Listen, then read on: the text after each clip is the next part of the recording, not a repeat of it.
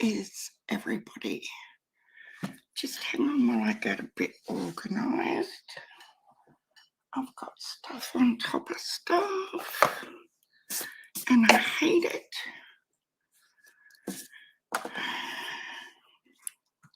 Grammy E, hello, how are you? Sorry there was no notification. I didn't schedule it. It's been an all over the place morning. So I thought I'll just have to go live without the scheduling thing. I don't like to do that, but yeah, it is what it is today. Hi Liplock, how are you? Thank you for streaming the Christmas parade. It was awesome. Really good distraction. I loved it, seeing all the cars and happy people about. It was really nice. And it looked like you had a great time. I think ours is coming up this weekend. We have like a street fair and markets and everything. So that'll be fun for the little ones. So, oh my God. Even though you kid, oh, hi Joanne Tucker, how are you? From a granny from Tennessee. Oh, that's so lovely. Your eyes are worn out. Yeah, it's probably really late for you, Liplock. I'm sorry. But I was all set to come live and the caseworker was on the phone early. So I had to sort out some stuff with her. And I'll tell you about that shortly. And then my youngest daughter, luckily she only lives a block and a half away, all ready to come up the back and start my life like an hour ago. And she messages me, let me know if these birds are too noisy, guys, and I'll shut the door over a bit. They're on a mission today. Hi, the real Gigi, Nano for life. Thanks for coming in. Yeah, so I was all ready to come live because I was trying to support Griffy and Stella this morning. I'm still dying for cheesecake. I'm not gonna, that craving now will not go away until I get my hands on cheesecake. Aww, thank you, the real Gigi. I've had a few messages and stuff, which is just amazing. I love it that, you know, somebody actually notices that you're not around, sort of thing. So that's really special. Thank you. Now hubby's going somewhere, so that's going to be noisy. Oh my gosh. Yeah, so the youngest daughter messages me, and she's got two little white male Maltese terriers and a very big, naughty golden retriever girl. Her name's Nala, and she's a menace to society. Like, she is so naughty. So her partner's in Brisbane at the moment, and the daughter says, oh, Mum, can you just go over to my place and put the dogs inside because it's starting to get a bit hot, and turn the fan on? Like, righto, not a worry. So I go over there. I get the three dogs inside. All's good. And I'm taking photos of them because the daughter, like, these aren't just dogs. These are like human beings, these three dogs. And she's messaging me from her work while I'm there. Now, did you turn the fan on? Did you do this? Did you do that? And I'm like, yes, all done. So I'm taking photos of the dogs to prove I am physically in your house right now tending to my fur grandbabies. They're all fine. Stop stressing. Anyway, I sent a heap more photos. I said, I'm going home now. They're fine. The fan's on. They're cool. They got water, food, the whole bit. So I come home. Then she's on the phone to me again. Mum, please don't tell me you let her have that toy. And I said, what toy? She said, the one in the photo that she's got in her mouth. So I get the photos up on my phone, put everything down that I had organised to bring up here. And I said, this photo, and it was like just looked like a stuffed Santa Claus to me, like one of the dog toys of the 1,000 they've got. So I'm like, this toy? I said, yeah, she had that when I left. So Shelby's like, Mum, no, you got to go back. It's got batteries in it. Like, seriously, batteries can kill her. And I'm like, oh my God. So back in the car I go, get back over there. She's now on the daughter's bed, chewing up books of raffle tickets. I kid you not.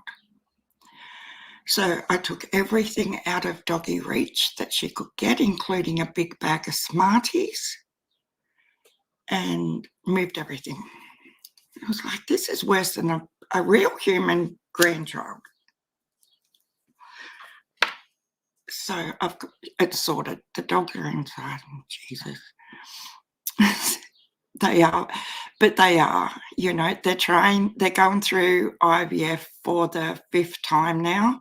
So their fur babies are their babies, right? I think they'll always still be their babies, but they're extra, like if they get dirt on their paws, it's like the world's going to end sort of parents, So it gets a little bit stressful. With, hubby's always saying, just let them be dogs. Like, they need to be doing this stuff. And I just sit there shaking my head like, oh my God, poor dogs. They just want to have fun. But their mums won't let them. Yeah, the 4th round of IVF, they're in the process of doing now. So,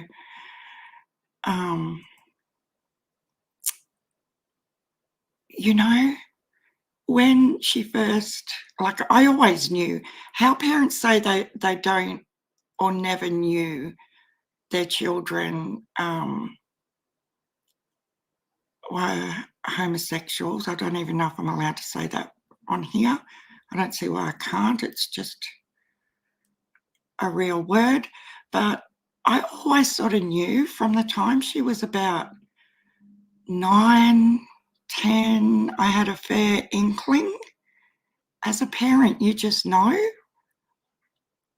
don't you? Oh, well, I don't know. I've heard other parents that had no clue whatsoever. And I'm like, how could you not know? Anyway, she decided, the day she told me, she decided to tell me in a food court where it was self-serve Chinese that I'd been, craving, because we don't have one in our little town. So, like, we can get Chinese from the restaurant, but not one of them banquet type ones. And I'd just been craving to have this lunch.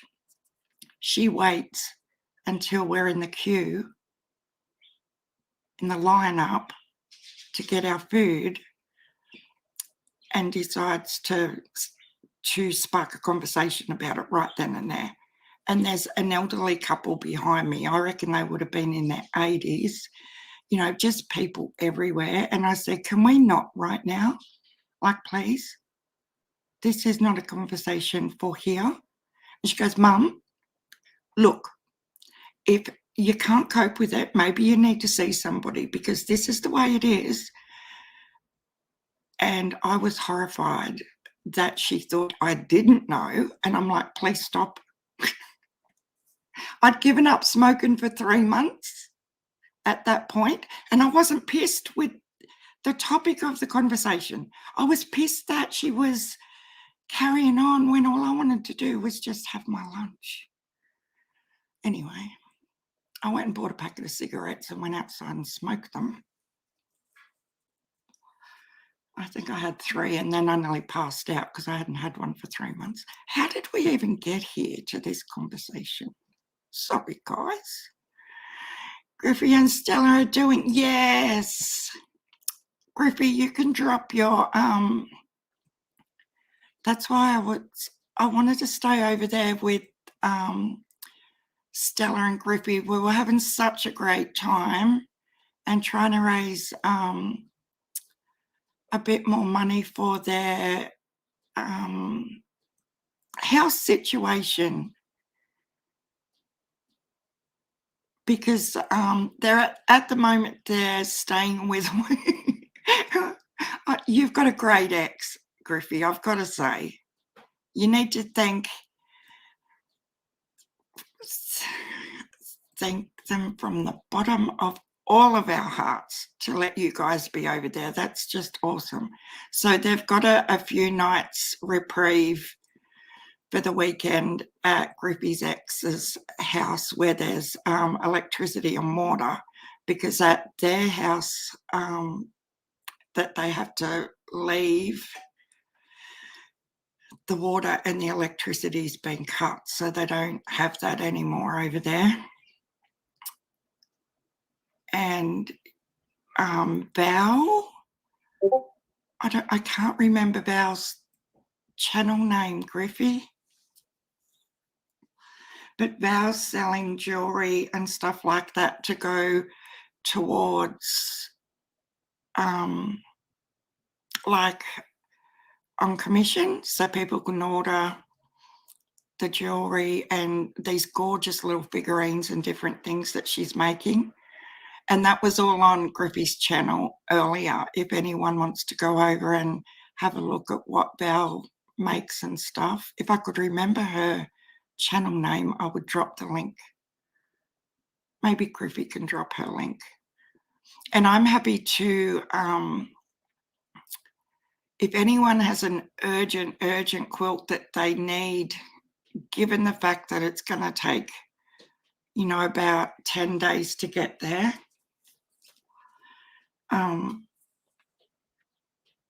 There's Val's Facebook store there. Griffey's just dropped the link for that. I'm happy to commission quilts as well to help Stella and Griffey and the kids out and get them set up, hopefully before Christmas. So they know where they're going to be. Like the same with Ziggy the other day, although Ziggy had somewhere, like it wasn't critical, she wasn't going to be out on the street, I was happy to donate something to help, or try and help, even though she sent it back. My heart was in the right place. But it's a little bit more critical for Griffey and Stella at the moment because they don't have water or electricity. Yeah, they've got a roof over their head. And I heard Griffey say this morning she's got a little gas burner that they can, at least throw some food on. But I just can't imagine how stressful it is, girls. And with different things that are going on with us right now, it's a little bit hard for me as well to,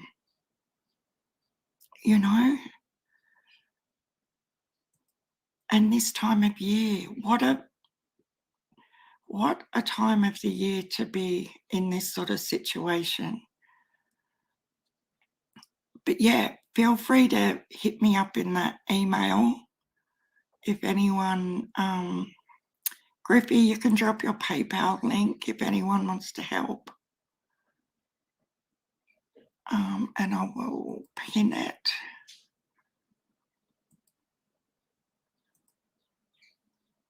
And you guys, No, I'm not all about asking for money and that sort of stuff, and I don't go there with that on this channel.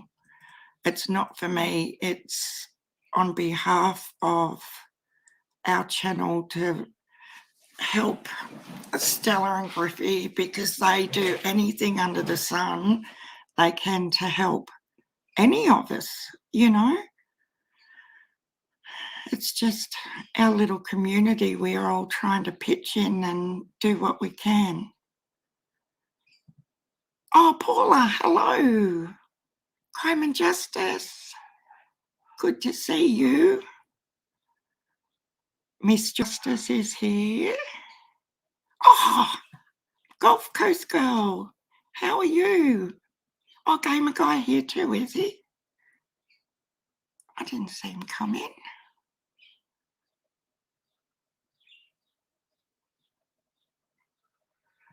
So a little update with Miss Nine.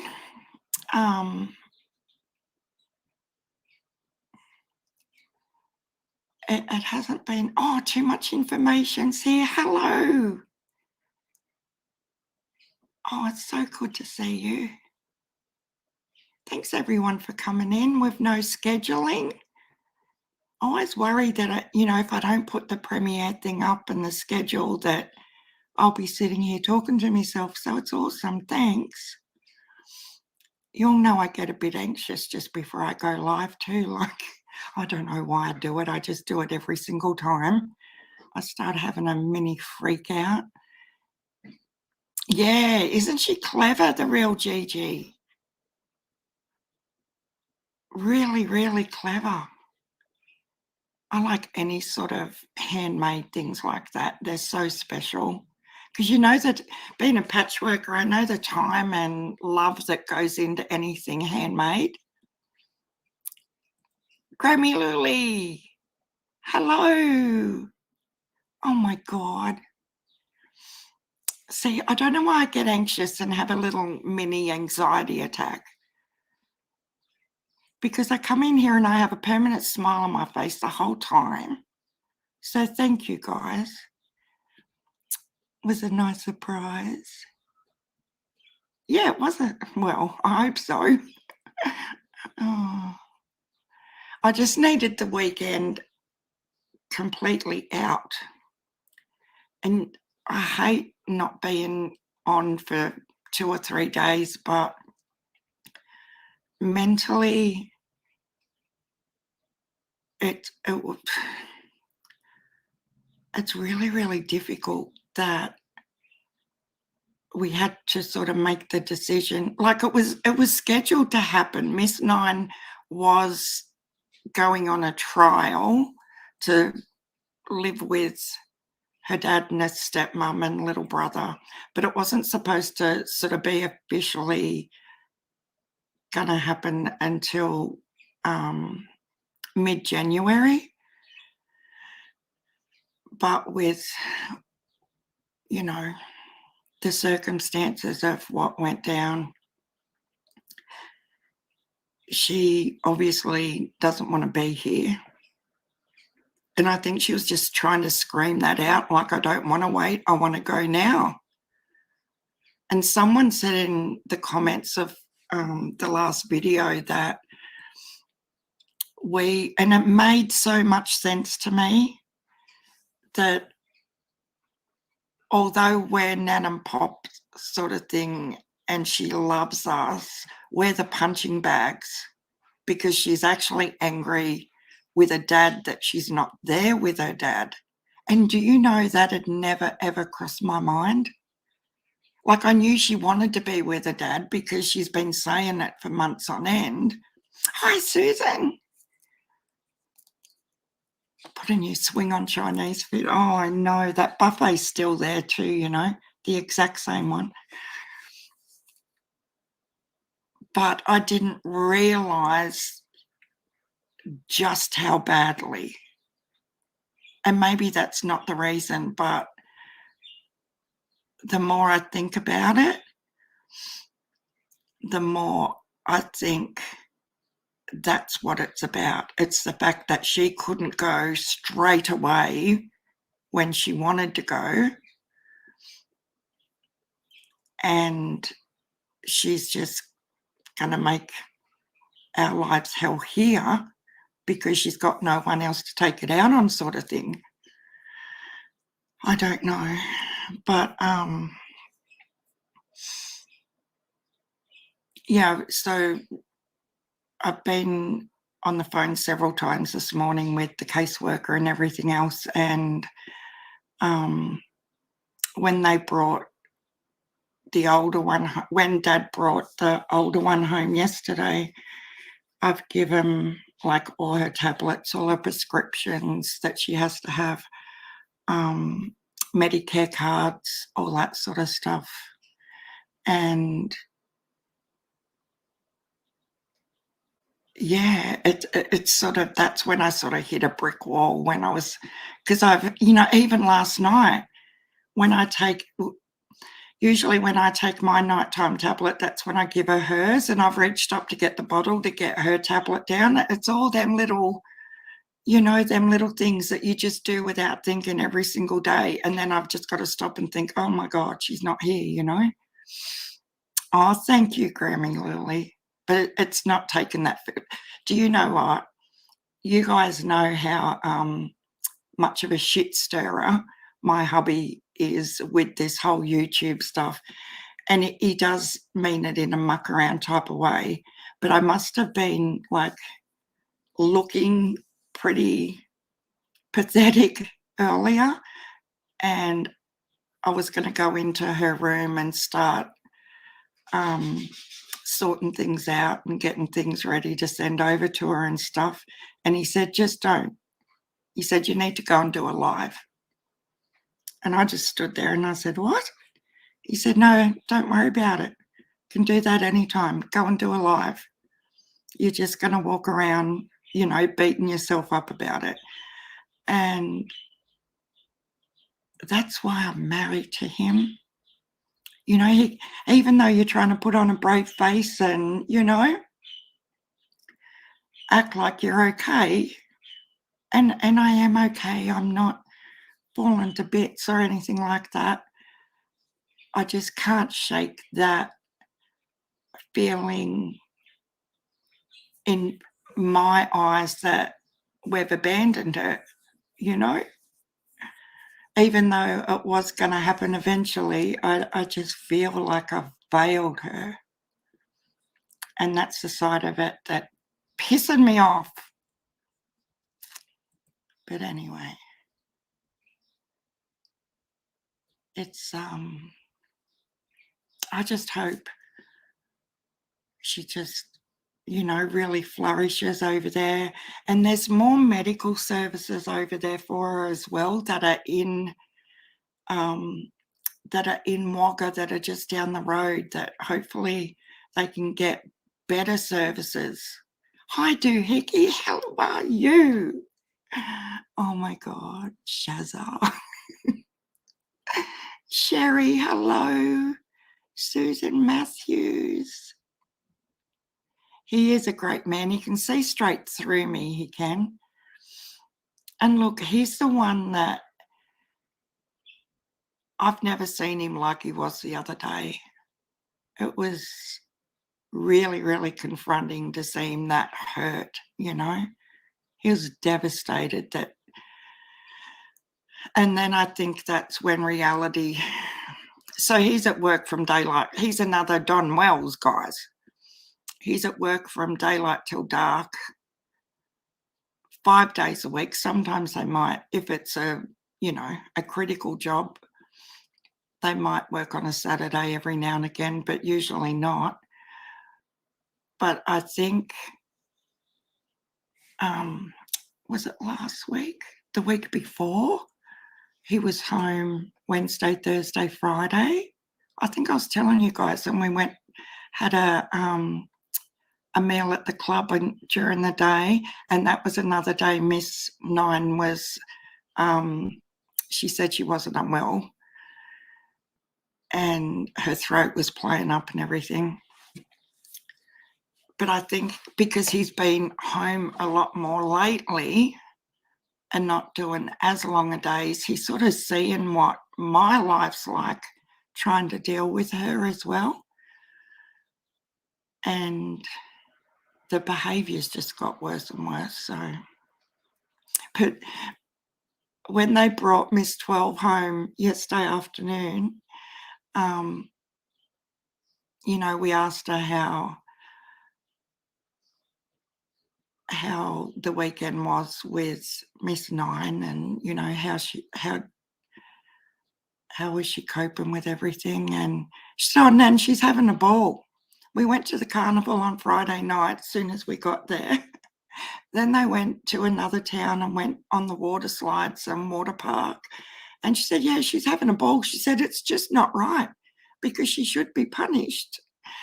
And she said she's just got away with what she's done, and she's not gonna, she didn't get any punishment. And I said, "But that's not," trying to explain to her that she does something wrong here, it's sort of not up to them to punish her, if that makes sense.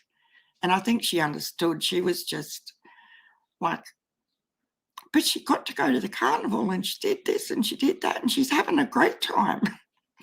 And even though that made me happy that she's having a good time, I knew where the older one was coming from.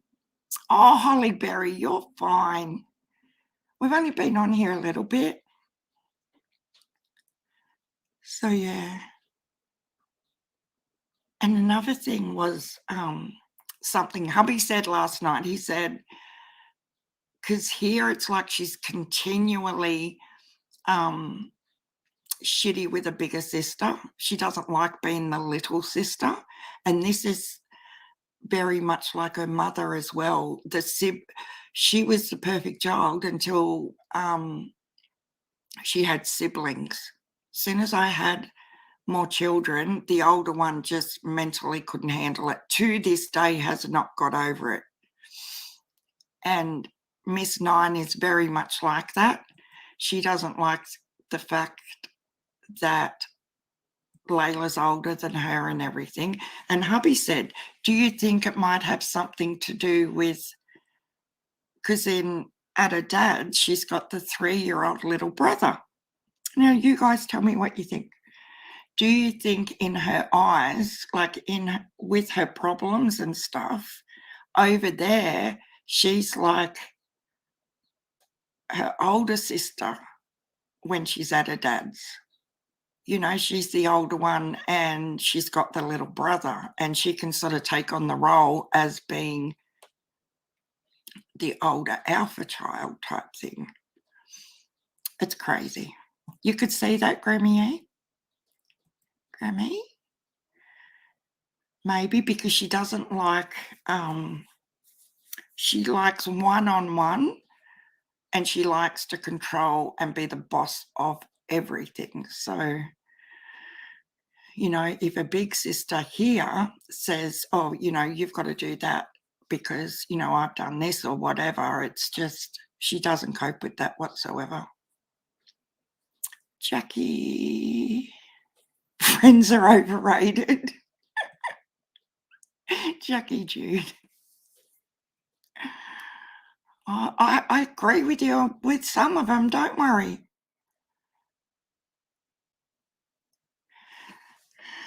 I mean about it. Yeah.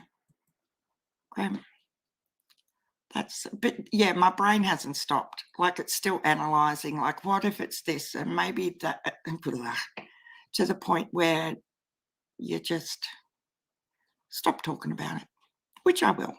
But I just wanted you guys to know. She's now officially at Dad's, and we'll just see how she goes. I hope it goes really, really well and it's what she wanted, In her eyes, I just hope it's what she thought it was going to be. Yeah, it's like she's the baby here, where over there she's not the baby, she's the big sister, and yeah, crime and justice. 'cause she is like, even in her classroom, she's gotta control everybody in the classroom and all the rest of it, so you played football, gamer guy? Do you mean real football or online football? My daughter's hooked on, the PS4 soccer games? They play that constantly, and Fortnite. Oh, Tetris, I haven't played that for years. Oh, I'm glad I come on, Grammy. Yeah, that was another little situation. So I told the other 2 grandkids, the 6 and 3-year-olds, on the weekend, this is at the beginning of last week, "Yous have to come over on the weekend because 'cause we're gonna all put the Christmas tree up like we do together every single year." And, so they've come our pool is now completely empty for the first time ever than when it was put in, and they've walked out in the backyard, the 3 and 6-year-olds, and they're gone, "Oh my god, where did all the water go?"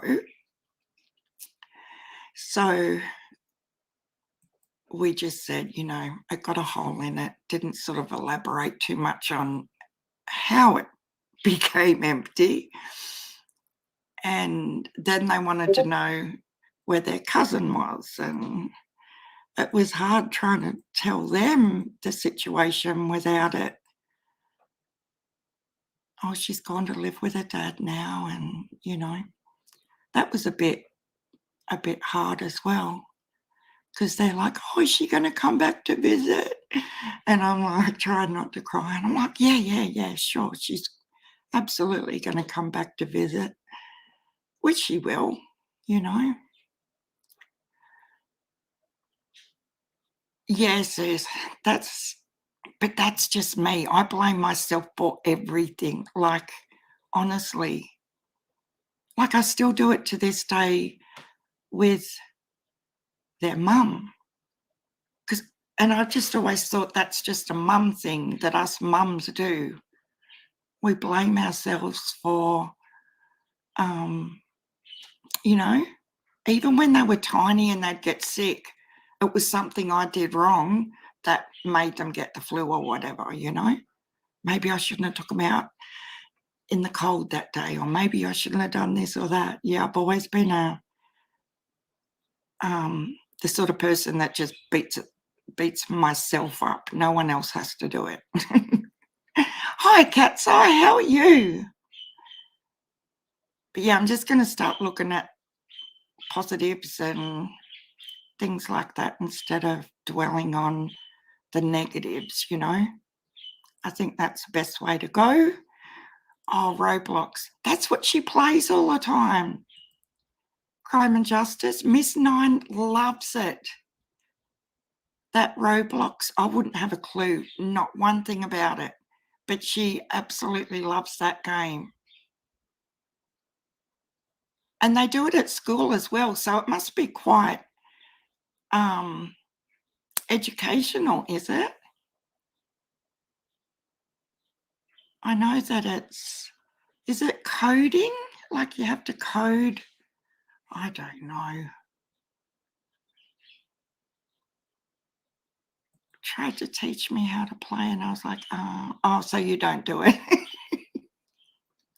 It looked real technical to me, but they started it at school, and then she come home and asked if she could put it on, their computer, and showed me the logins and everything she had from school, so I put it on their computer, and it's all completely safe at things like that, but yeah, it looked it looked like coding or building things. I know, Crime and Justice. Yes, and more giggles you paired this morning. Oh my god. And the real Gigi, you were just she was egging me on with the cheesecake stuff. I swear to God, I'm going down the street and I'm going to buy the best looking cheesecake I can find. You guys, you just had to be there. Everything they would like change the subject to, I would put in chat. So getting back to the cheesecake. Oh God. But isn't it funny how you think of something like that and you can nearly taste it and you can't stop thinking about it then? Have you been to sleep yet, Griffey? Stella might be asleep. It was like 2:00 in the morning 5 hours ago. So it must be like 7 or 8 a.m. over there now. Imagine the first time. Oh, well, that's the thing, isn't it, Susan? Like, I know she gets in trouble over there. Like, they're probably stricter than we are, you know?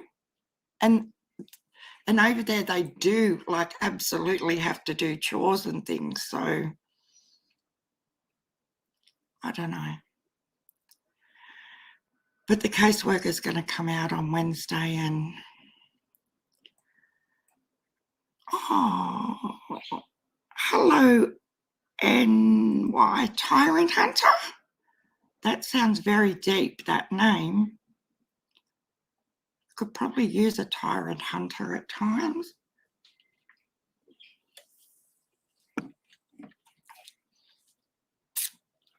It's all the little things. Do you know, when we became empty nesters, up until when the girls come to live with us, even when it was just hubby and I would still cook for 5 people. Like, our freezer was always full of leftovers. It's crazy. And I was depressed for like 3 or 4 months because I'd go to do groceries and I'd come across, I think I've told you this before, I'd come across something that had family size on it, and it would remind me again that I didn't have a family at home, just me and hubby, so I'd get all upset in the supermarket. I know, I'm such a sook, aren't I? Oh, I love cheesecake. It's just Oreo cheesecake. Oh my God. Yes, ma'am. You filmed the police? Really? So are you like, what AB Watchmen, what are they called? I can't remember what he is. Something commission, where, you know what Doug used to do from No Thanks? Where you can just go and film public servants and all that sort of stuff in the street. I don't know if that's what you're trying to tell me. Jackie Jude says, my husband's client a Christmas gift. She's from Germany, a box of assorted German chocolates. Oh my God. I love the Gillian. You know the Gillian shells? Oh, praline chocolate is my favourite. And peanut butter cups, Hershey's ones. We've only had them in Australia for the last 2 years and they are divine. That's what you are. A First Amendment auditor. Yes.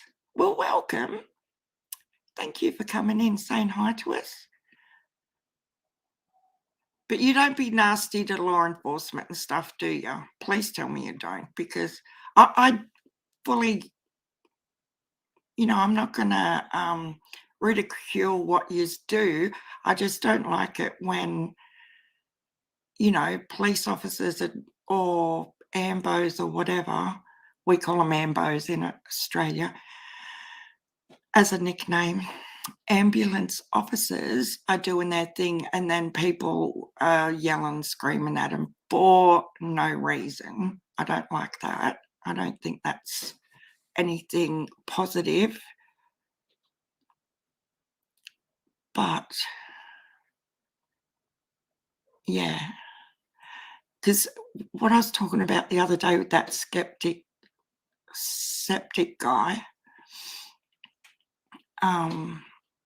he put up some video footage of Doug and AV Watchman out the front of that hospital, but he was very selected in what he showed. You had a whole pumpkin pie. I've never ever had pumpkin pie, cat's eye, ever. Oh, that's good, Tyrant Hunter. I hope you don't mind me just calling you Tyrant Hunter, because the whole NY Tyrant Hunter's a bit long. You're completely respectful as long as they don't try to violate. Yeah, exactly. Yeah, but the septic guy, he didn't show the beginning of that footage. And for anyone who hasn't seen it,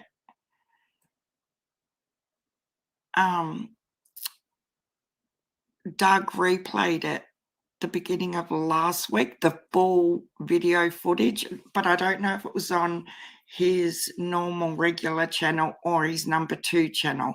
And it shows how him and AV Watchman have just rocked up. They're actually on their way somewhere else. And right in front of them, they filmed a staff member tipping this lady who's having a seizure out of a wheelchair out into the parking lot of that hospital. He didn't show any of that. He just showed Doug and AV Watchman going to town, angry. But I can tell you right now, if I was where they were when that happened, I would have been just as bloody angry, if not worse. That poor lady. But they don't show you the beginnings of things like that and what led to a certain point. That's what really, really aggravated me with that. But yeah, look, how was that little conversation with Hunter Tyrant? You know, everyone does things differently. You can't stereotype everyone with the same brush. Tyrant Hunter says, I just did a cop watch about an hour ago, 4 blocks from my house. I did not record them loading her into the ambulance. Oh, well, that's good. Like, there's just decent ways, respectful ways to go around things. Yeah, I will agree. And even Doug agrees that he went too far with his mouth. But look, anything I say lately is given off negativity, but he doesn't have a filter. If that's defending him, then so be it. But Doug is Doug. And he was the first one to admit when he was playing that video the other day that was his mouth disgusting?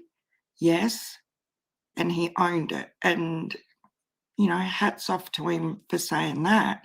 But it's just because he felt so bad. And you can hear him saying, you know, this could be your grandmother or your mother or your sister that they've just done this to. How would you guys feel about it? And we'd all be just as angry. It's just that Doug uses the worst words to try and articulate when he gets that upset what's going on. Oh, yeah. Please, I still want cheesecake even right now. Okay, guys. So what's going on? I need somebody to fill me in. What's happening with the protesters? Are they still going? Doug has come a long way, crime and justice, and you've been following his journey as well as me, so you can see long-term wise how far he's come. And I would say the same for anyone, you know, if I've followed from a dark place into doing so well, You got to praise people or they're just going to not give a shit and stay in a dark place. Hi, Lisa B. Here in East Tennessee, and I've not heard one thing about any protesters on Ben Hill Road yet. My opinion, they really need to stay away. We have no sidewalks. Yes, I know, Lisa B. Well, I don't know. On Saturday, I heard on Ziggy's channel that Molly Golightly's apparently going, and Bullhorn Betty and that other guy. The one that was at Mr. and Mrs. Laundrie's house. And Benny is also going to deal with the protesters. That's just what I've heard. I don't know if that's for real or it's just, YouTube chatter. But yeah, I don't think it's going to be a good thing in any way, shape or form. Oh, I know it's only a little chat room, doohickey. Put it this way, we rarely have to slow chat. And even if the few times we did need to, I didn't know how to do it anyway. Oh, thank you for hitting the like button too, guys. If you could, that would be great.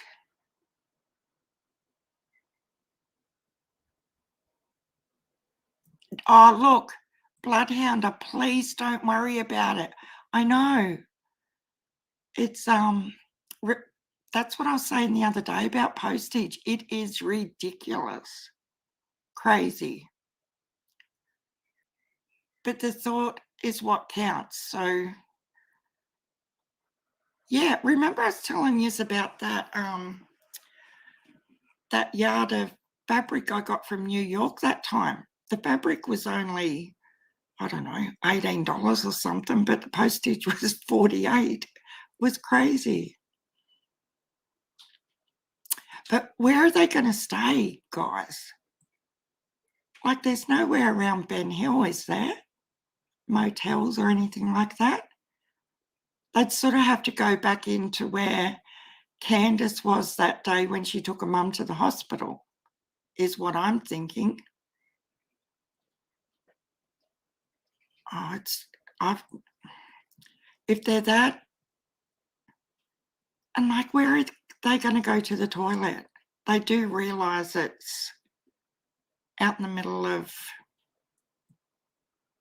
I don't know. Do you need views and subs that much that you're going to do that?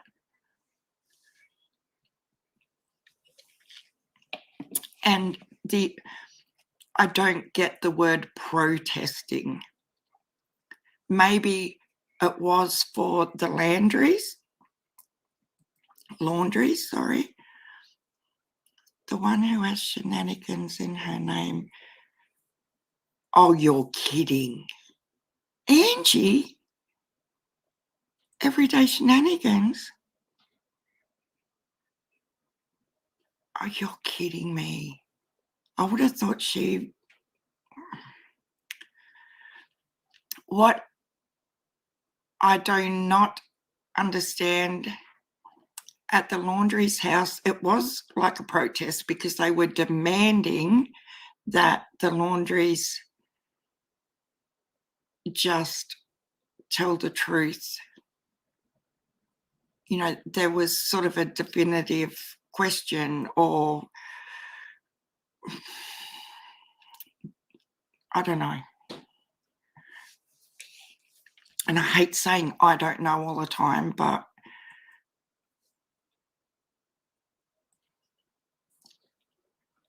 it's not like the Mr. and Mrs. Laundry did the crime to Gabby, but they wanted answers from Mr. and Mrs. Laundry about where their son was. I don't understand.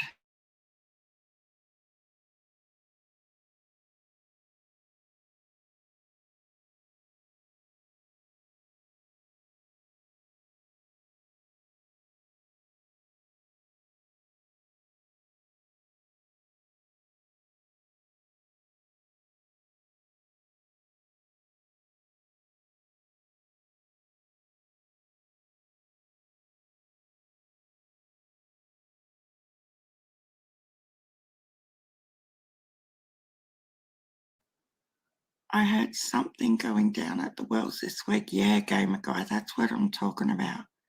I can't believe it. Angie's going to go there. That's going to be a good pair. No, honestly, I'm not putting shit on either of them. But can you imagine Angie from Everyday Shenanigans with Molly Golightly? Oh my God. Blue Sky, how are you? I'm really worried them coming. It's not Florida and not going to be appreciated being there. The last podcast heard said going to be talking to people also. I've seen Angie like rock up in different places where people have gone missing and she just talks to shop owners and things like that. I couldn't see Angie being on the side of Don's driveway though with a bullhorn and yelling and screaming. Like, I don't think that's her thing, sort of thing, but I could be wrong. Oh gosh, how Doug stood up for that lady. That cut and snipped version wasn't truthful. No, it wasn't. You're talking about the septic guy's one. Well, what he played was real, but he didn't play it from the beginning. He just took out the harshest bit that looked the most damning and played that to try and discredit Doug and AV Watchman. And look, it was for people who haven't watched that entire video from the start. It did look like it was bad. But if you'd watched it from the start, I'm pretty sure you would have wanted to be right there and doing exactly the same thing Doug and AV were doing. Doing events makes the situation literally worthless to them. They're soulless, vapid narcissists, all of them. Hi, Skilo. I love your doggy. Oh, look at his eyes. What sort of dog is it? It has the bluest of eyes. Very, very cute. And I haven't seen you before, so I'm glad you came in. Hi, Cold Case. I've been chatting to you over the last few days in different chats. How are you? I know, Susan. I can't with Molly. I don't know her. It's not a personal thing. I just can't, as we say, we're not for everybody, and Molly's not for me. You know, it's a true fact. We aren't all going to like each other, as in wanting to spend hours on each other's podcasts and things like that. And that's okay. I just think I don't think distasteful is even the word. I just don't get the whole point of it. What do they think is going to happen? Do they think that Candace is going to come or Don's going to come flying down the driveway? Okay, I'm going to tell you, just because you're here with a bullhorn. Like, it's all for self-attention. Lisa B, Like, I feel sorry for the people that live in Kingsport and the surrounding areas, because everybody in that area is getting tainted and stereotyped, as in you are all living like Donald and Candace, and you're all drug addicts, and you're all this, that, and everything else. Like, I don't like that happens either. Every single town in the world these days has that demographic of people that have those problems and issues. Here in Australia, we've got 7,000 people in our little town, and there is one little community of them. And probably, to be completely real, there would be people that have problems that function and have really great jobs in the community that you don't even know about. They're just the ones with more money. But it's the ones with no money that stand out the most, isn't that right? So every town has them.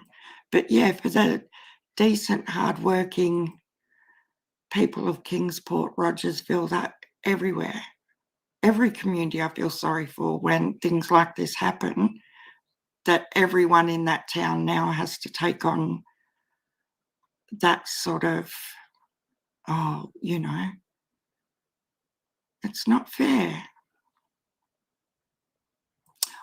Oh, Skilo. Yeah, I usually come on a couple hours earlier, but it's been crazy. So I've just been trying to come on when I've got time, but hopefully everything's evened out again now. So yeah, but I don't know. Can you imagine if they get pissed? Like Don and Candace are up on that hill, and I'm not saying the protesters are going to be there overnight time, but what if Don and Candace get intoxicated during the day while they're there? It's not going to be pretty. Or the neighbours. Man, some of these theories have gone crazy today. Oh, really, cold case? When I was getting my stuff together to come up here, I noticed Prayer Garden was on. Now, that's been interesting.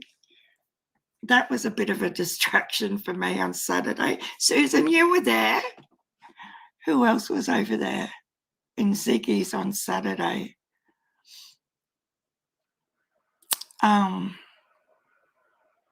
Jenna was on panel. Now, let's remember, this is a talks channel. We talk about stuff that's going on in true crime. I'm not being nasty to Ziggy or Jenna or Prayer Garden or anywhere. I'm discussing and talking about. I'm sorry, I got to laugh. So Jenna and Ziggy broke up. They're not friends anymore.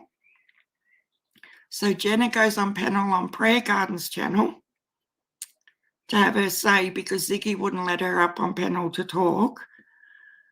So Jenna is on Prayer Garden's live panel. So then Ziggy starts playing Prayer Gardens. Oh. And it went on for hours and hours and hours, which I was grateful for, because in my headspace, I didn't want to think too much, and it distracted me from thinking about things I didn't want to think about. So it was good. With the Gabby Potato case, she focused on the news media and made sure she said her channel name. Did she actually say her channel name, Grammy? Because I seen her, I think she's on Might have been her channel, but I'm not even sub to her. I don't know. I seen her say somewhere how she reckons she didn't even bring up her YouTube name when she was at the laundries, and I'm pretty sure she did. Stephanie Ceriso, why do people think they have the right to protest private citizens? We have the right to protest our government. What possibly do they think they will accomplish? They better not trespass. I know. See, I'm confused because I haven't been keeping right up to date with this protester scenario. Does Jody Sue's ex still live across the road? Because it doesn't sound like he'll put up with much rubbish either, does it? Yeah, of course they do, Grammy. It just sort of makes you a bit upset when, you do hear lovely people. Go away, Nightbot.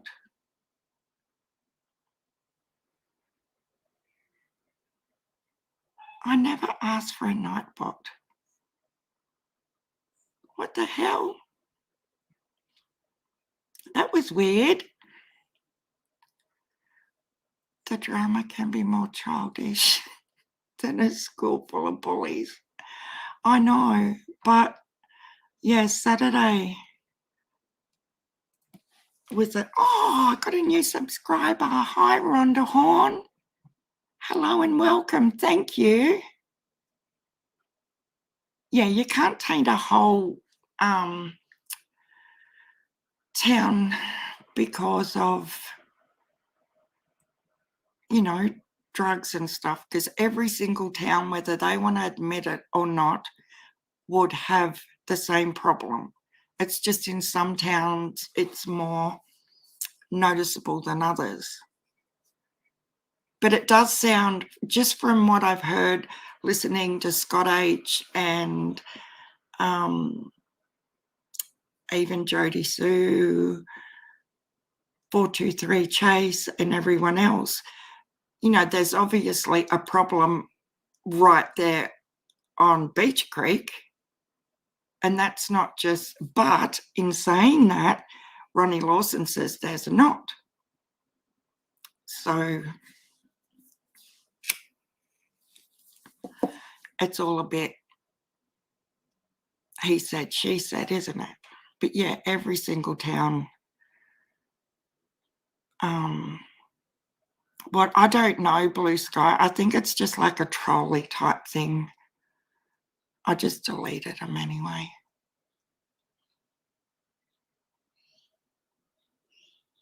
Oh, South Carolina, USA. Yeah, where's Bloodhound? Is Bloodhound, are you still here, Bloodhound? I tell you what, I'm planning with the fungulitis thing, hopefully doesn't cause any more problems in international travel. Hi, WM. Oh, why? I've got to be partly dyslexic. Because remember we used to have a sub in here all the time and their name was 10-9? But every time I went to read it, I would say 9-10. I just did the same thing with you, MW Crime. That's weird to me. Yeah, maybe we could. Bloodhound I'm talking about. She wanted to send me a heap of hexagons, like fabric hexagons she's made. And I tried to tell her that the postage would be ridiculous. But if I do come over for the Megan Boswell trial, maybe we can get them posted to Sullivan County courthouse and I can get them there. Why can't they understand you, cold case? We understand you just fine. Yeah, I know she's moved, hasn't she, Grammy? Oh, he moved as well. Well, I wonder why they both moved. Because they've lived there for 13 years or something as well, haven't they? Like her husband's family actually owned all the land, don't they? Yeah, Nita's, what was it? She's a hard lady to keep up with sometimes. I think she's gone to do interviews and things like that. More or less what I was just talking about with giving more insight into the locals and that sort of thing and their thoughts on Summer's case and how it's affecting the town and all that sort of thing. I think that's her focus for her documentary, and just to show more of the actual town and stuff. And I think she was meeting with a representative or something for the donor fund, something like that. And she got a car fix from what they said in Griffey's chat today.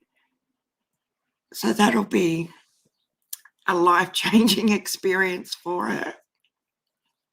And I don't mean to laugh as in funny, ha.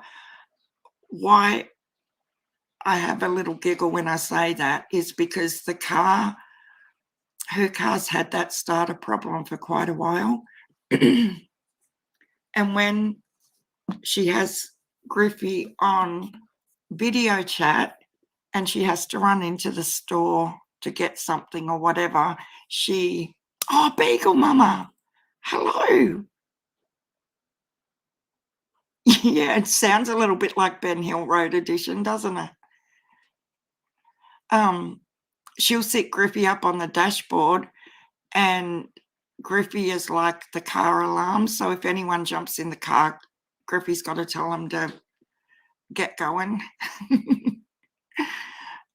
And the first time I heard that, I could just picture it though. Could you imagine someone? There used to be a show on Foxtel where they would deliberately set up cars for people to come and steal and film them. Can't remember the name of it, but same sort of thing. You can picture someone jumping in and then the video phone sitting up there and Grippy saying, "What the hell do you think you're doing? Get out of this car." Like, to me, that's funny. Oh, maybe she does miss Justice. Well, she sort of got exactly what she didn't want on that show, didn't she? Because right at the beginning of Wife Swap, she said she didn't want to go to a farm, and that's where she ended up. But she ended up going to a motel, didn't she? Yes, cold case, that would be awesome. Because the Wi-Fi's a little bit dodgy there at times, isn't it? Is that going to be at the horse pond as well? Do you know, cold case? That would be, I know all our subs would be thrilled with that. If you could, that would be awesome. I did, Paula. I was actually on the verge, and I'm not even joking you. I felt like I was going to vomit. It was that disgusting to me. Has everyone seen that post on? I can't even remember who posted it. God, I can't remember much today, can I, guys? Oh, they are, Lisa Jones. They're hilarious. Hang on. Was it Lizzie B. Savage, Lisa? No, Paula. Was it Lizzie B. Savage's community post, or was it Chase's? Because I was really, really, really angry right then when I read that. I don't care what anybody thinks of somebody else. You do not. I'll see if I can find it, guys. It's absolutely disgusting. Like, it's next level disgusting.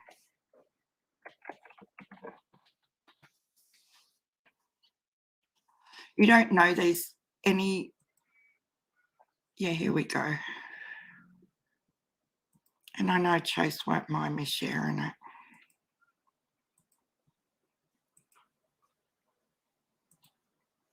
Like, these people are seriously, they need help.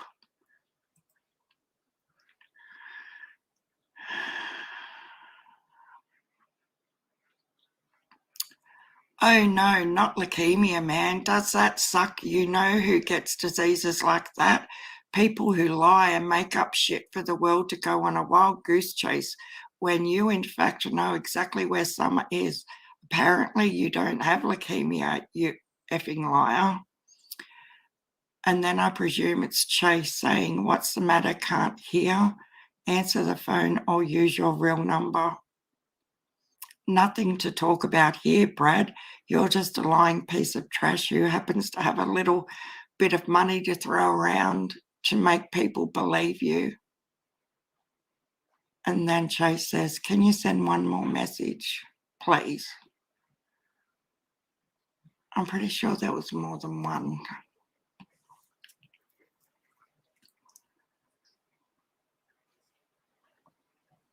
There was more than that. That's not actually the one I'm talking about.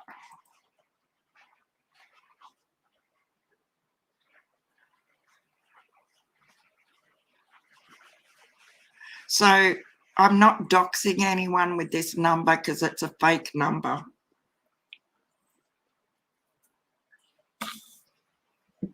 But that's not the one I was actually talking about.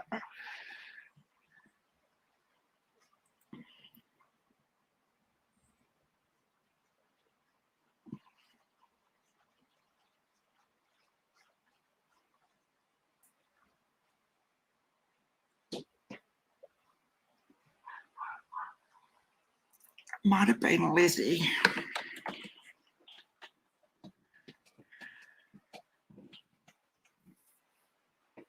It's now raining.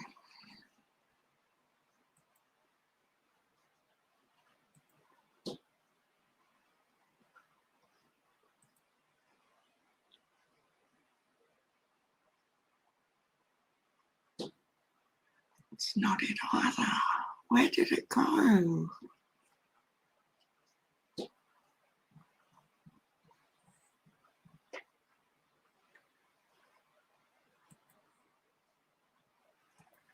Paula, can you remember who posted them? Because that text message isn't the one that made me really, really angry. They were horrible. They were more or less telling him not to have, or one of them directly said, please don't have the treatment because you need to virtually, not even virtually, but you need to die now. Don't have your treatment, Chase. And they were along that sort of line. And there is no excuse for writing something like that ever. I don't care whether it's your, lifelong arch enemy, you do not say those things. Well, I don't know, Rhonda. I just think it's a low blow and they're cowards. If they can't stand up and say what their issues are as an adult and have a conversation about something, but they tell the man to die. Like, when is this? When is it ever going to stop? Like you see time and time again how people that are so vulnerable, they do exactly that because they can't cope with all this online bullying anymore. I wouldn't wish that upon anyone, to be told that they shouldn't have treatment and they should just give up and die right now, today. And that's what these messages were saying. It was so bad. Blue Sky says, my parents always told me, you talk about people that because what goes around comes around. It sure does, Blue Sky. It's the old-fashioned karma. Like it's going to come back and bite your butt. Yeah, I know what you meant. And like, they wouldn't have a clue who Chase is in real life or what he's like or what he's spamming. You know what I mean? It's just, how can you be that cruel to someone just because you can behind a keyboard?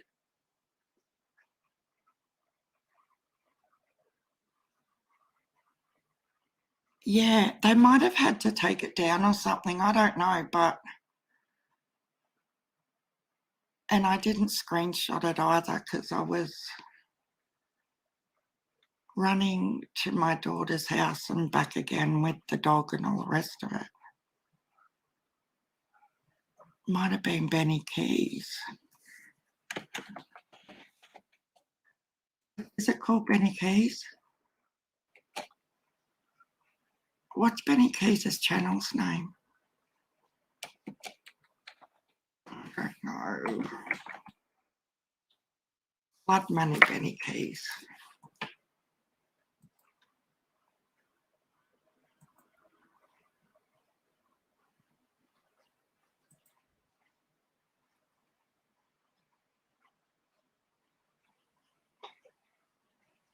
It's not on there either.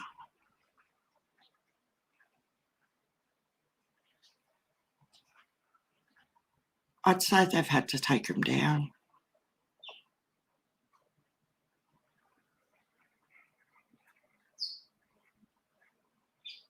Because it would have been either... if it was up anywhere, it would have been on Chase's for a start. And I think it was, and I think Lizzie shared it. So maybe they've had to take them down. But that is what these messages were to Chase.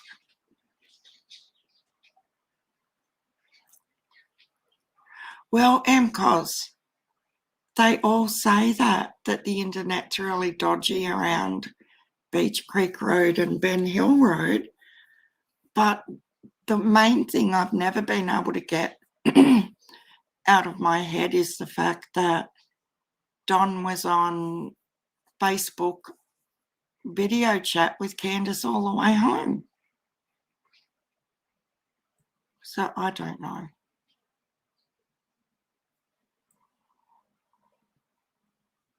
Yeah, it was, Susan. It was about Chase. He was getting text messages from someone with a burner phone or whatever it was, telling him to, yeah. Oh, true crime. Okay, thank you. Concussion. Did I say that right? Concussion. True crime commentaries. I love Penny.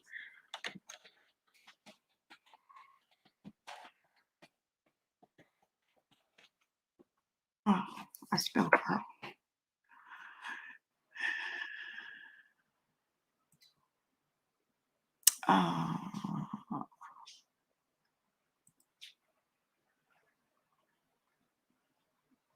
I'm glad Tiffany called the cops on you. Please don't go to your treatments. This world doesn't need you. Here, so this is Chase. Here we go again. So would a gun to my head be better for you?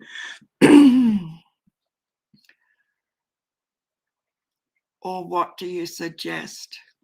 And they say, yes, please do us a favour.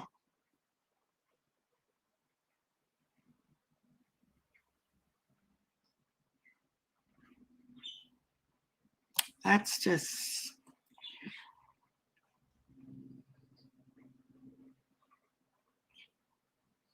who does that?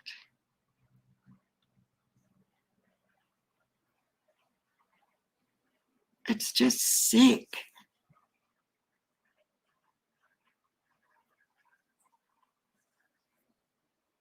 Yeah, but that's virtually it. One of them, I did see a couple of them, I thought, but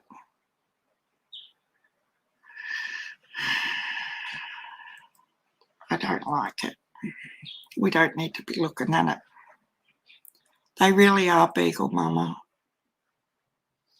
Gabby B says, I just don't understand why people that do something good to help find summer, it brings out the worst in others, and they try to make it out those people are committing fraud. I know, Gabby B. Anyone, think about it. Anybody that has tried to do anything positive, they have tried to eradicate and treat them like trash in real life as well as on YouTube. Like they have no love in their lives, says Holly Berry. I agree. Do you think it is Rhonda Horn? There's not...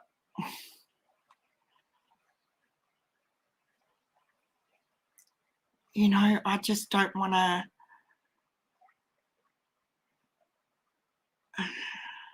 do I think she's capable? Absolutely.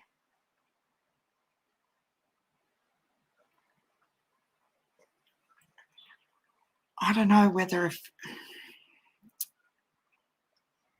as a mother and I don't know.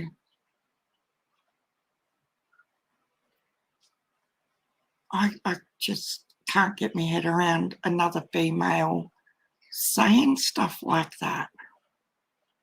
And I'm not saying males are the only ones capable of it. It's just pure evil. Susan says some people just hide behind a keyboard and blurt out all they can to say that to a very sick man is beyond words.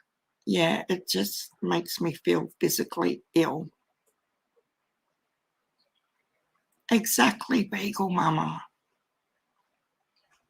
You know, since I've changed my opinion on different creators, and we don't have to think too hard on who they are, I just don't go there anymore. You just keep away, and then you don't get angry and upset. And like, do you go and spend time next door if you throw lemons at each other over the fence? Like, it's not that hard. Keep away and stay on your side of the fence. And I don't know, that's it, the way I'm going with things anyway. It's healthier for me. I still mightn't agree with different things I've heard them saying and doing, but it doesn't mean I wish death upon anybody either, you know. If she doesn't like Chase, does she not like him that much to say that? Or whoever it is? Like, grow up. Oh, where's that? A lady, oh, what's her name? I have to show you guys this because it just melted my heart yesterday. If I can find it. So, so sweet.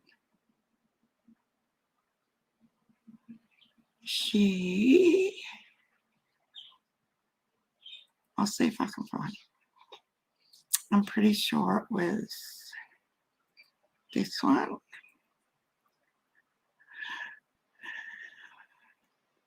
Maybe not that one.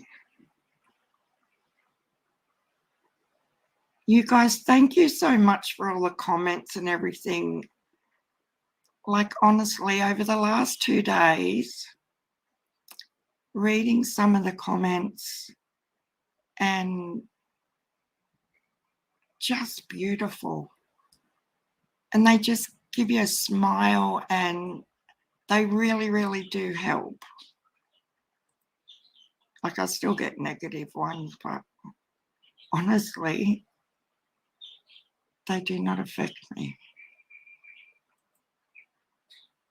Jesus, I got more videos than I thought. Hang on, we'll look at the notifications. See if I can find it that way. Because it was really lovely.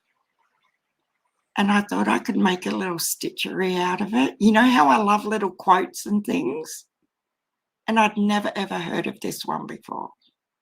It was something like, I'm the glue and you're the paper. So whatever you say sticks back to you, or something like that. I'd never heard it before, and it was really, really touching.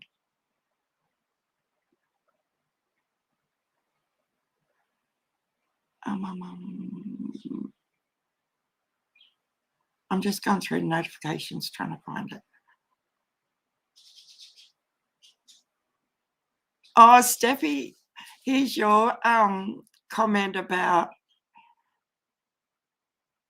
she who dies with the most fabric wins. Heavy sigh. I have about 8 large bins out on the balcony of fabric. I can't stuff anymore into the nook or cranny of the house. I got a laugh out of that, especially with the old sigh bit. That's why hubby had to build me a studio, because we had the 14-foot long arm sitting in the dining room for 6 months while we were building this. Where did it go? And guys, you just have to have a look at my community tab for the photos of the albino kangaroo that was on the racetrack yesterday. I'm still trying to find this comment. It was prodigious platypus. She said, I'm rubber, you're glue, whatever you say bounces off me and sticks to you. So given that, we know who the real sweetheart is. Isn't that just gorgeous? I loved it. Yeah, your comment. That's Stephanie's comment about who dies first with the most fabric. No, it was the albino. I'll find it. I'll show you. It was so cool. We didn't go to the actual track. We were watching it on TV. We usually go every single year. But with the way COVID was and stuff, check this out. So this is beside the racetrack yesterday. Our pure white albino kangaroo.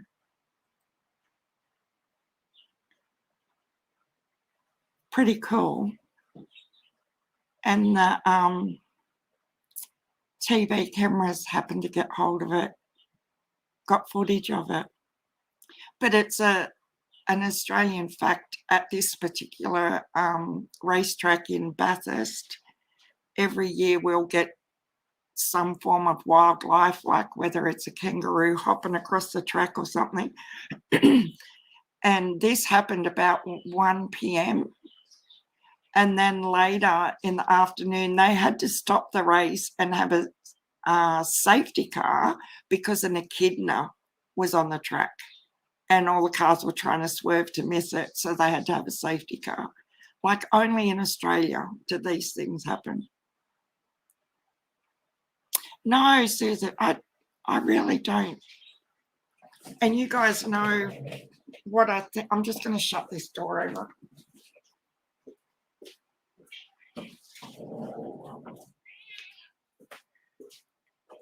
Like, you guys know how frustrated I get with TM, but I don't think she is that low to blatantly, like, to do that. Go away. No. This is the stray cat that just adopted us, and she's cranky because I won't let her in. Get back in your basket. Oh my God. I know. And the white ones are really rare too. So to get footage of it, just jumping along the track like that, I thought it was amazing. But it does look like a giant rat beagle, Mama. Do you eat roux meat? No. I have had it though when I was younger. It's really, really rich. Like,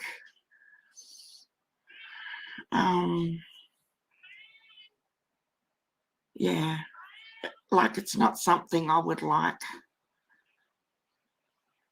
to eat again, but some people do. Yeah, it's just strong, very, very strong.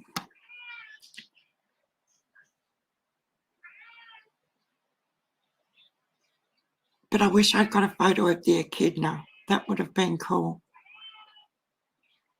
Yeah, she did adopt us, Stephanie. It was funny when the two girls come to live here. The older one had gone to visit my mother-in-law, who lives across the road and up 3 houses, and she's come running, although both girls come running back. They were 6 and 3, and they said someone had abandoned their cat across the road, and we're like, yeah, sure, you know, obviously someone owns it. Anyway, they left it there that day, but the next day they've gone up there again. They used to go there every afternoon after school and get a can of lemonade and, you know, treats and stuff. So the next day they've come back with it on a lead, and they said, Nan, it was just sitting there again in the same spot and it's so hungry. And that was 7 years ago, and we still have the cat. But this one was like a wild cat, and I'd be sitting here in the studio sewing, and you'd see this flash go across the backyard, and it was terrified of humans, and took about 3 months to get it to the point where it'd come and get food off you if you just sat on the ground. And now it thinks it owns the place, and she follows me around like a sheepdog. I've never tried crocodile, Gabby B. Have you?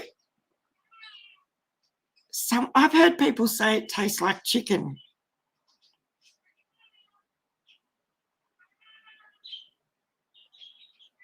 Yeah, I sent this photo of the albino kangaroo to my youngest daughter, and she was like, obviously it's a kangaroo, but I've never seen one like that before.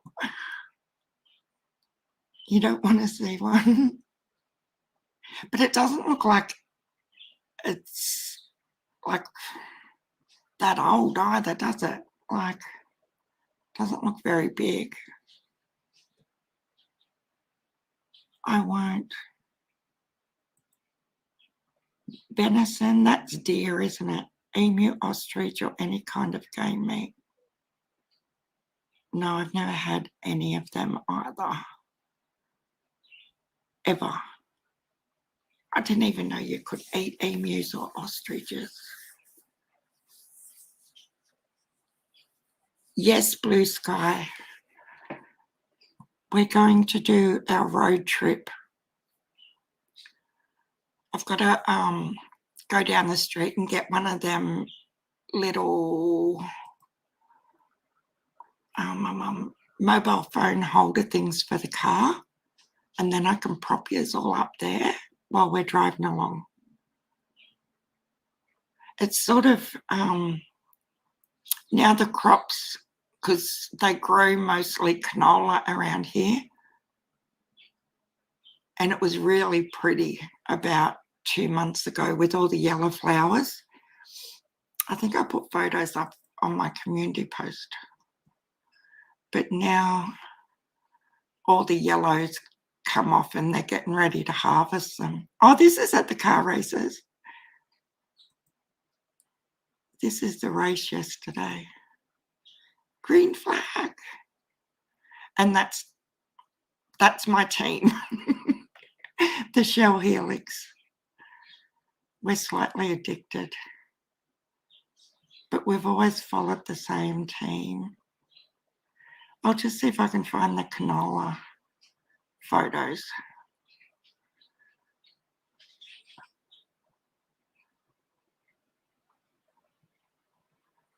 We've got to get some of them out this week too, guys.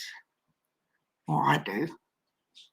So behind with everything else going on. It's been crazy. Bloody Benny skis. Have a look at him. I had to take screenshot. He was completely off with the fairies that day. Like shirtless. Look at his teeth. You can't tell me he doesn't need help. I still love that photo. Isn't that beautiful?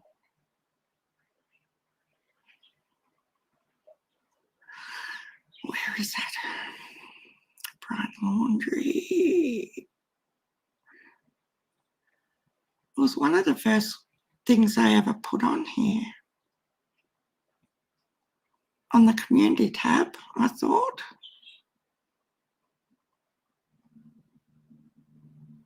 Now I can't find them.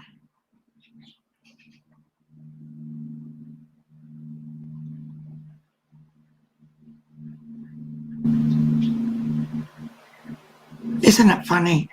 That was 2 months ago. How things can change.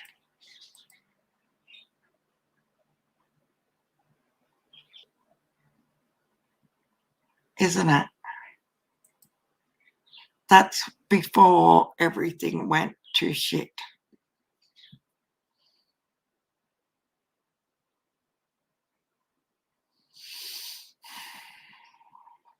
I just wish everyone could get along again.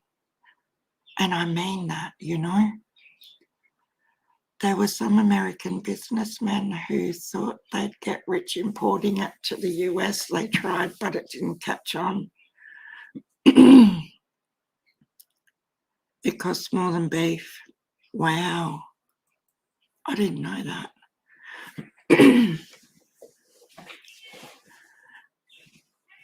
But lamb is just as expensive at the moment.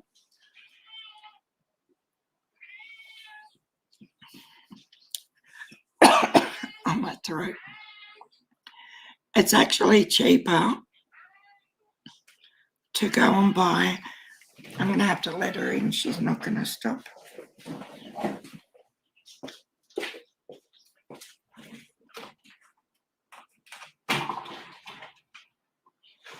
Go on. You're not getting on top of me either. Go over there and sit down. Go on. It's cheaper to go and buy a kilo of prawns than it is a kilo of lamb cutlets here in Australia. It's ridiculous. Yeah, hubby and I, that Bathurst Sunday car race, that's our day sort of thing. We just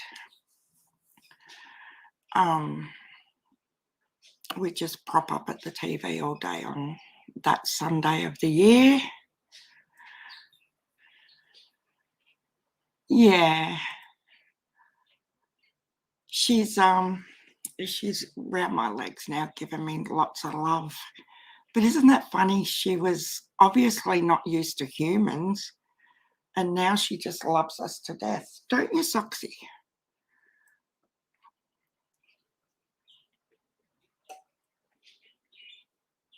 Oh, really, Stephanie?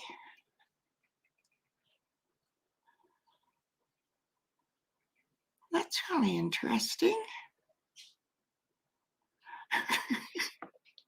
Oh, do people eat horses? Hell no. Over here they say, don't they, Susan, that you'll go to the,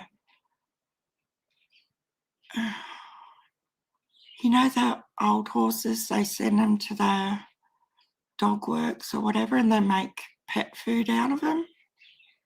Even that doesn't sit right with me. Oh, Emerald Flowers is here. Hello. How are you?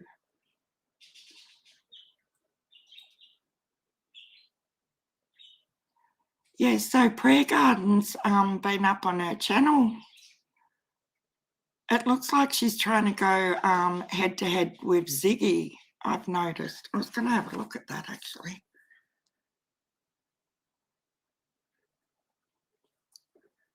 I was curious about that.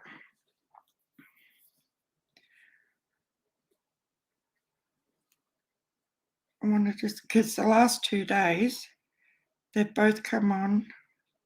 No, Prayer Garden must have went off.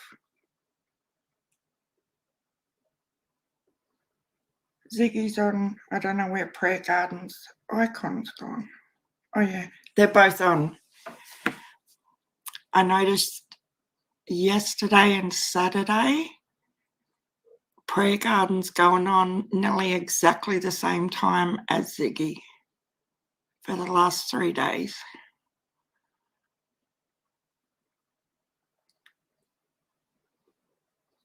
Oh, blue sky. Oh, that's sad. Oh, can they hear her? She's quiet now. She's on her chair with her towels. She's happy.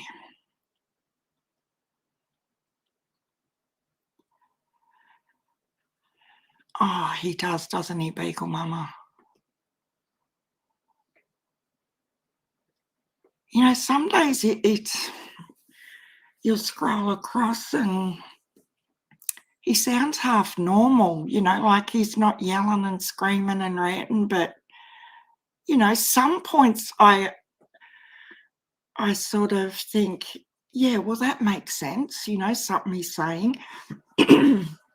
And then 15 minutes later, he's like, his eyes are popping out of his head and he's just screaming at the phone, and I just don't understand. But that whole neighbour's dog thing, oh my God. Gabby B says they were brought up on lamb as their main source of red meat, as it was cheap back then in Australia. But nowadays, yeah, it is. It's dearer than seafood, isn't it, Gabby? The other day, so in a little pack in our local IGA, there were 3 crumb cutlets and it was $22 or something like that. And I was like, hell no, not happening. Do I have Chase's email? I recorded a song I would love to send to him. I don't think I do cold case. I really don't know. Because I just usually send, like if I'm chatting to him and Trixie, it'll be in their Discord. But I can try and find out for you.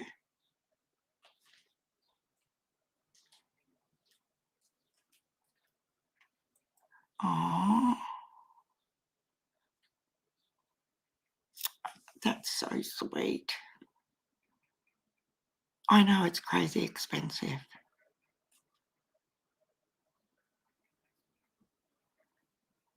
Sometimes we can get lamb, but it's also expensive.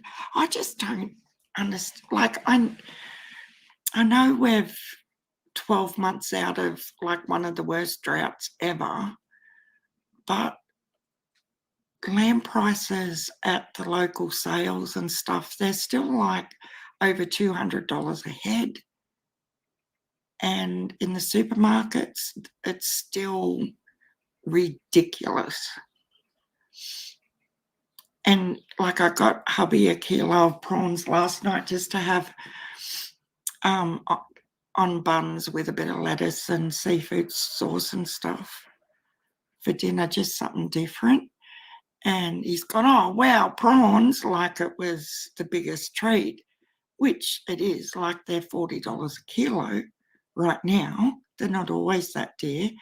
But could you imagine going and buying a kilo of like lamb cutlets?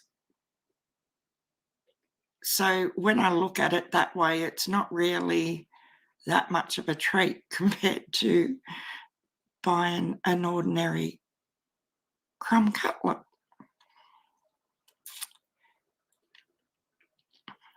Yeah, they do slaughter lots of horses here. Oh, what? For human consumption?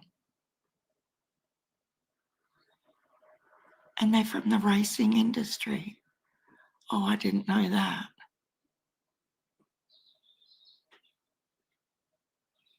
Wow. No, I thought it just went into dog and cat food. I didn't realise it went into human food.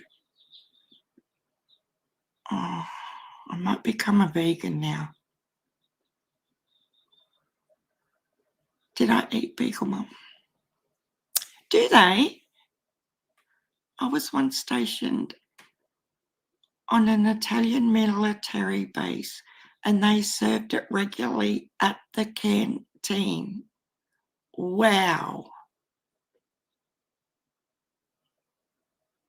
That is crazy to me. But it's like how they say Chinese people eat like domestic dogs or cats. And I can't get my head to even go there either.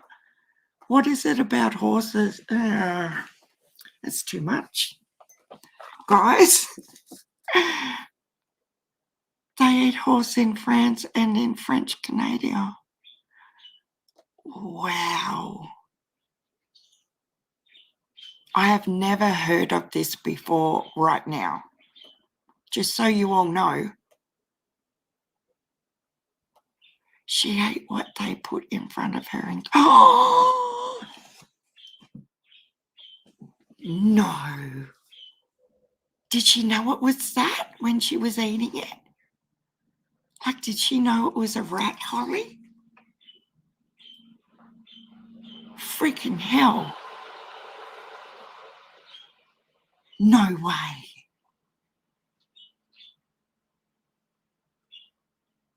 And was the rat like Holly Berry says, my friend went to Russia.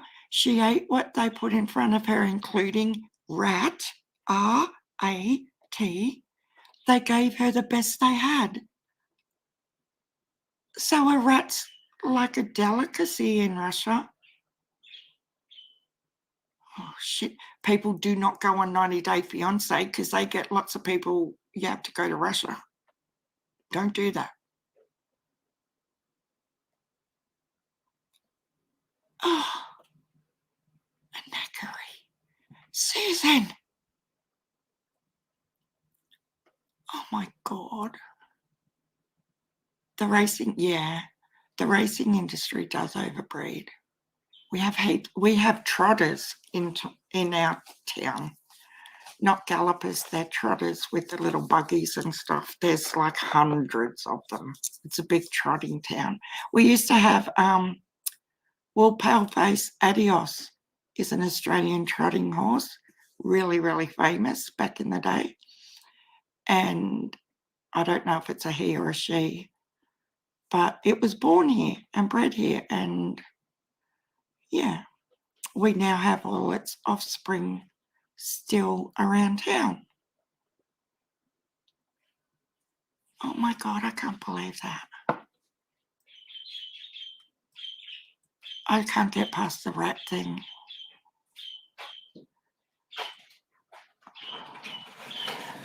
Hello, miss. How are you? Yes. Good, how are you? How was school? Good. That's good. I got killed college though. Okay. I was in the middle of my PowerPoint and he turned my computer off. That's not fair. And I won't be able to do it tomorrow, so I'm very annoyed. Oh, can you do it tonight? Okay. Sorry to hear that. So annoyed by him. I won't be long. Hey. Is we doing sand today? I have no idea. Yeah, I just could not do that.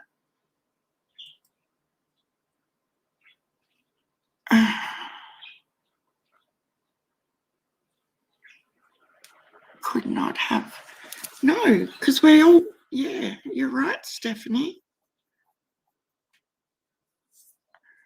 Oh, I just can't. Blue sky.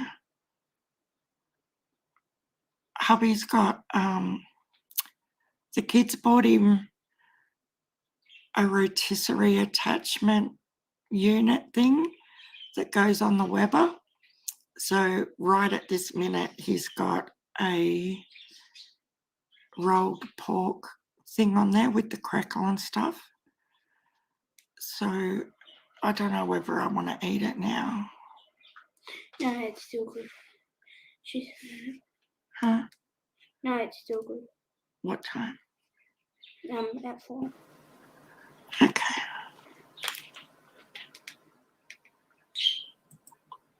Stephanie, still one of the grandkids has one. I can't handle it when they have it out. Oh my God. It is very, oh, is it Gabby? Oh my God. Oh, that's horrible. Surely in this day and age there should be really humane ways, shouldn't there? Yeah, when we first got married, Susan, hubby used to eat a lot of them, and ducks. He used to go out and get ducks and make duck soup. Was never. It's really strong too, isn't it? Duck, from what I can remember.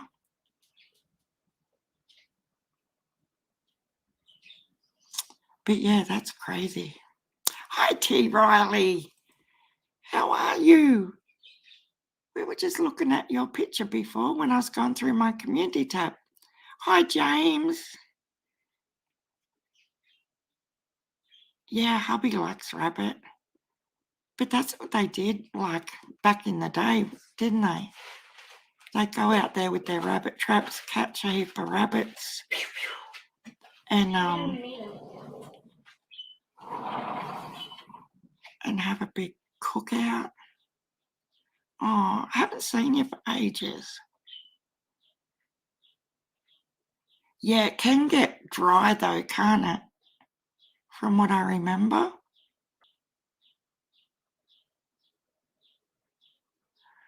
How are you, James? It's good having some males in here as well. Oh, squirrels. We've got 3 in the backyard right now. 3 male lop-ears, whatever you call them. Their ears sort of go downwards, not upwards. And now she's decided that we probably don't need 3. So we're trying to see if we can find someone with little ones who want 2 of them. Yeah, that's right, Beagle Mama. I know I've tried to cook it a couple of times, but it just dried out way too much and was... Oh, we had 98 at one time. Oh my gosh. Because they get pregnant like every 30 days, don't they, Cold Case? Rabbits, when people say, you know, they breed like rabbits, I didn't understand till we bought my son a male and female when he was little. We started with 2, and before we knew it, we had 32 bloody rabbits. It was crazy. Yeah, I've heard of people eating lots of goats too. I don't know, I'm pretty old-fashioned and just sort of stick to the... But in saying that, as a little kid, when I lived with my grandmother, back then they were right into all the offal type meats as well, like tripe and lamb's fry, steak and kidney, all that sort of stuff. And I loved it. Like, when you're a little kid, you don't understand what offal is, or, you know. But we have a local cafe, and they do homemade steak and kidney, or homemade lamb's fry and bacon, and it is divine. Like, it really is home cooking. So I like to get that every now and again. I know, Gabby B, that's what I was trying to say earlier, but I didn't want to offend anyone. How they say the Chinese eat cats and dogs and stuff.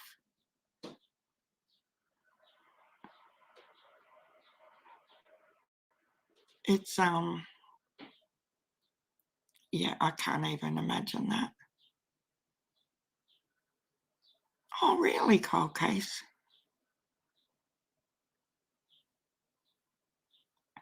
We have 2 brothers and they are like bad teenagers. Oh, I had a goat when I was pregnant with my first daughter, so I was 20, and I had a Labrador at the same time, and the goat thought it was a dog as well.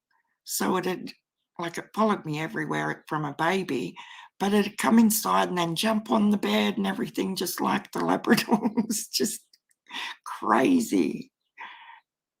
But yeah, then it got older and just ate anything, even if it stood still, it ate it. Yeah, they do, Stephanie. Oh, hi, gymnastics. How are you? We grew up with awful dishes, loved it. Yeah, me too. I've never ever cooked tripe though, ever. I wouldn't have a clue. And I don't think anyone, I don't think hubby would eat it. I know for a fact the kids wouldn't eat it.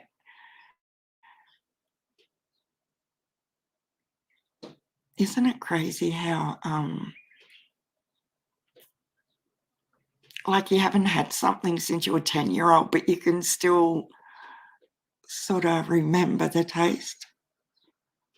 But goat cheese and goat milk and everything goat related is really big with the younger parents these days, I've noticed.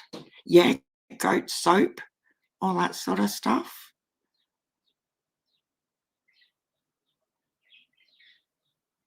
Yeah, we've got 3 of them loppy-eared ones, and they're all brothers from the same, I don't know, a rabbit's called litters. I don't know whatever they are, but they're all from the same mother at the same time, and they were all together for like 5 or 6 months, and then all of a sudden 2 started picking on one, so we had to separate that one from the other 2 because they would have kept going until he died.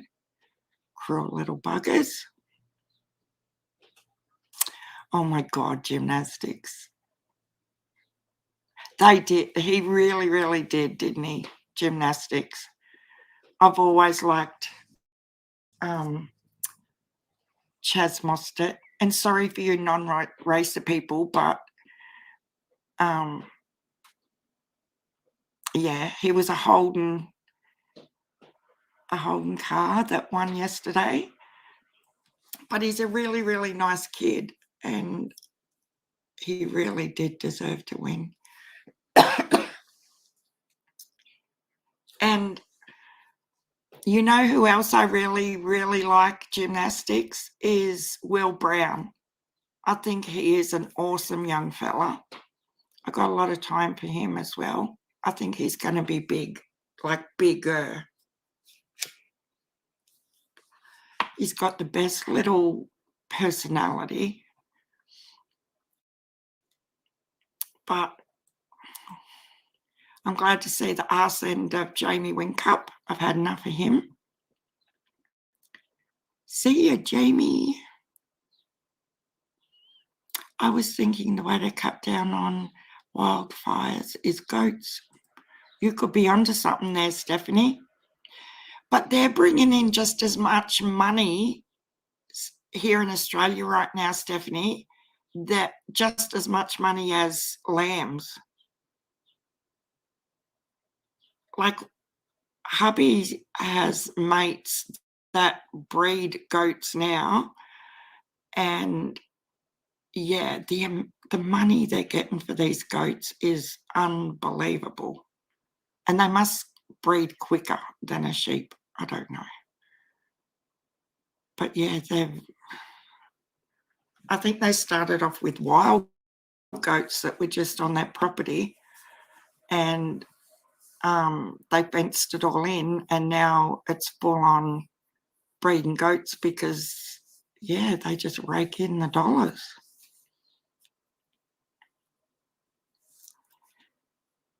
Yes. I don't know if you knew gymnastics, but I've got a sim rig and the whole setup. I've actually borrowed 2 screens to bring up here to the studio for this, but I have the whole 3 screen. I'll take a photo and put it on my community post and show you. You know, the proper S seat that you sit in, and the whole like pro steering wheels and all that sort of stuff. I was right into it during the pandemic. Hubby had come home for morning tea and I'd be like, I'm just at Daytona, wait till I finish this race. He thought I was a nutter. But it's so real life. And like you have your headset on, you're talking to the other drivers and stuff as well. It's amazing fun. I've always been a rev head all my life, ever since I can remember. Love it. That's why I want a Mustang. My God. But I will say the new Camaros are looking pretty smick too. Not as good as the Mustang, but the glimpse I seen of them over the weekend, it was like, oh my God, they do look super cool. Yeah, we do have them, Stephanie. I don't know if we have them in Australia, in our town, though. Maybe that's why goats are so big now. That would make sense. I couldn't understand why, but that would make total sense why. Because of all the Muslims and the halal stuff, yes. Oh, wow, I've learned something today. Is Ginger Snaps here? Oh, no, just Ginger's rule. I haven't seen Ginger Snap for ages.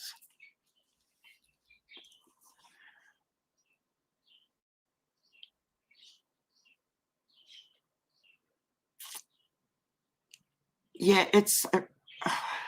I was actually thinking of selling the whole sim rig thing just because I haven't been into it, and then we'll have another round of V8 supercars, and I just get like I sit on the lounge, and when they're coming to a corner or whatever, my feet are actually using the brake, and I lean and the whole bit.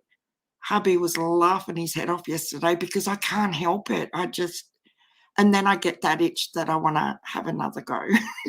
So I don't know whether I can part with it yet or not, or I might end up just because every time my 6-year-old grandson comes over, he's like, oh, Nan, can I drive the rig, you know?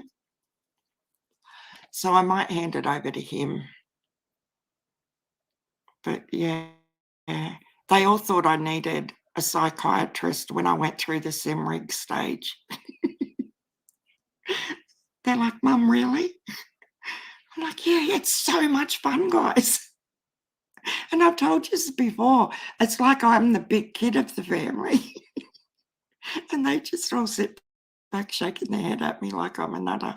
Like, they're probably right, but you've got to have fun in life. It's not all about serious stuff all the time, I feel. See, I didn't know that, gymnastics, but that makes total sense as to why these days the goat meat is so popular. It's crazy. But that would explain it right there. Oh, the 7th of January is my give up day, Gabby. I don't know if you were here the other day when I decided. It's under a month now. I'm going to start my Champics in Christmas Day. Yep, Christmas Day I'm going to start the Champics. So then my give up day will be the 7th of January. And someone must have watched the video and they left me a comment. And they said, Sharon, just so you have a good wedding anniversary on the 7th, maybe you should give up on the 8th. And I had a giggle. I thought that was really funny. Hasn't she played it yet? She was going to do that when she first went live. And I've been on for 2 hours and she was live way before me. Oh my God, Susan, please don't start. I just started forgetting about cheesecake. Now I'm back onto the dessert again. You have to go and look at Griffey's chat from this morning. It was so funny. Every time they tried to talk about something else, I would say, okay, so getting back to the cheesecake. I was driving everyone crazy, but it was super funny. I like to be funny. I started after my husband died. Oh, wow, Hollyberry. Absolutely, Nutters Unite. That's what I should change the channel name to Nutters Unite. Stephanie, that'd be hilarious. We have a halal butcher shop near us. There you go. Yeah, because hubby and I have been sitting back, since we've watched his goats take off, thinking, what the hell, like thousands and thousands of dollars for one semi-load of bloody goats. And we're like, but like you don't see goats just openly in like Woolworths or somewhere like that. And we couldn't work it out. So I can tell him now, I know why goats are so popular. Oh, Susan, Prayer Gardens of America said she's got a call. She was going to play of Candace talking about the Summer's footprints on Jodie Sue's property. And that was, I don't know how long she's been on for, but she was online before I come online.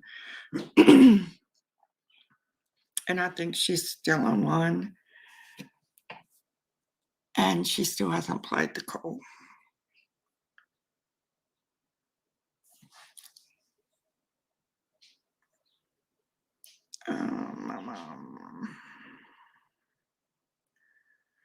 But yeah, she must have recorded it with Candace.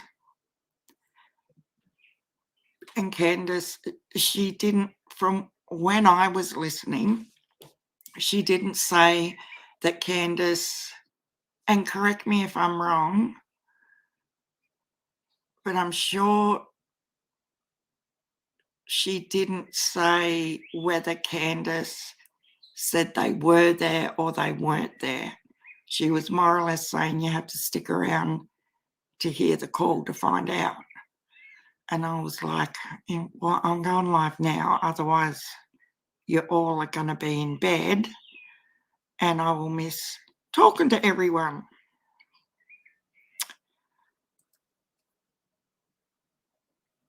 Footprints wasn't on Jodie Sue's. Weren't they, Blue Sky? Was it in the other neighbour's yard? Because that was like in the first couple of days. I can remember that Facebook post that guy put up about law enforcement saying that they questioned them and wanted to know if the footprints were of his kids and did they walk around his property barefooted or not. I know WC. Yeah, cold case. Now, I've never seen that channel in my entire life ever. This WCIA channel. Okay. And yesterday, I was hanging washing on the line. And when you're playing a video and if you've got it on autoplay, it will just go to whatever's next in the feed sort of thing. Well, that come up and it started playing that 911 call and she was talking about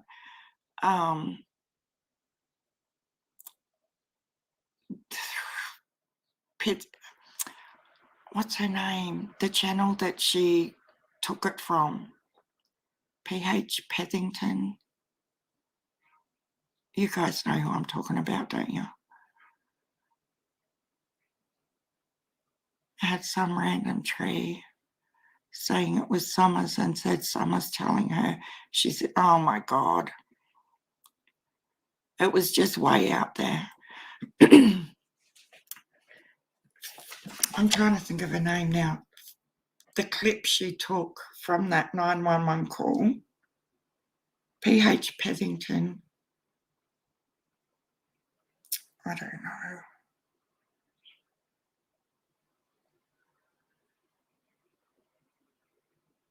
I'm going to be so organised tomorrow, guys.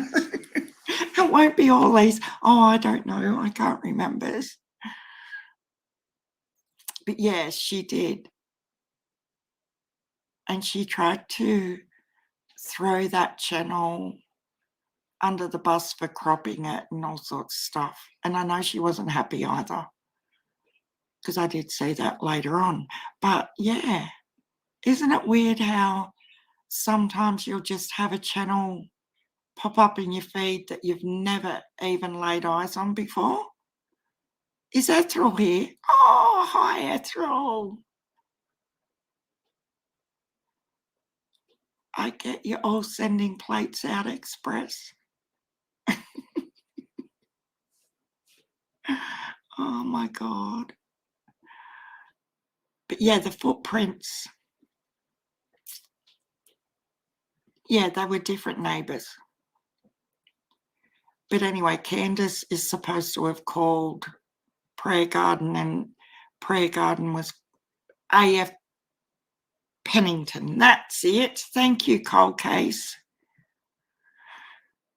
I get a little bit of brain fog sometimes. Oh my God. Now Ethel's back to pancakes. Were you there this morning, Ethel? Like, I can't get over, I have to go to the supermarket and get a cheesecake because I'm too bloody lazy to go and make one right now.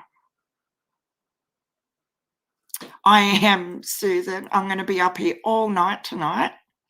So I might come live for anyone that's still awake later. I'm nearly finished Libby's granddaughter's little one that I've got going for her. Oh, I didn't see that bit, Hollyberry. I don't want to see it if it's like that. Like, I don't know what it is. Some people, like Donna's Serafina, even though it can become dark and horrible, it's the way she expresses what she sees that doesn't make it really, really bad, even though it is. And you know what she's saying. But then you have other people who say they see, you know, tarot readers and different other so-called gifted people, and it's sick and it's not good and it's just bad and wrong. And like, I get it why some people can't even listen to Donna Serafina. Like, I do get it, but she does it in a more respectful way if she feels they're past. But yeah, some of them just, I don't know. It's just not right. Oh, what's she saying now, Blue Sky? Oh, I tell you, the last cheesecake I made was an Oreo one, and it was divine. I have tried a Tia Maria one as well. It was pretty good. I love Tia Maria and Kahlua. Oh, Skilo's got a suggestion, guys. I'm going to write it down. If I don't write things down, I'll forget. Japanese jiggly cheesecake. This sounds interesting.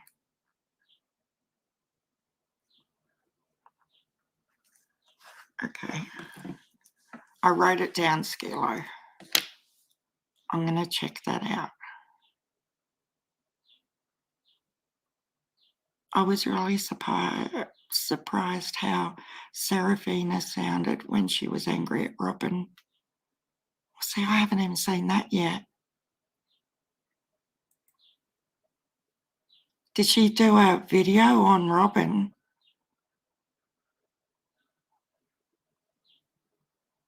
Wow. Let's have a look.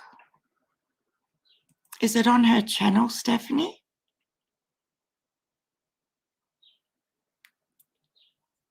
Oh, that's even better, Skilo. I like simple.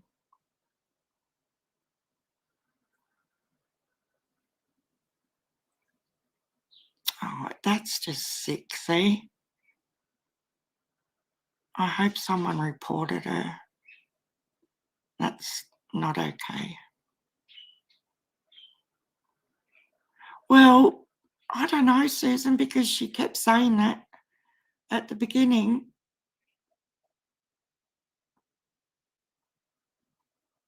And I can't imagine people holding back with prayer garden. They bloody hammer her when she says she's going to show receipts and she doesn't. Sarabina. Little squares here. And I get it, I know.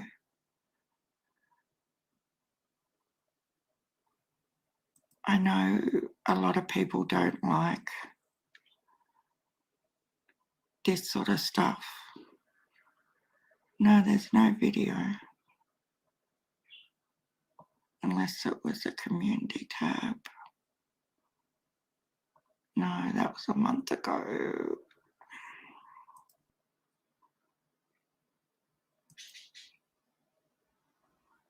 Videos. Might have been on her Facebook or something.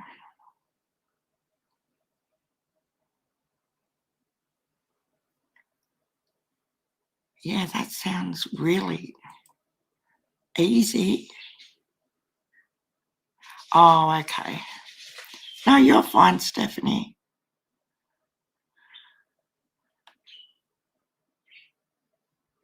Thank you. That'll be awesome if you do find it. Oh my God. T. Riley's making a cherry cheesecake. Snickerdoodles. She said she's missing the pan, so she's making snickerdoodles. Well, Penny breeds Aussie Doodles, T. Riley, which I've never heard of before. Penny was talking about the dog she breeds. Oh, yeah, she does. I'm not saying that, Blue Sky. I'm just saying when people get angry with her, they just let fly. I don't know how she does it. She just takes it, says what she thinks, takes it on the chin and keeps going.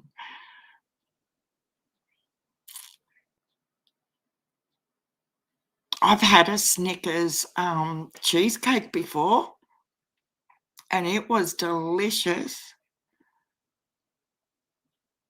All day long I've been thinking about cheesecake. Oh, Elena's View, how are you? You made banana nut muffins today. Oh my God. I feel so slack. I just hate my kitchen right now. I've got nowhere to put anything. I've got a little island bench and it's 1.2 by, I think 600, the bench top is. And it's just like I've got other bench space, but I like to work on the island bench. And it just annoys the crap out of me that it's so small. What time is it where you are, Cold Case? It's too late to be hungry. I always get hungry about 9 or 10 p.m. at night. That's when I start looking for junk, especially junk. But like I can get up, kids or now child to school, come home, washing, do all the house stuff, even come up and do a live for 2 hours and then feel like crap and think, why do I feel so shitty? And it's because I haven't eaten a thing all day. And then I'll have a sandwich or something about now, then have dinner, and then I want like chocolate or lollies. Don't even say it, Susan, because I know you're about to. I swear to God, she'd be in the middle of typing it right now. She'd be saying, And your lolly, Sharon, that gets stuck in your hair over night time. Oh, no, I bet you any money she's typing that right now. Because that's like I sometimes, if I've remembered to buy them during the day, the Natural Confectionery Company, they should sponsor me, I reckon.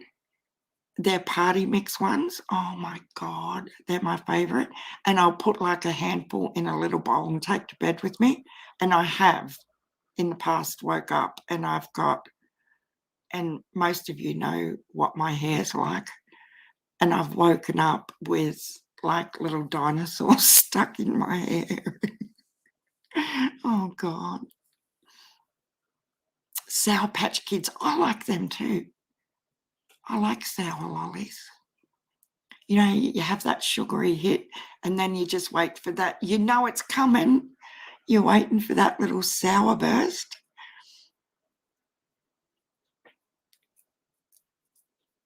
Yeah, I've got to get back on that true crime side of stuff. It's just been a nightmare the last few weeks, and I'm aware of that. Sort of hasn't been very structured or anything, but it's either that or I change the channel name.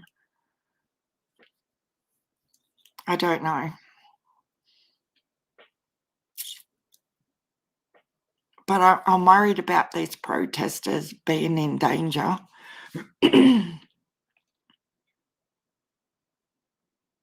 That's really, I don't, like if they do turn up on Ben Hill Road, it's not like they'll be able to just hang there the whole time, is it? Because obviously there's no toilets or, I don't know. I just can't see anything good coming from it. Oh my God, Holly Berry's lying in bed with Candy. I am so jealous right now. Hubby likes, he's more a chocolate and potato chip type of person, whereas I just love lollies, any lollies. They're so good. Oh, thanks, Stephanie.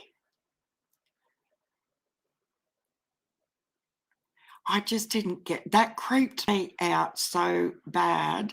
That video of Robin and whoever that long dark haired lady was, that was actually creepy as AF. I'm not even joking. It was like a subliminal message of you're evil, don't Serafino, you know what I mean? And there was no giggling, or, I don't know. There's something really weird about them people.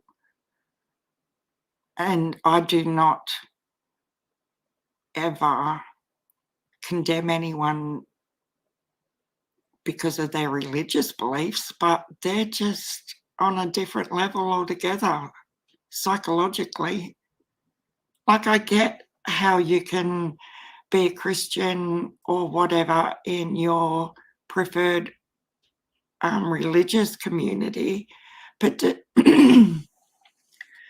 there's a difference when it becomes obsessive to the point where some of these people are like a cult and it's like they're brainwashed because it overtakes every part of their life, and that's freaky to me. I told you she would say it. She throws it in there all the time when I'm not expecting it. It cracks me up. You haven't seen those before, T. Riley? Black Raspberry Sour Patch. Oh, I haven't seen them either. I'll have to look for them. Yeah, I know, gymnastics. It's, well, one thing is before they even get there, they're going to get, like, they're already getting the attention even before they arrive. And that's even scarier, really.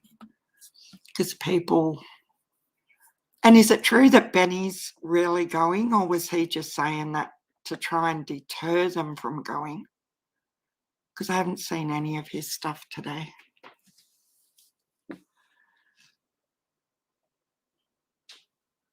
Oh, but you hear Scott H talking about what it's like from when he grew up on Beach Creek and how people are so protective of their properties and everything. And yeah, it just blows my mind that they're going even after looking at the big picture, safety wise. And the fact that law enforcement have said, oh yeah, you can go, but virtually you're on your own sort of thing. Because what I heard a couple of days ago was that Molly Golightly wanted, I don't know, she's back again. She wanted law enforcement to escort her there or something like that. I cannot see them wasting resources with something like that. But who am I to say that? What are pow pows? Guns? MCOS? Is that what a pow pow is? Well, we know for a fact that Candace or Grandis or Donnie, whether he's allowed to have one or not, but we know for a fact that they've got a shotgun up there, because remember that drone took the photos of Candace walking. It was just after Grandis come back, like a few weeks back, and they had that rogue drone up and they took photos of Candace or Don or Grandis walking along the hill with a shotgun in their hand.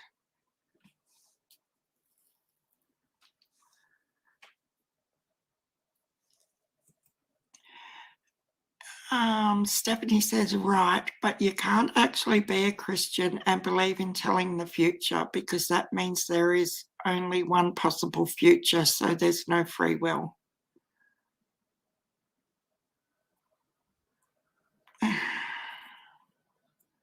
I'm confused. Can't believe in telling the future,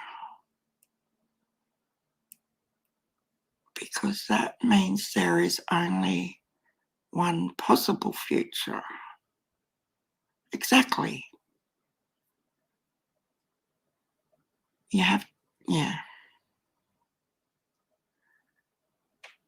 But she tells the past.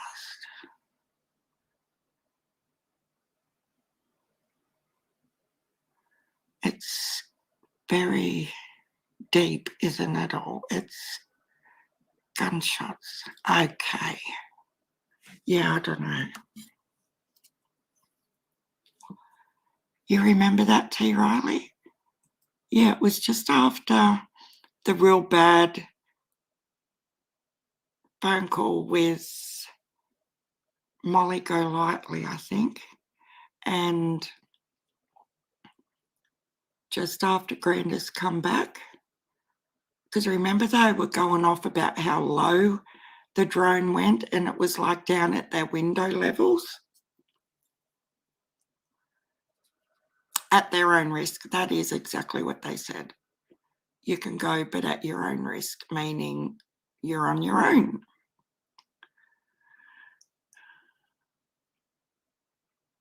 You did way back read the lollies. I do not doubt that for a second. I just know what you're going to say now, most of the time. Oh, it was a mess. I had to get in the shower and use conditioner to get the bloody melted lolly out of my hair. Yeah, well, and even Grandis, she might have So do you guys have to have gun licenses to own a gun like we do in Australia?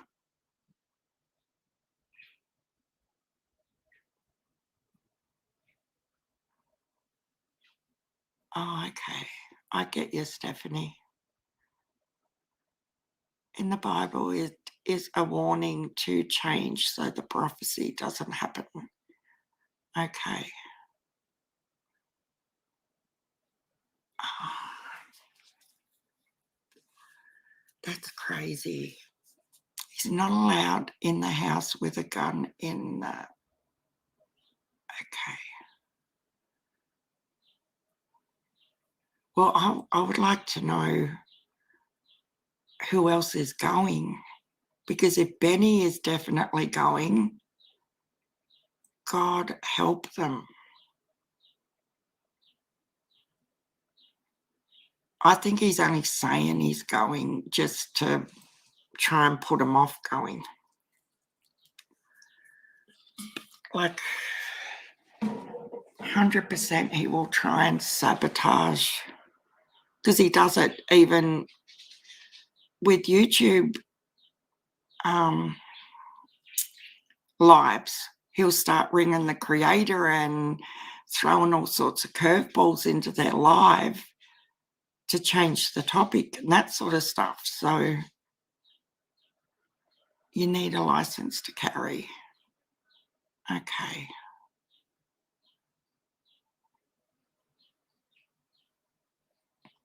It's going to be interesting.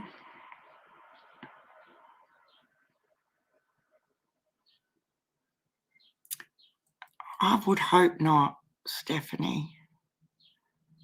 But you just don't know, do you? I will really want to know whether Angie's going there to where they're going to protest.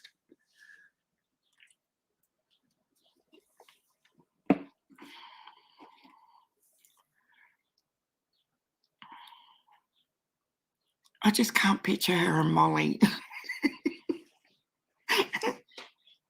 It's like chalk and cheese, isn't it? I don't know who could yell the loudest.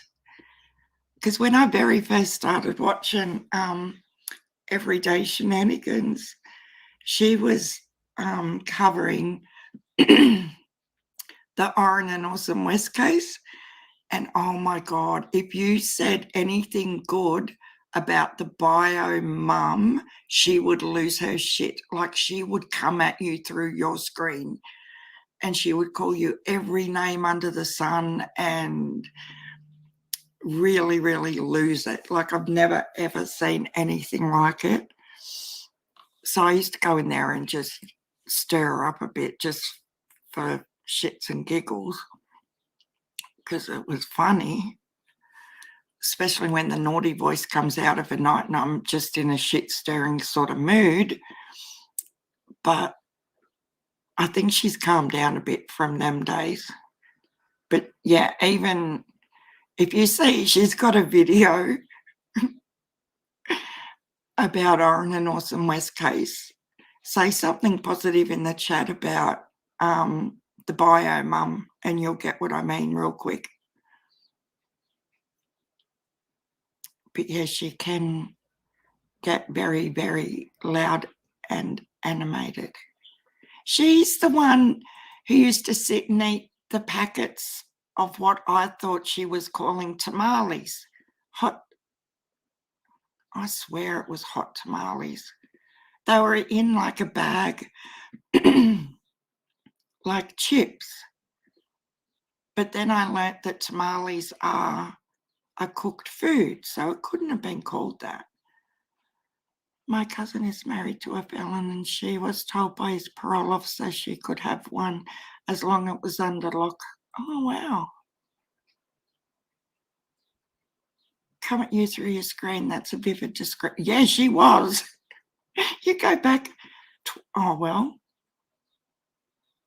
April, March, April, February, March, April. They would be the main months. with the Orrin and Orson case where she used to just go right off the deep end.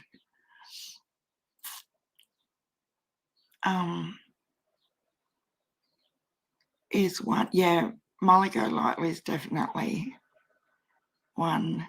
She come into Ziggy's chat on Saturday talking about it and how professional the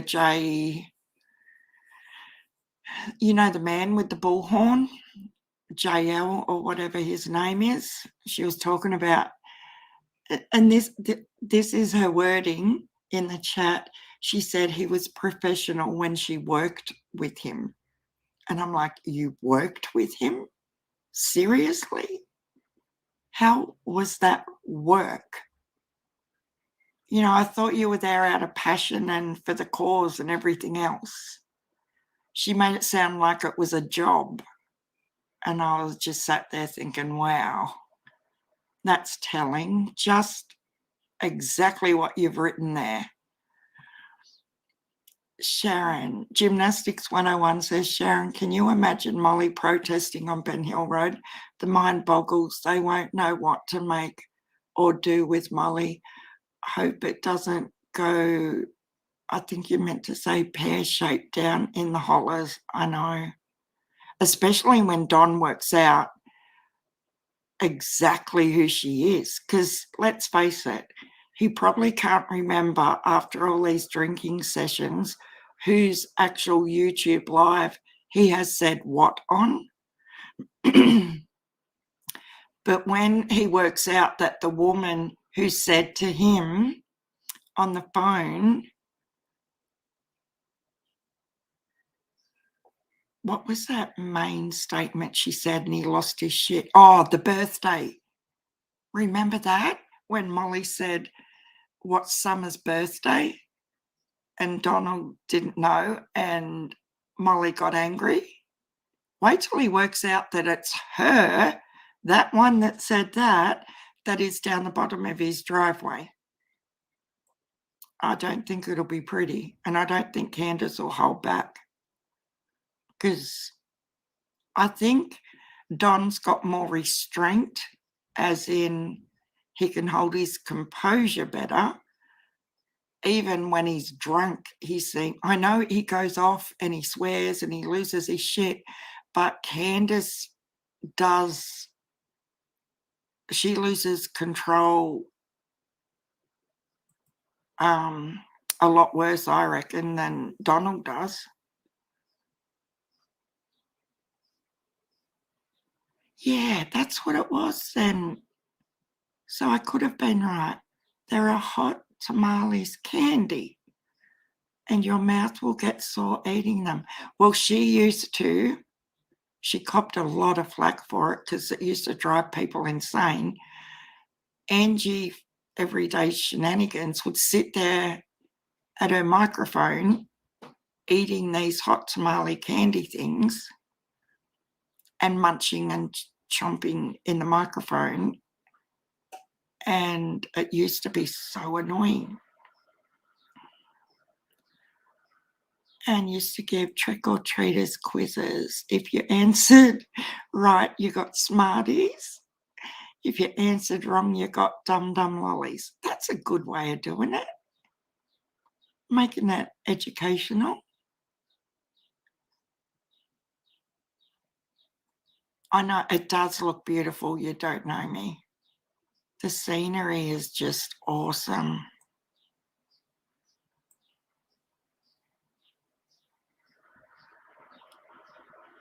Oh, you're going to move there, Beagle Mama?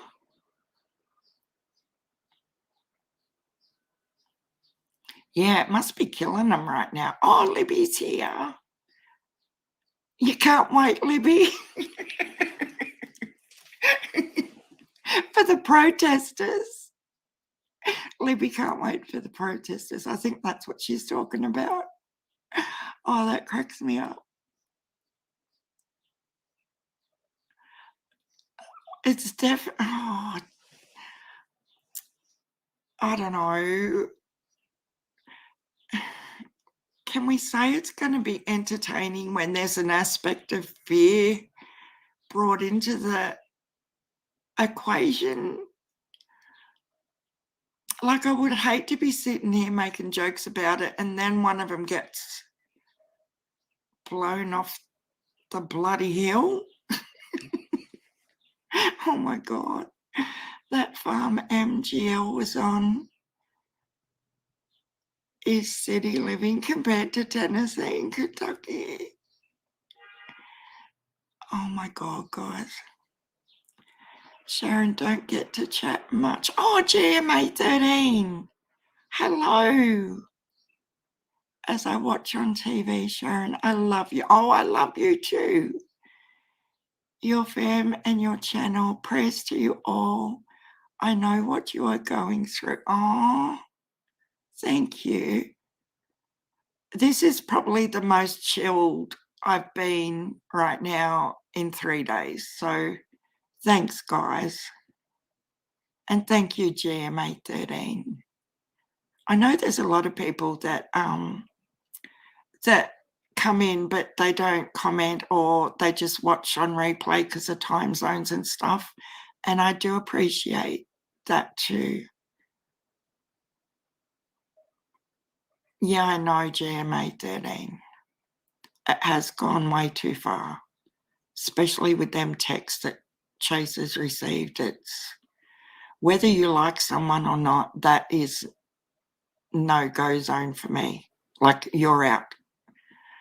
But the thing is, we'll never probably know who it was. MGA. Libby. MGL gonna get her ass handed to her. She don't need no Gucci. I can tell you that much. She will not need any Gucci on that hill. Because it'll be, yeah, I don't know.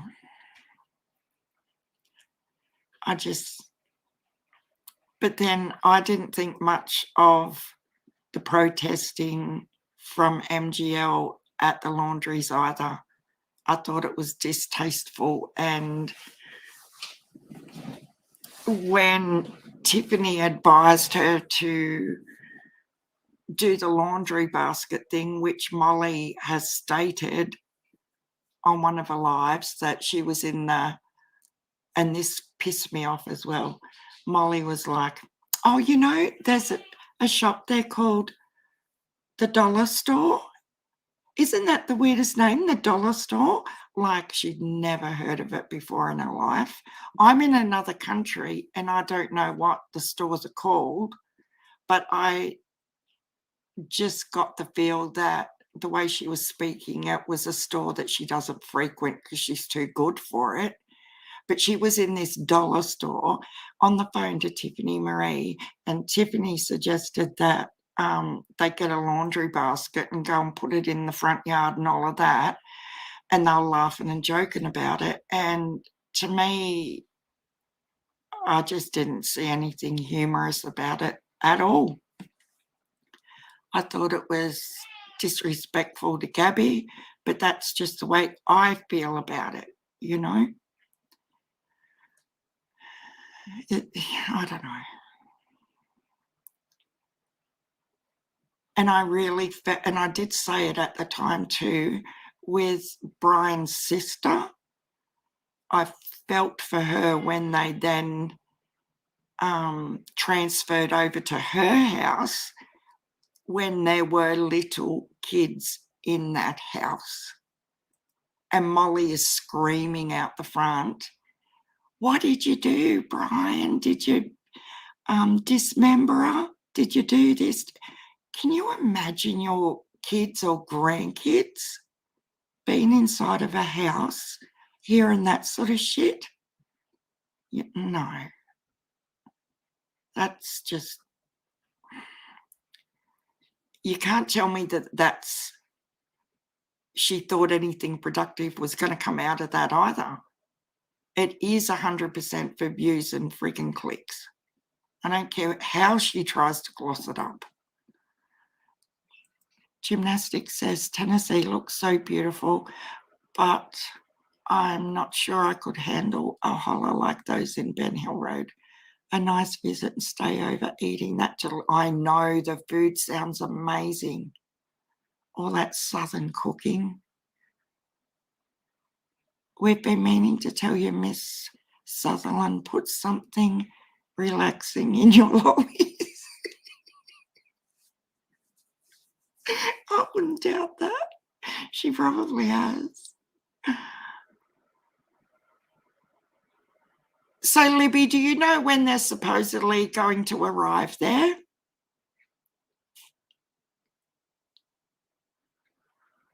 And Libby, also, do you know if Benny is definitely going there? I'll give you SS relaxing laxatives. Oh, you're a devil. You're so funny, Susan. I'm going to have to keep an eye on you. Stephanie's going to keep her eye on you now, Susan. It's raining again and the sun is out. This weather is insane. Coffee County. That sounds interesting. No, that was just so bad.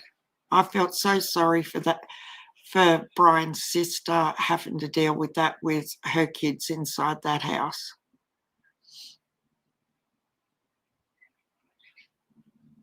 And need to get regular care for the veterans. Oh, Beagle Mama.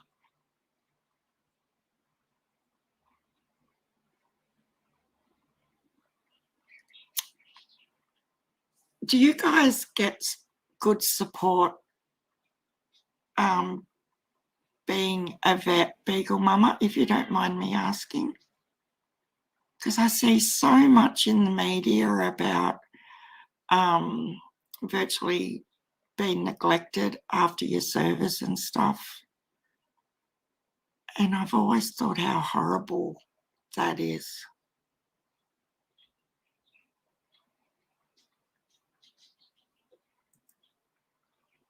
But it sounds like, well, whose chat was I in? I don't know. I was in somebody's chat last night and they were discussing how more and more people have been relocating to the area lately. Tuesday. Okay. T. Riley says she thinks it's Tuesday they're going. And then I heard somebody say that Tiffany Marie was going with Molly. I just can't even, no.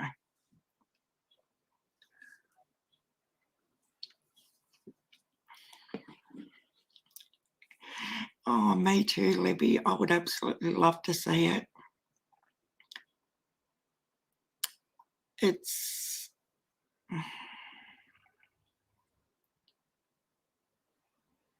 no, it's something they'll never forget, Stephanie. It's just, and like the thing is, Molly didn't need a bullhorn. Her voice was so bloody loud without it that them kids could have heard her. Yeah, thank you for your service, Beagle Mama. Even though I'm not in the US, I still appreciate, because we're all allies.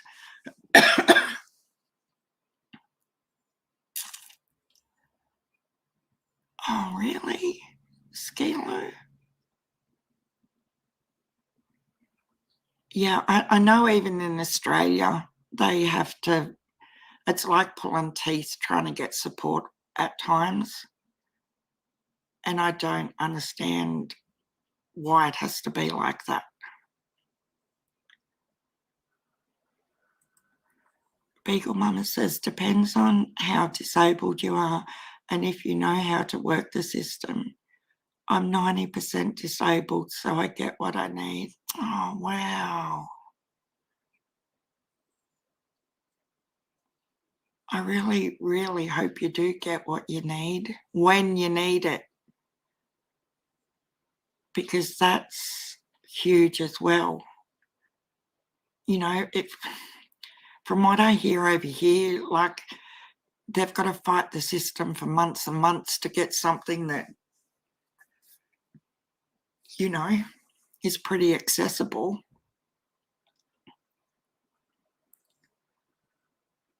It's crazy to me. Yeah, maybe she will.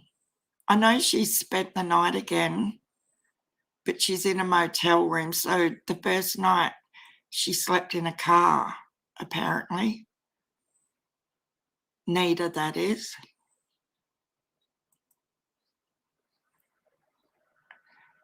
So hopefully she did get a motel room, and I think Twister fixed the car for her. So that will be life-changing, that she can turn it off and know that it's going to restart again. Yeah, I've heard that too, Skilo. You know, it's just not good enough.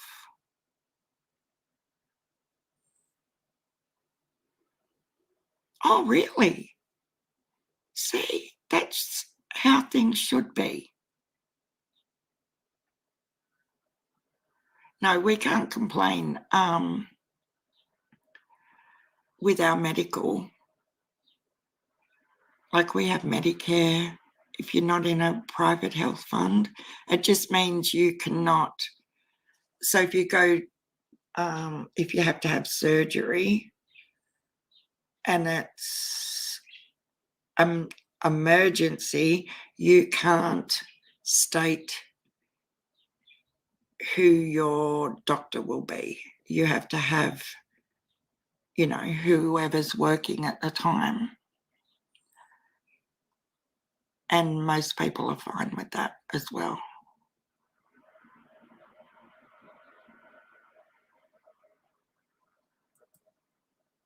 Well, you guys have medical in a lot of your, like, salary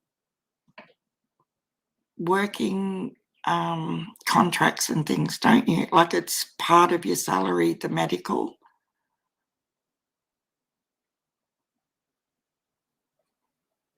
I'd not risk getting shot on Ben Hill for footage of them protesting.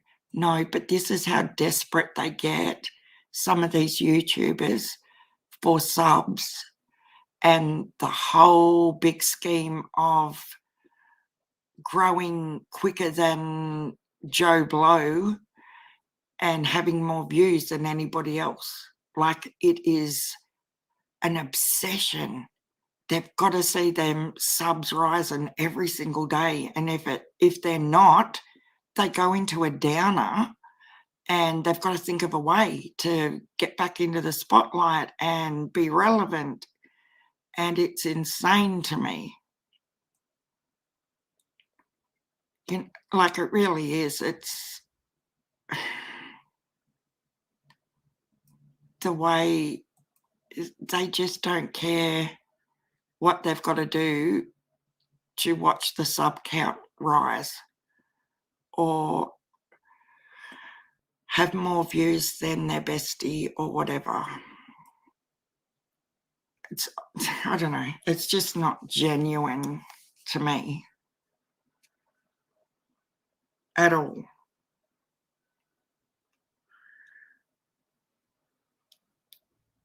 Craziness.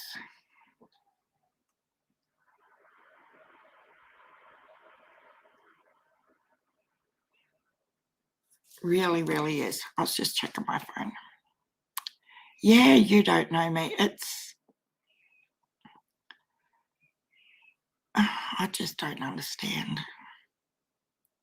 Like, if I ever get like that, guys, please make me aware of it.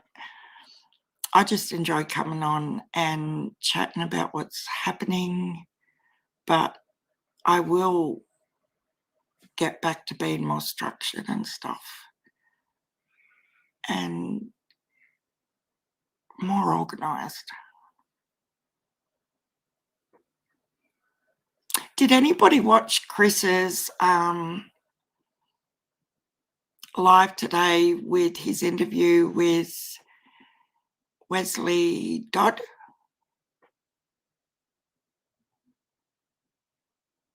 Oh, I know, Susan. But yeah, I don't know. And I'm going to say, I don't know too much, but yeah, when you look at some of them fights they have tit for tat that's going around, like from the drama community, I just sit there like, I can't believe that they're ripping strips off each other over nothing to begin with, but that people actually want to sit there and watch them, or not even watch half the time, but listen to all the crap of them yelling, screaming, swearing at each other. It's worse than the few videos I've seen. It was worse than listening to Donald and Candace yelling at each other, but then they'll go back to their channel and have the sweet little innocent voice and pretend like they're little angels. And I'm just sitting there shaking my head like, are you serious?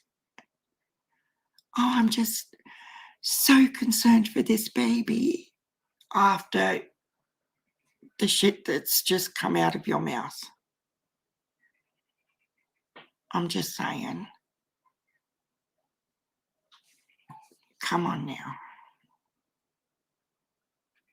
But it's not even the trashy channels now, Stephanie, I've noticed.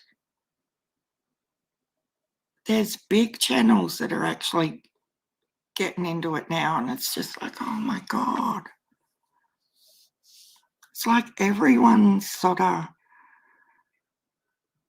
not happy with each other.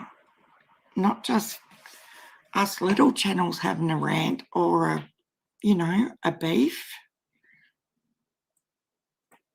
And these are channels that are getting, 30,000 views or whatever. Even they're fighting. I just don't understand. Yeah, but it's fact. Honestly, we've averaged 40 people in here this afternoon.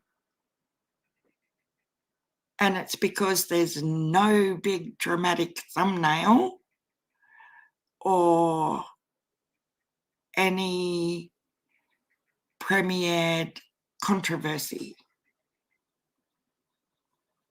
I could have put a clickbait thumbnail up to insinuate there was going to be some sort of dramatic event or statement. And when we started, there probably would have been heaps more people in here. But I don't give a shit. I really don't.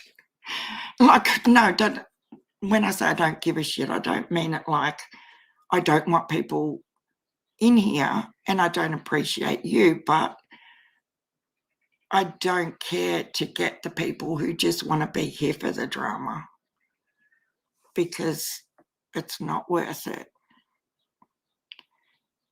And it just makes our chat go ugly, and I don't like that either. Well, Stephanie, I haven't sort of been in many other genres, so I really don't know.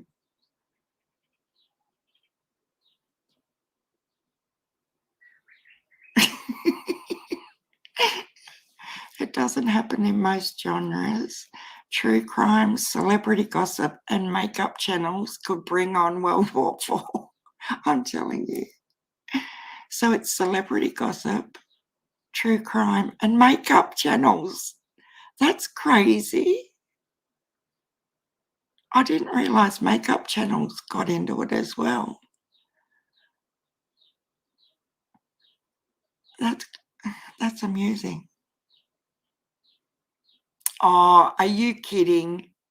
See, that doesn't surprise me because he would totally set her up to look even more foolish. Yeah, he's a great guy, that AB. See, now I'm being a little bitch. Yeah, I didn't know that either, Libby. Makeup channels. Hi, Amray. Thank you. I appreciate you coming in to say hi. It's good to see you.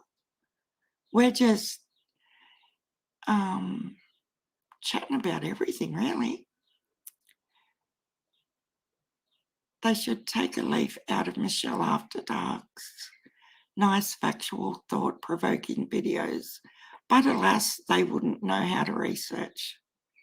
So, and that's one thing that's annoyed me lately is I haven't had time to do anything like that.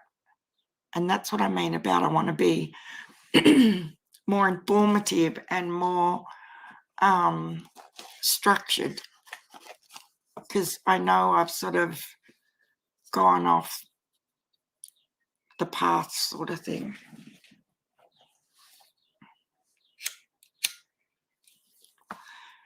You looked up Feet Fable. No, what's Feet Fable? That sounds interesting. Geez, I'm going to be researching tonight, people. Feet Fable. Sounds interesting. Well, I have time tonight because hubby's got the roast pork on the rotisserie thing, whatever you call it. So I'll only have to do veggies, so that's even better.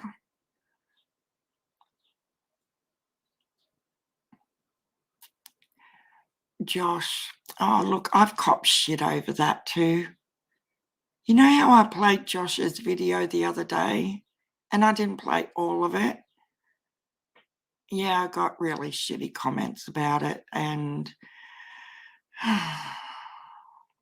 that's what I mean about no matter what you say right now about anything,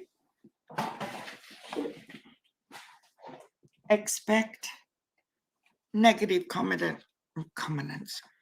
I can't even talk. Expect some hate in your comments, because it's just like there's a team of haters going around. I could sit here and talk about butterflies and fairies for 2 hours, and someone is going to come on and who hates butterflies and fairies and tell me what a horrible human I am because I like butterflies and fairies. It's, oh, Daisy White, hello. It's just crazy. But I just scroll. I don't even bother. Same as a foot fetish? Hell no. I thought it was a recipe or a concept or something. I don't think it's a foot fetish, Susan. I think you're just, oh my God. See how good she is at baiting me, everybody? Oh, thank you, gymnastics.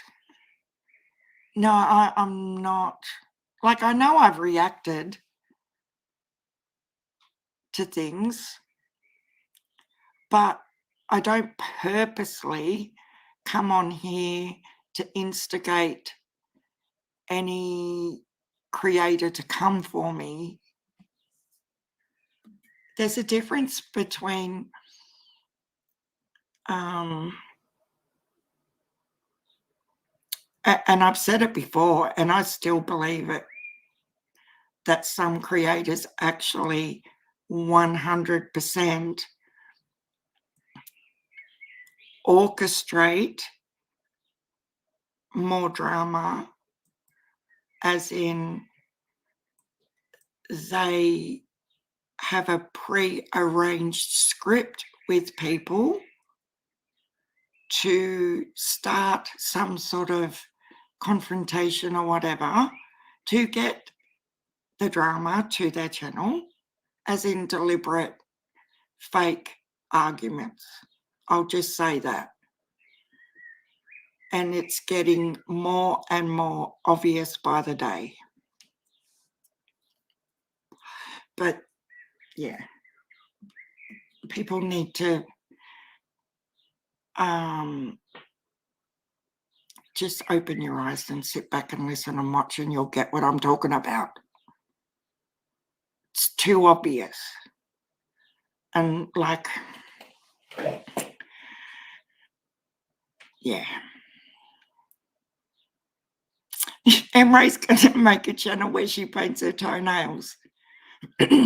Well, painting toenails falls into the makeup category, Emre. And they've said above, makeup channels are right up there in the drama categories. So someone might come for you. You never know. You just block the ones that piss you off. I think Tiffany Marie's got me blocked in Ziggy's now. She worked out how to do it. Because I see other people talking to her, but I'm like, where's Tiffany? I can't see her. So she must have blocked me. Poor little pet. And I wasn't even nasty. All I said was, who are those channels you're speaking about, Tiffany? That's the only question I freaking asked. And she turned it around to, I'm a 97-year-old bat who needs her internet taken off her. Like, Jesus. She did you a favour. She really did, Libby. I just wish I had that lingo like John Hinged. Guys, he just blows me away with the way he talks. You know, I've sat there and I've practiced when I've been home alone, like trying to copy, like imitate him. I can't do it. I've tried and tried. I know, gymnastics, clicks and likes. Fat Quarter Creations beats the clicks, likes, drama channels. Absolutely it does. I watched Dog Groomers. Oh my God, Emre. Oh, the saddest one I watched the other night, because hubby always goes to bed early. Like, he's always in bed usually by 9:30 is late for him. And on the weekends, the granddaughters and I will sit up and watch YouTube in the lounge room on the TV. And we watched this pet groomer one. I bawled for an hour because it was like a little homeless dog, and it was so matted. I've never ever in my life seen anything like it. So scared. It was petrified, and you should have seen it. As she was clipping it, you've probably already seen it because it had like millions of views. We should watch it one day. We might watch it tomorrow. I'll see if I can find it, because I was bawling because I was so sad for the dog at the beginning, and then at the end I was bawling because I was so happy for the dog, you know. And then they did like a catch-up video with the same dog like 3 months later, because they found it a little home, and it was just beautiful. My daughter, youngest daughter with the 2 white Maltesers, Susan, she dyes their ears every now and again with with hair chalk stuff. Like, they walk in one day and they got purple ears, the next week they got pink ears. It's like, jeez, I've never seen anyone actually paint their dog's toenails though. Oh my God, that's funny. He went missing, so they had to put on the poster, he has red nails. Oh, that's hilarious. Did they find him? Her? I'm assuming it's a her. You didn't paint the boy dog's nails red, did you?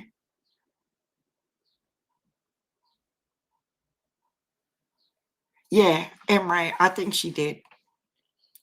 When Ziggy took a wrench, I think she was able to block me then because she didn't want to do it while she was a mod because it would block me from Ziggy's channel or whatever.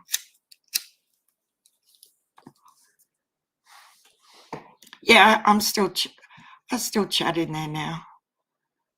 I just get nervous too because I think, you know how some people are so loyal to their creator. If you've had something like what happened with me, the next time you go in there, them subs still remember you're still on their hate list and you're still going to get hate. So I was a little bit nervous to type anything in there. So you know what I typed? It was nighttime, okay? The naughty voice had come out and I was in a stupid mood. And it was when Jenna, must have been Saturday night, when Jenna's on Prairie Gardens of America's channel live, and Ziggy's over on her channel playing it. And like, I just typed in there. So on a positive note, I guess I'm in the good books today. I thought I was hilarious. And nobody said one thing. I thought, well, that's good then. We've all moved on. We do, plus we were. Look, oh my God. Are you a school teacher, Skilo?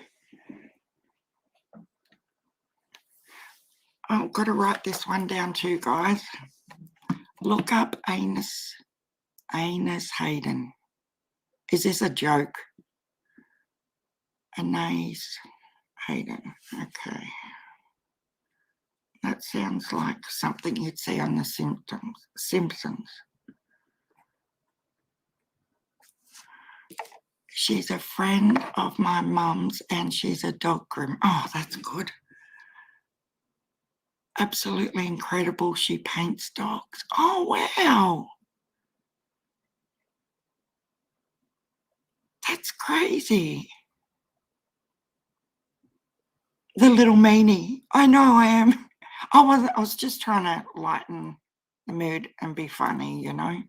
Like on a positive note. I guess I'm in the good books today.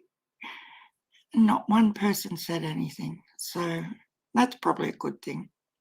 They could have come at me and said, like, stop being a smart ass, Sharon. You know, and do you know what it cracks me up as well? I always forget, you know, like when I go live to come on and, you know, I never think when I come live that everyone doesn't know my name and things like that. Like I don't know. I'm not a professional. I just come on and you know what I do. But I often get people saying, hi, Erica St. John. You know, you've got to say who you are and da-di-da. And every single live, I forget to do that, okay? But the amount of people that that call me Sharon, you know, I was actually thinking of changing the channel name to Sharon Presents or something because it's more common. And I know Down Under Crime Talks is a lot of words and Sharon's just shorter. But yeah, I was thinking about that too. I want to give Dave a blue mohawk. You should. That would be so cute. You know what my daughter and her wife did? They've got a big, big ginger fluffy cat and they shaved his body and left all the mane around the neck, so he looked like a tiger. I should do that, Blue Sky. And I should say, like, I'm only going to be on for 5 minutes because they're taking my internet away. Why? The people that think I'm a 97-year-old bat. Oh. So they're not taking the internet away? Who's taking the internet away? Oh, a lady said that I sound like a 97-year-old bat and I need my internet taken off me. It's only because you smoke ciggies. Hmm. Sam, you need to transfer Sam $100. Yes. Well, we all know you were Sharon by the trouble you get in on other channels. I know. It's funny. Yeah, they did. She looked like a full-on baby tiger. Not tiger, lion. Oh. Hi, Therese. Have you been over on Prayer Gardens? I'm losing my voice. I'm just curious whether she's played that call yet or not. Oh, Skilo, my granddaughter's best friend's stepdad has a sheepdog and its name's Linda. You know, like listen, Linda, Linda. Listen, Linda, listen. Yep. And it is the weirdest thing to see a dog being called Linda. I cracked up. You sound like you're a caring, lovely lady. I sound like a caring 97-year-old lady right now because my voice is going again.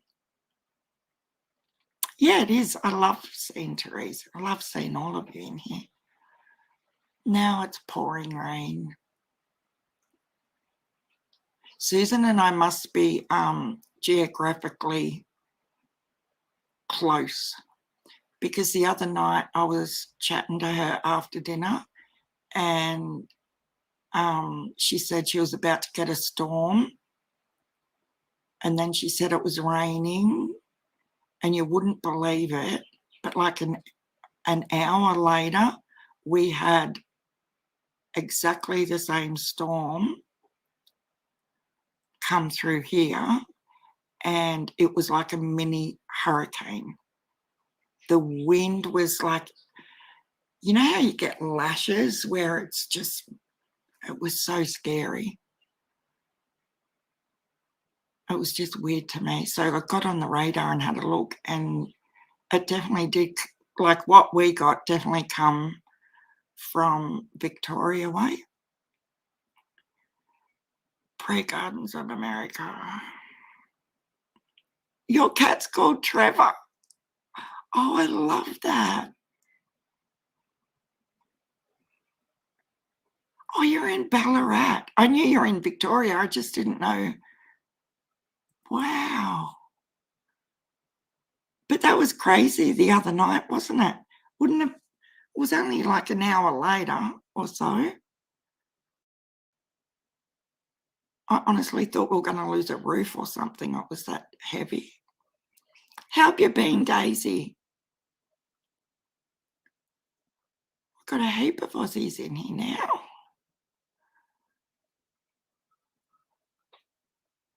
Oh, you get to watch the sunset a second time.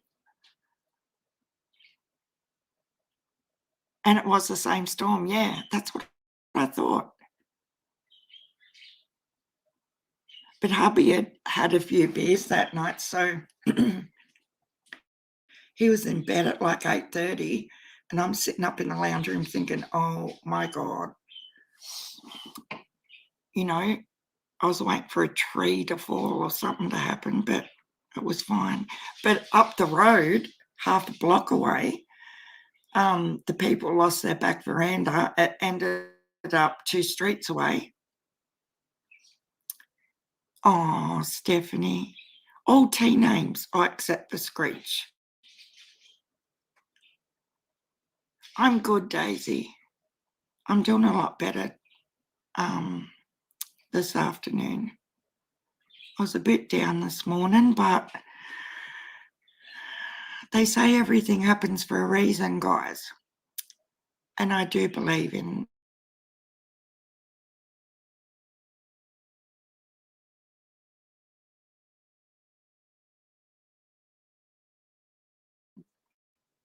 that. Sharing that. His name was Charlie. Didn't go calling Charlie late at night. Why? The dog I spoke about, his name was Charlie. Didn't dare go calling Charlie. Oh my God. Dave.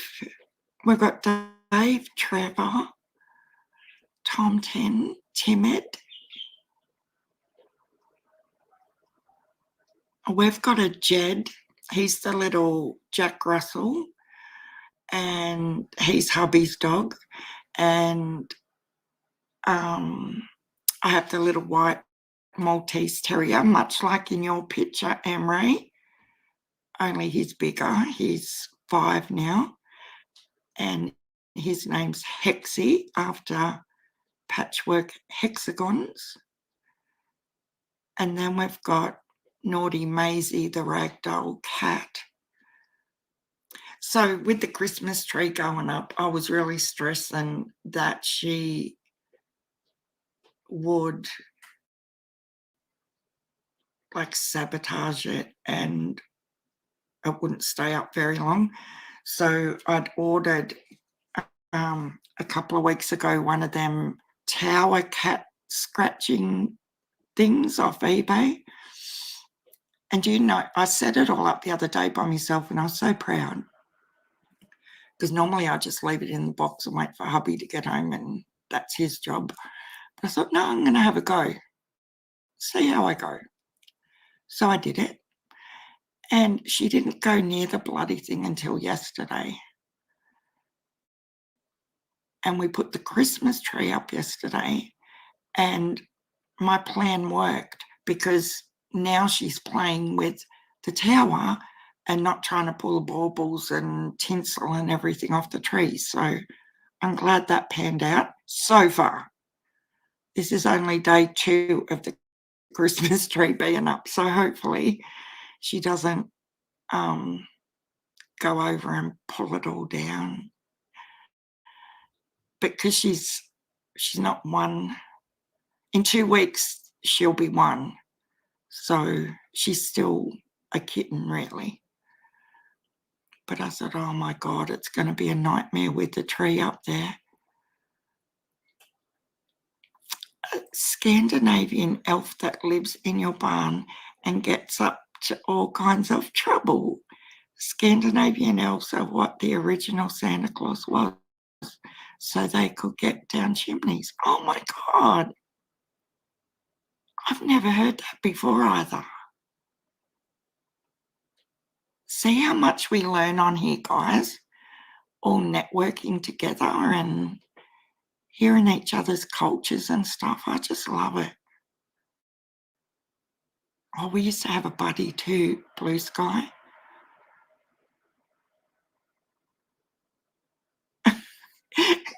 So the neighbour called him Butch, but he went to both Butch and Buddy, is what you're saying. Oh, that's funny. That is very funny. JJ and Rosie, oh, that's cute too. Oh, Susan's going to check her barn, see if there's any Tom 10s in there. In the table in front of the window. Oh, that's cute. And she doesn't try to destroy it, Emery? My daughter's 2 cats, oh my God. And the only reason I thought of it is because of what my daughter's 2 cats have done to her tree. Trees, they've had to buy 3. Like they totally destroyed it. every year for the last 3 years. Like every year they've had to buy a new tree because the cats destroyed last year's tree. So I thought, my God, maybe if I distract her with something. Oh, Daisy White, you've got a Shelby. I've got a Shelby too, but she's my youngest daughter. A brown and white border collie. Oh, they're so energetic, aren't they? Like they like to be working. Busy, busy, playful.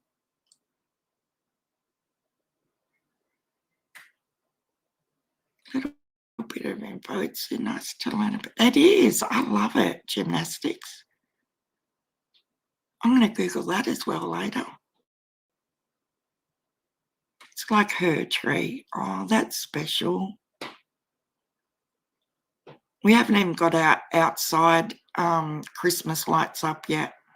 So slack this year. I don't know why. It just doesn't. I haven't got the Christmas bug yet. It's crazy. Normally I sort of start mid-November. Chihuahuas are the crankiest, don't you think, Therese? Out of all the dogs I've ever owned, the little Chihuahua, I can say, was the nastiest. Like it would actually bite people.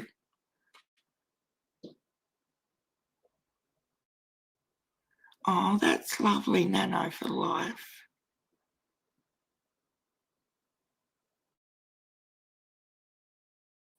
A red border collie, T. Riley, named Sadie. Our fur babies are just, you know, they are our family as well. You had a black and white border collie. Oh, we've had a lot of dog thieves around town the last couple of years. Daisy White says, Shelby is a mountain goat in disguise. She climbs over the sheds and carport to get to the front yard. Oh my God. Wow. I've always wanted a lassie dog, but one of them miniature ones that don't grow so big. I loved that show, Lassie, when I was a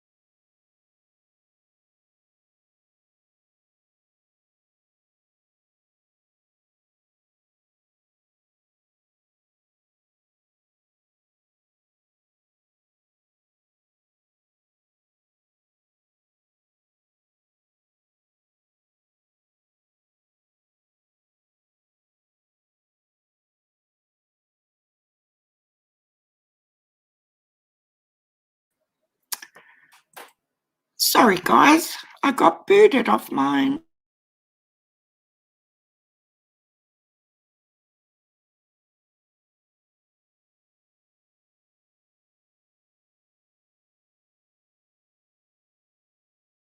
Stupid ass internet.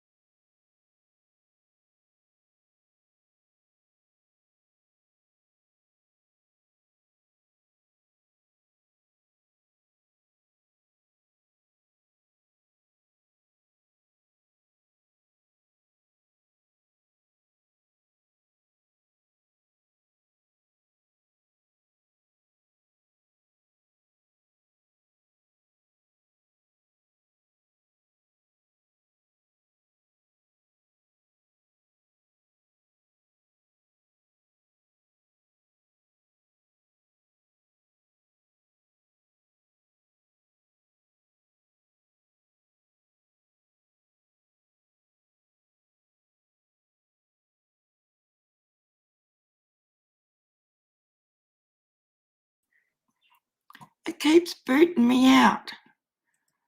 We've got a lot of thunder happening, so I think it's affecting the internet. Sorry about that.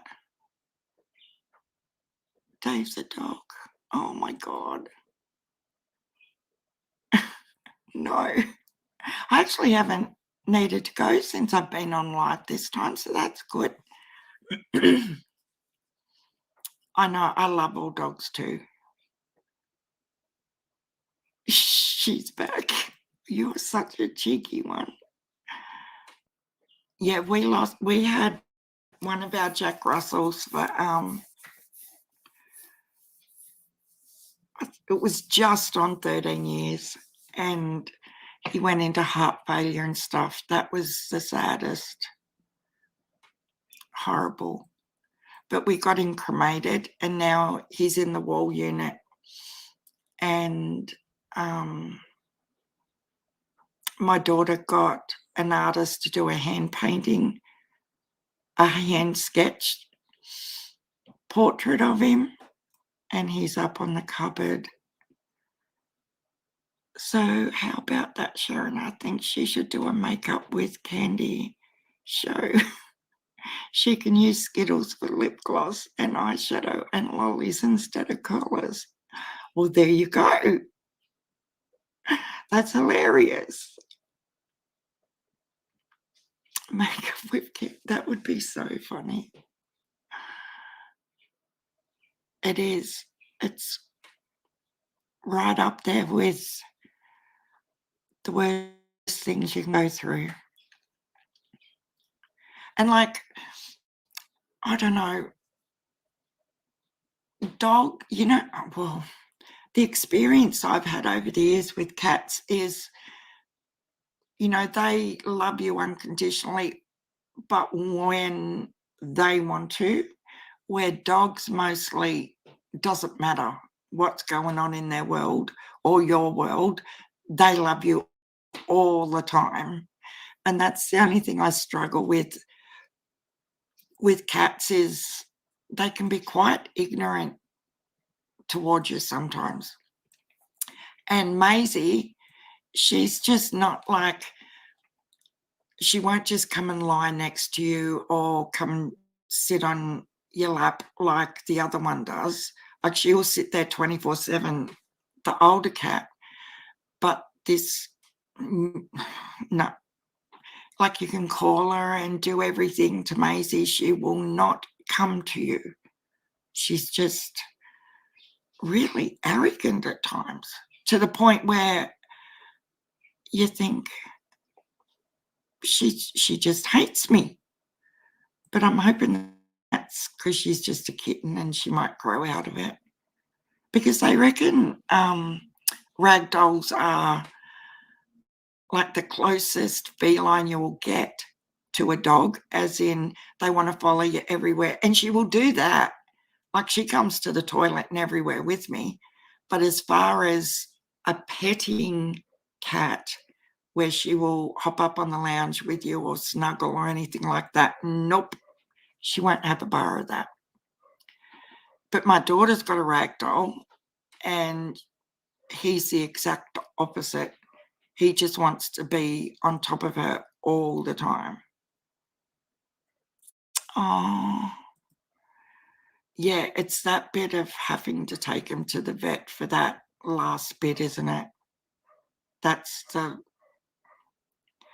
because you know what the whole drive there, it's horrible.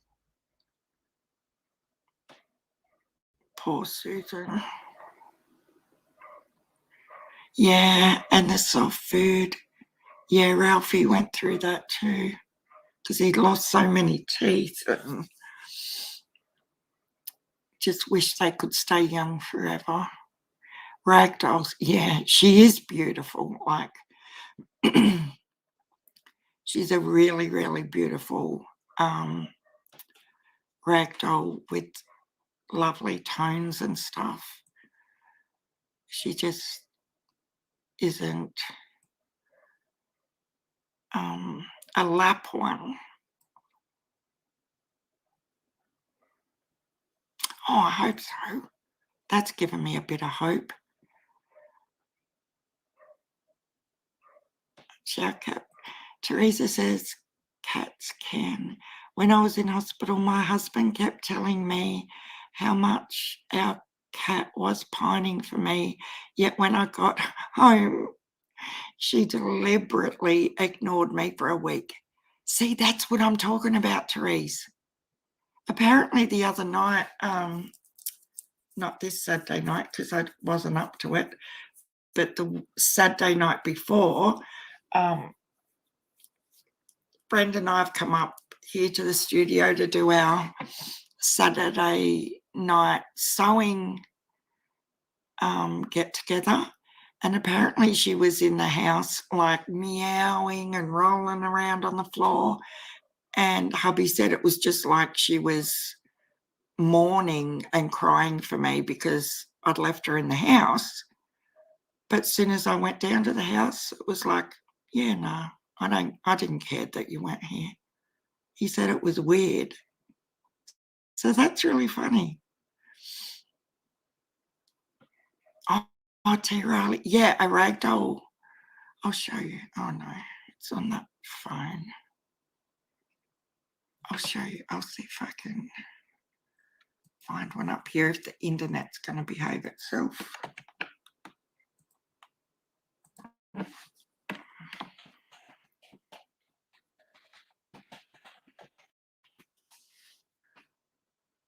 I'll show you quickly. Then I better go and do veggies and stuff for dinner. Yeah, this is a ragdoll. Where's images? I'll show you which one she looks like. She is like this one. She's like this one. Really? It's a shitty photo. Yeah.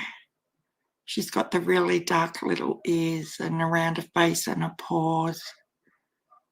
They're just beautiful. And it's like they know it too, you know?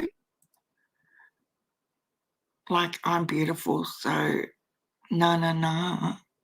Look at them as babies, though. They're cute.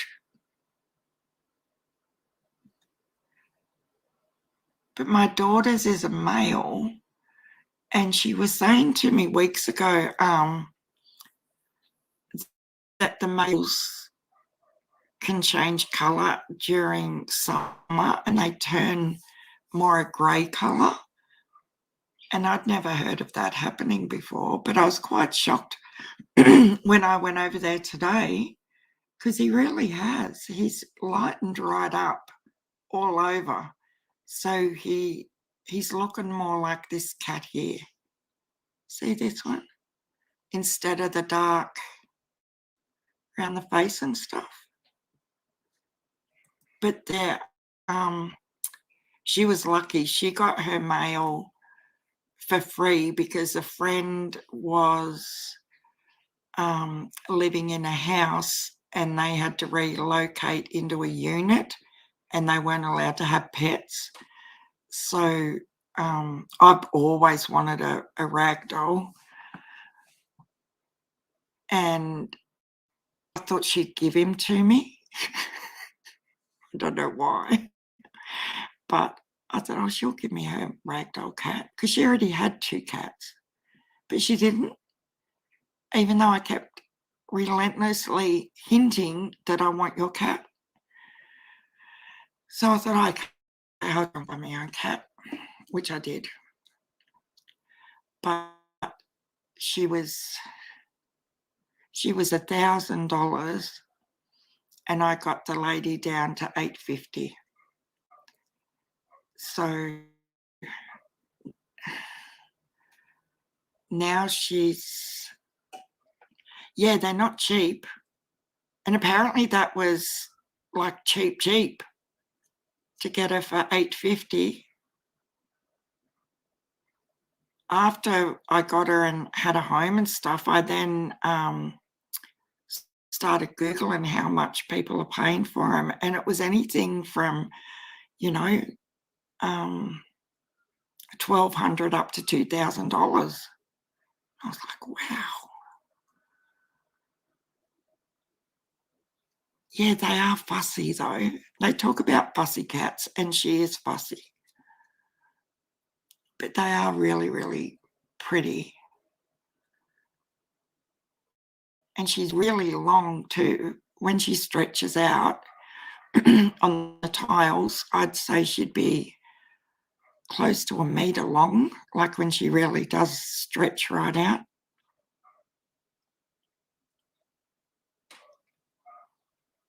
The only, like, hubby was never a big cat person, but he really loves the ones we've got now. He just draws the line. Probably he draws the line. She's not allowed in the bedroom of a night time because she has like parties in the middle of the night, and she'll just do zoomies all around the house, over the bed, over your head, you know, back flipping off the dressing table and all that sort of stuff. So she's barred from our bedroom of a night time because she's like, if you hear a bang and a crash in the middle of the night, you know she's out there playing. I know, Erica. You know, yeah, you can trust your pets, can't you? I know exactly what you mean. No deception. Well, to a point. With the dogs, I do, not with Maisie. We haven't quite got that far yet. Our youngest daughter's cat is just a ginger and white short hair cat, and he is a cuddle bunny. Yeah. That's what our older cat's like. She'll just come and lie on you all day long if you would let her. But hopefully she grows out of it a bit, the younger one. See, she can't help herself. Suzanne says, he's scared you will steal your party lollies. Oh dear, you guys. She's quite the little comedian, our Susan, isn't she? A pure white cat. I had a pure white cat one time, Daisy, and she had one green eye and one blue eye. It was the weirdest thing. We had to put sunscreen. Yes. Yes, we did too. And then she ended up getting run over, the poor little thing. But yeah, we used to have to put sunscreen on her too.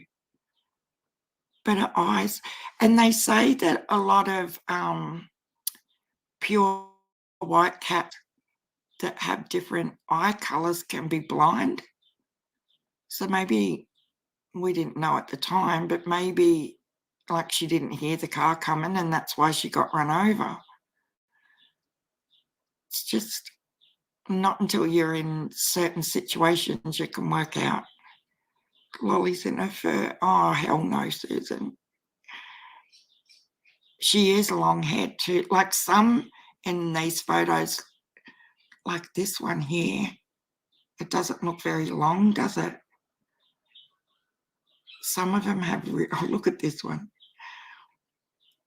But she does, she's not, see this one here, it's super long. She's sort of in between that.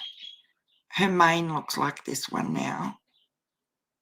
But that one doesn't look real friendly either, does it? Looks like it's about to eat you. The blue eyes are really common with purebreds. They're just gorgeous pussycats. Very pretty. Oh, I've never seen a dark one before. But see how big they can get? I know she's only a little lady, but They do grow quite big.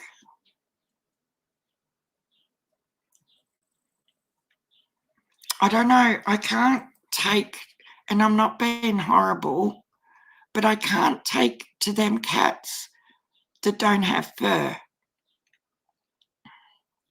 You know them skin coat ones? Like nothing about that looks cute to me. And I feel bad for saying that, but I don't know. I just feel like putting clothes on them or something. Daisy's back. Did you get booted too, Days?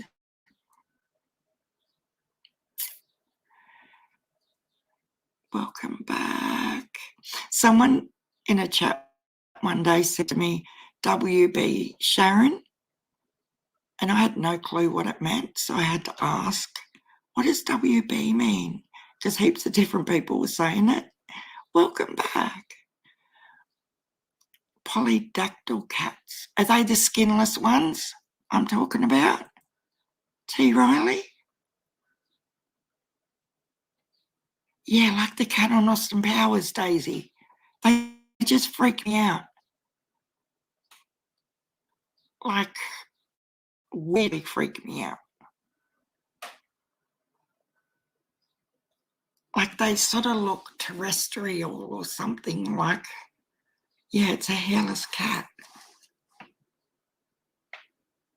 But you see people, oh, they're so cute. And I'm like, nope, they're not.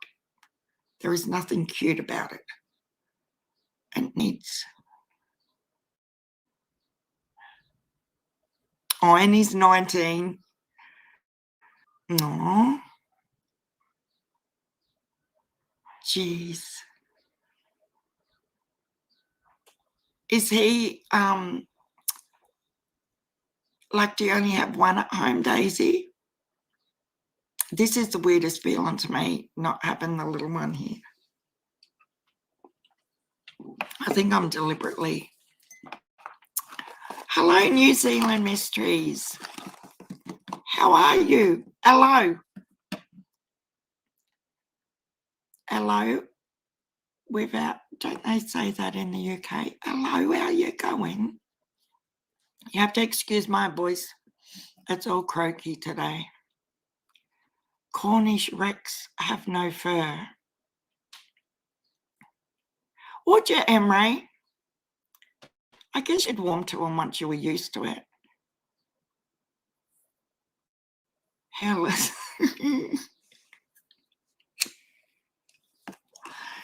Oh my God. We've had some topics this afternoon, guys, haven't we? In a good way. Oh, I'm glad you're doing good, New Zealand Mysteries. At the moment, we're talking about cats, and now we're on to cats. 7 toes. We've talked about goats and the halal industry. We've talked about heaps of stuff this afternoon. We've talked about the footprints and the neighbour's house and the protesters coming and all sorts of stuff. We've been very busy, but relaxed, which is even better. Yeah, is it very stormy over your way, TJ? TJ is New Zealand Mysteries for anyone that doesn't know.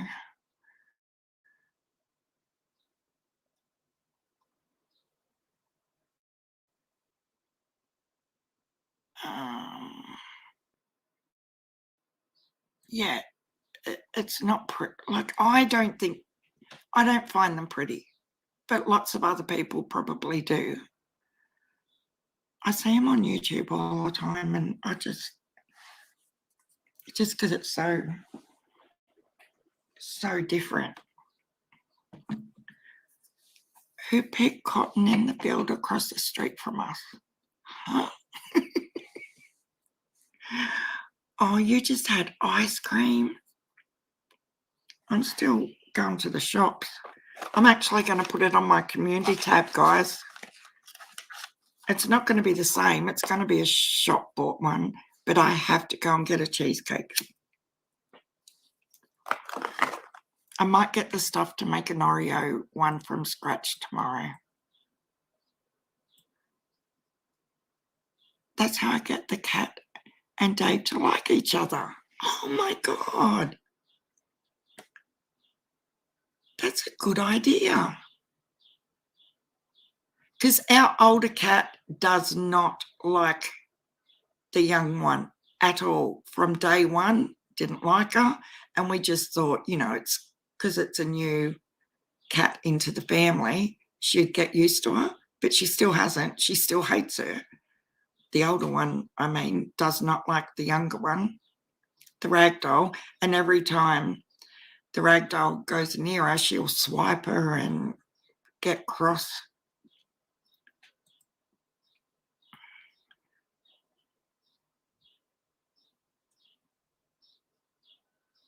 Oh, it is too, Teresa. I forgot about that. You were born in New Zealand. I remember you saying that another time too. Yeah, we've had lots of rain too. What do I think about the protesters? Well, I just hope they live to tell the tale. Basically, I don't think they have a clue what they're in for, but I don't think, I'm not going to speak on Molly Golightly's thought patterns, but I do feel that the JBL guy with the bullhorn, I feel, I have no doubt they will go there, but for how long? I think they might be overplaying what they're going to do. As in, they might go there and stand there for an hour or so. I can't imagine that they would be there all day long. Well, I can't see Molly being there all day long. But we'll see, won't we? I don't know. I just don't think the attention they feel like they're going to get from this, I don't think they're going to get it in a positive way. What do you think, TJ? I just can't see anything good coming from it. From what we know of people not liking people being in their zones and all that sort of stuff. I'm worried Donald's going to have a day off work and get hammered and then go down the driveway and lose his, both of them really. Kiwi born. Oh, really? I did not know that, Suzanne. You're 23 when you come over here. Do you have an accent?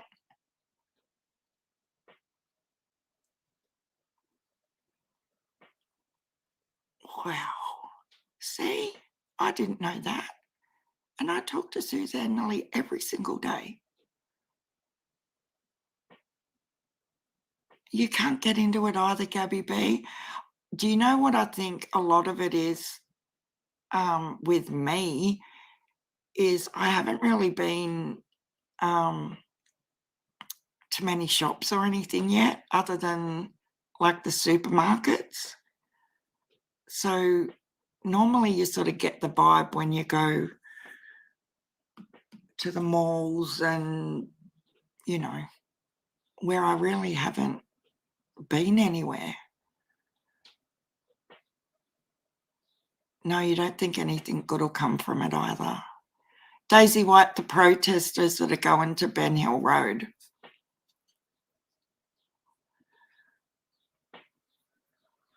Yeah, we just had a big chat about it, TJ, and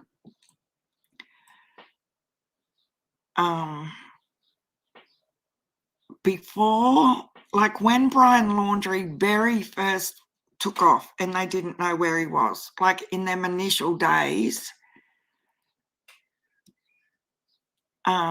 straight after, like even up for the first week of when Brian went missing, I could understand why people were there, like wanting to know what the parents knew about where he was.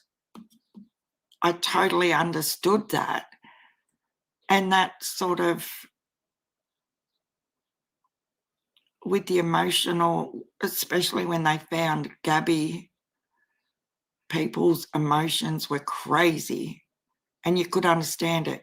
I don't understand what they think they're going to accomplish by doing the same thing on Ben Hill Road, because screaming out, "Where is Summer?" is antagonizing someone who could, I'm not saying they are, I'm just saying, what if they are innocent people, you know? Because we don't know. We really do not know. So it's not like, oh, you're hiding your son, where is he? Where that's a definite question, isn't it? Like, we know you're hiding information. You need to tell the authorities. We all knew Brian was missing and that they knew where he went. So there was an answer to give. Whereas with Summer, we don't 100% know what they know. So I don't know what answers they feel they're going to get or achieve from doing it. Gabby B says the protesters are going on the 7th USA time, aren't they? Which makes it the 8th. So tomorrow, yeah, you're right, Gabby, it'll be Wednesday for us. Cold case. Oh my God, I'm going to have to come right back to the beginning and rewatch, because is Cold Case still in here? I'm sure she's the lady who's going to video the tree ceremony for us.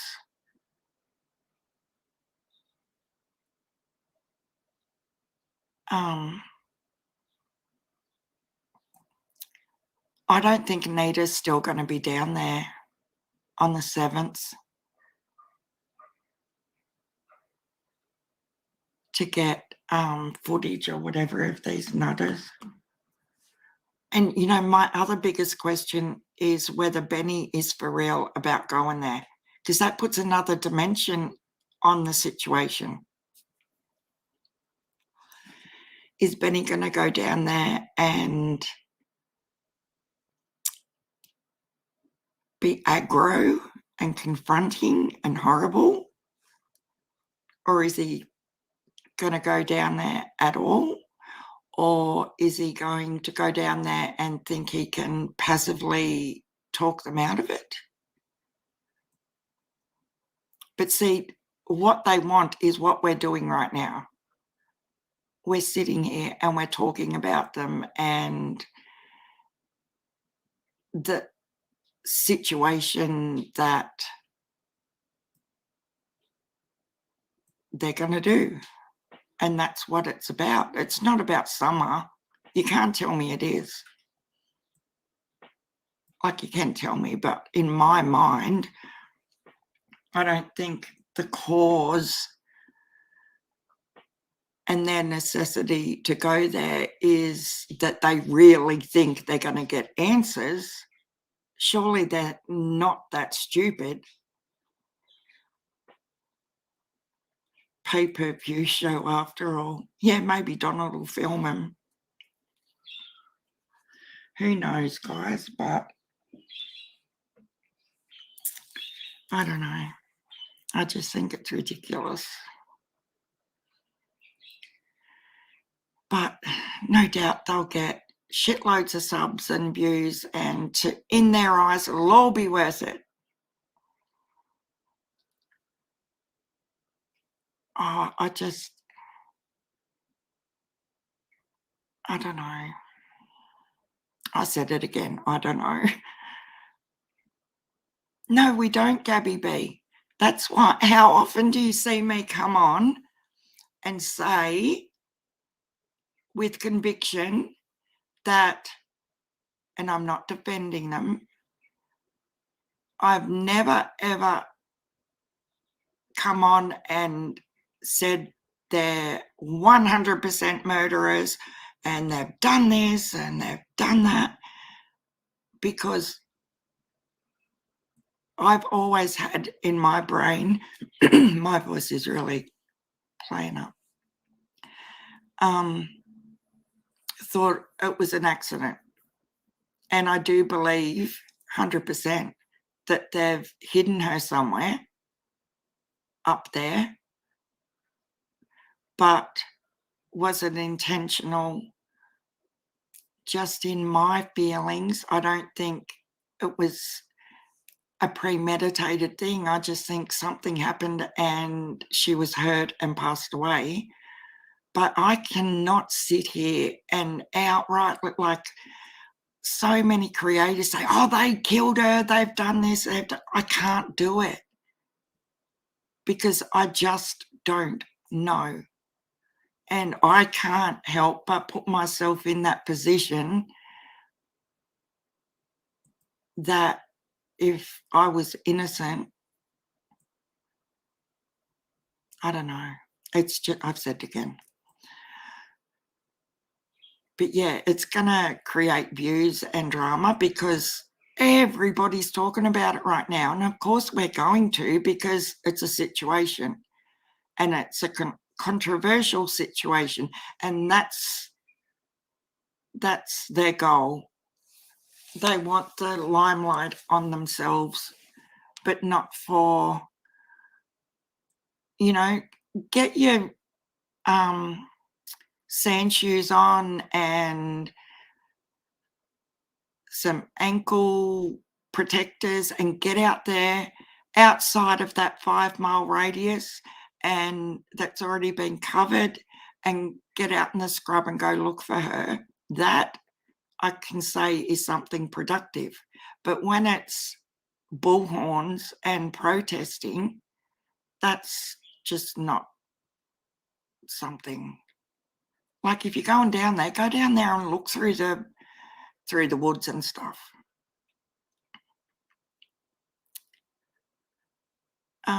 Gabby B says Summer's case is becoming like too many people spoil the broth and too many fingers in the pie.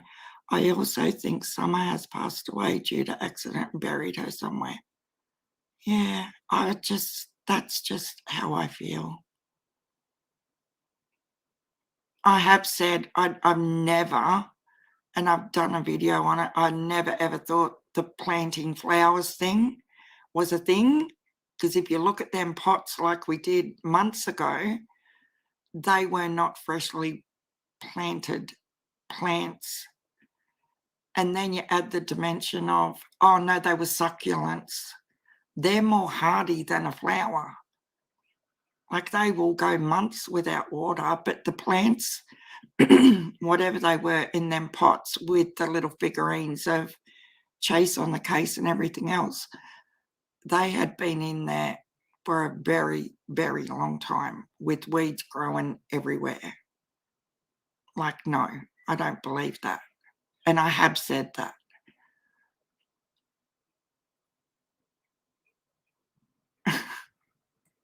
But yeah, I've heard other creators say that. Why don't they go and protest at the sheriff's office or something? You can understand that more than going to Ben Hill Road. I know, Therese. Like there's no sidewalks. It's just the road and then the hill with no toilet, no nothing. Like they need lots of snacks, they need sunscreen, although it's cold though, isn't it now, over there? You believe summer's far away, Susan? Really? At first I used to say she would be within like a 45-minute drive. That was within the first 3 days I used to say that. But now I think she's closer, like a lot closer. If I was going to go there, I would measure out the 5-mile radius that they think they've searched and now have researched, and I would keep going out and out and out and out in that diameter.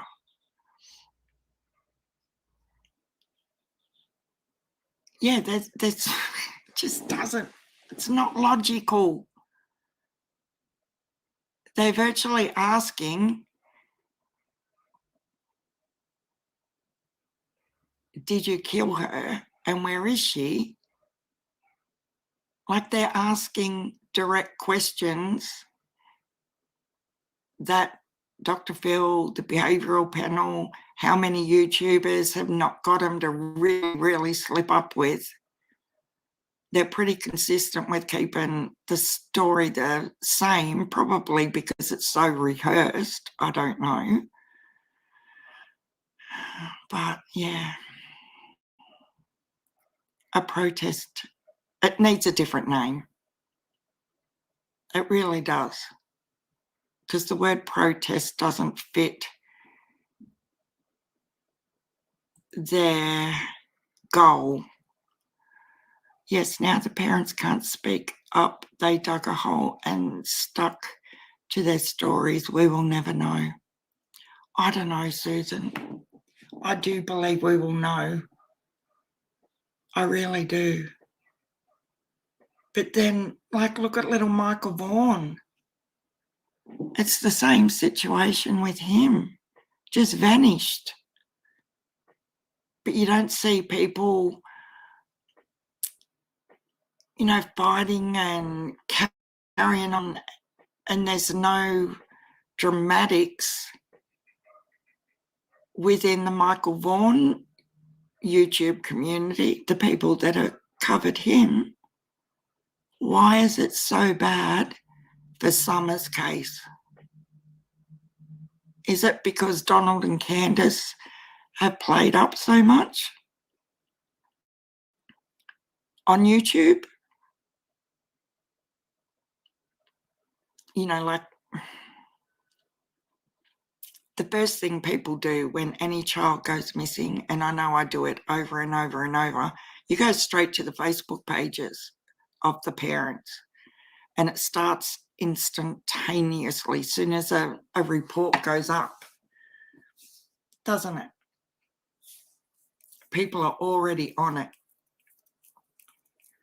And then with their backgrounds, Donald and Candace's, and then you look at Grandis's brother and the fact that Donald and Candace both had children prior to these 4 that were taken, and the situations around that. Like, it's just so messy. And that's why people are so, in my opinion, it's always just been messy from day one. That very first TV interview with Don and his son, like that's when my feathers went up, like when he started talking about the resurrection and everything, and I was like, what? Hell no, he didn't just say that. And I probably shouldn't have just said hell no in the same sentence as resurrection, but it's all these little things that have brought attention, good or bad.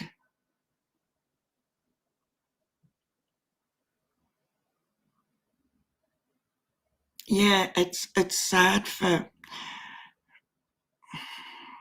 so many other missing children don't get the same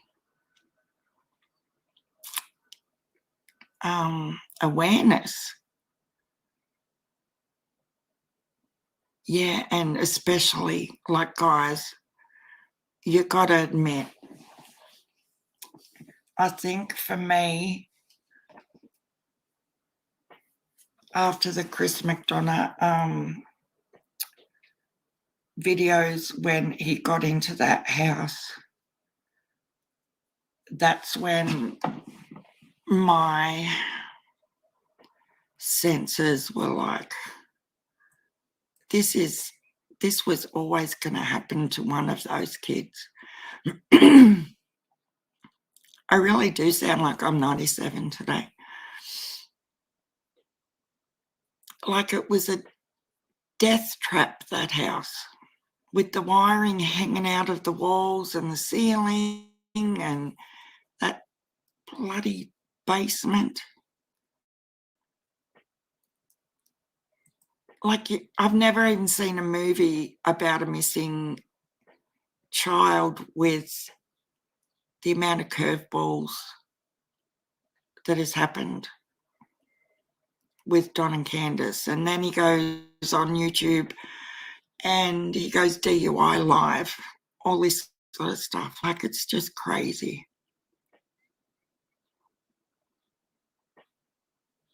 Yes, Stephanie. Oh my God. Like, what parent have you ever seen on a media interview that says something like that for a start? And that's why I think a lot of creators right now are going so hard with the church, because Donald has sort of put the church as, he's tried to, in my opinion, paint this picture of a religious, from that very, very first media interview, it's always been about religion, hasn't it? And for the creators that have gone back to square one, the church side of things is huge. And I understand why it is. I'm not saying every church is bad. I'm just saying it's weird. And why did they want to build a facility on Don's property for the church? Like, there's just more to it with the church. Well, at the beginning of the year, Emre, when you think about it, there was Orrin and Awesome West and Cash Gernon. Oh, I can't think of his name. You know, the other little one in Las Vegas, and the mother went home to look after her mother who had been burnt, and the boyfriend murdered him and put him beside the unit blocks across the road. Oh God, I hate it when I can't remember their little names.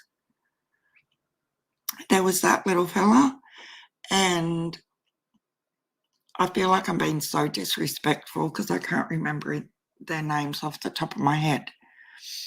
And then that other queer woman, the girlfriend that had the little boy, because the father was living with his grandfather who had COVID. Remember him? And she had him in a tub and took him to the storage units. And then she took off from handing out flyers and rang an ex-boyfriend, and they went and picked this tub up from the storage containers, and he drove her to a motel an hour away. That's all been this year alone. But the last 2 months, 2.5 months, there's been no new ones, like bad ones. A lot of them have been found lately, which is awesome.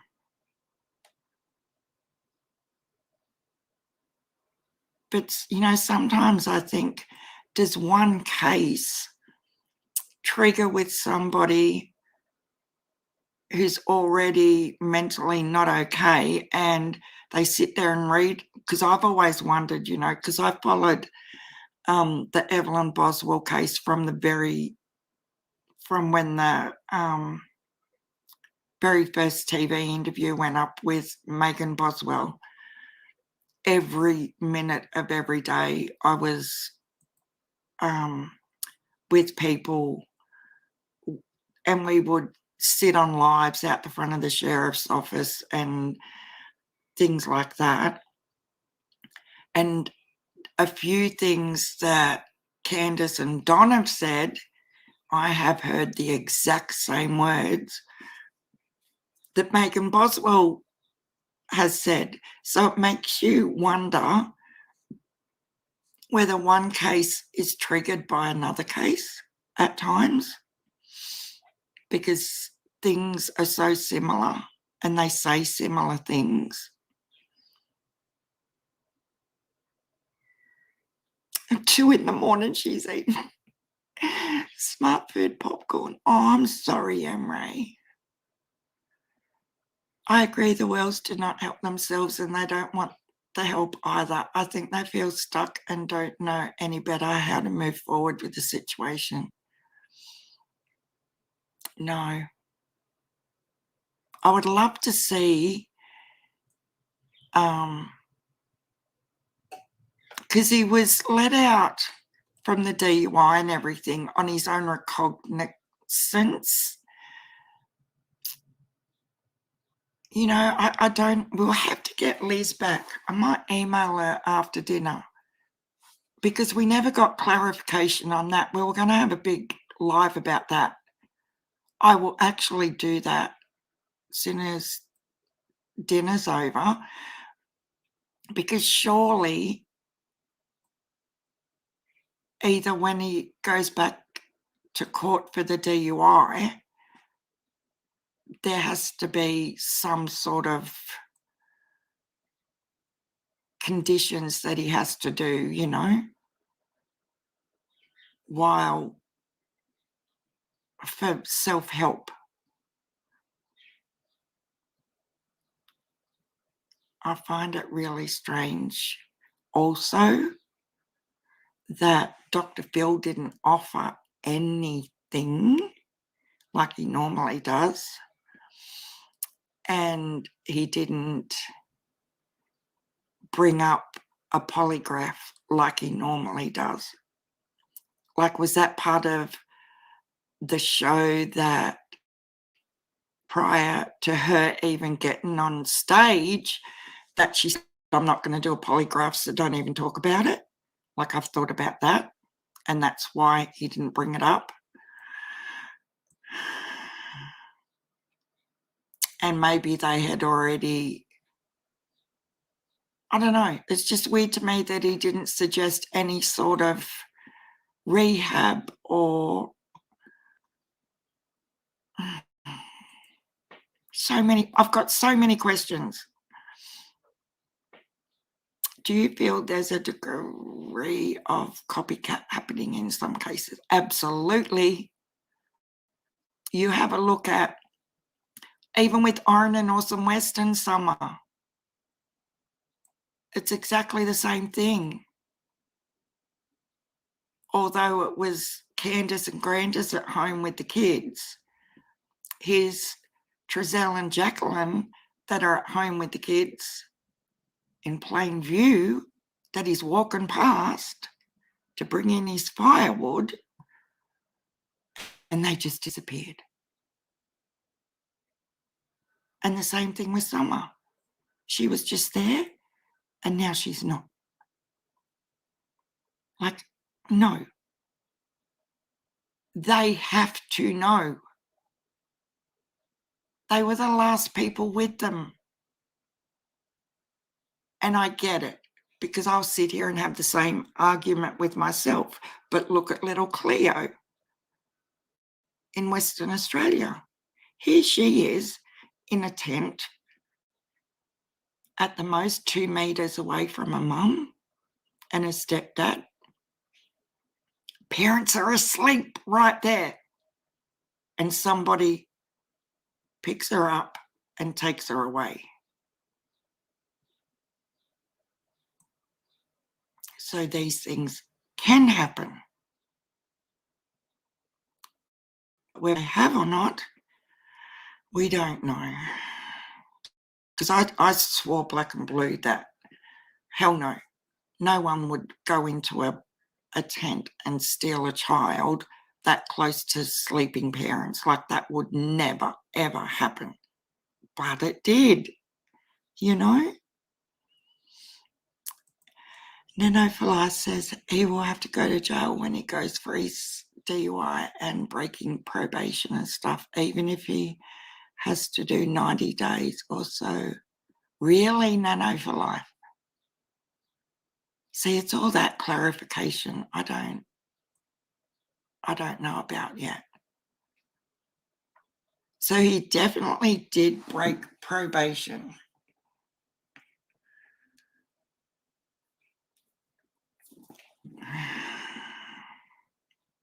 It's just so confusing.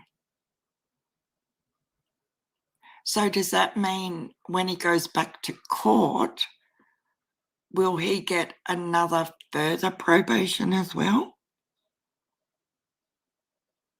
As well as whatever punishment he's got happening?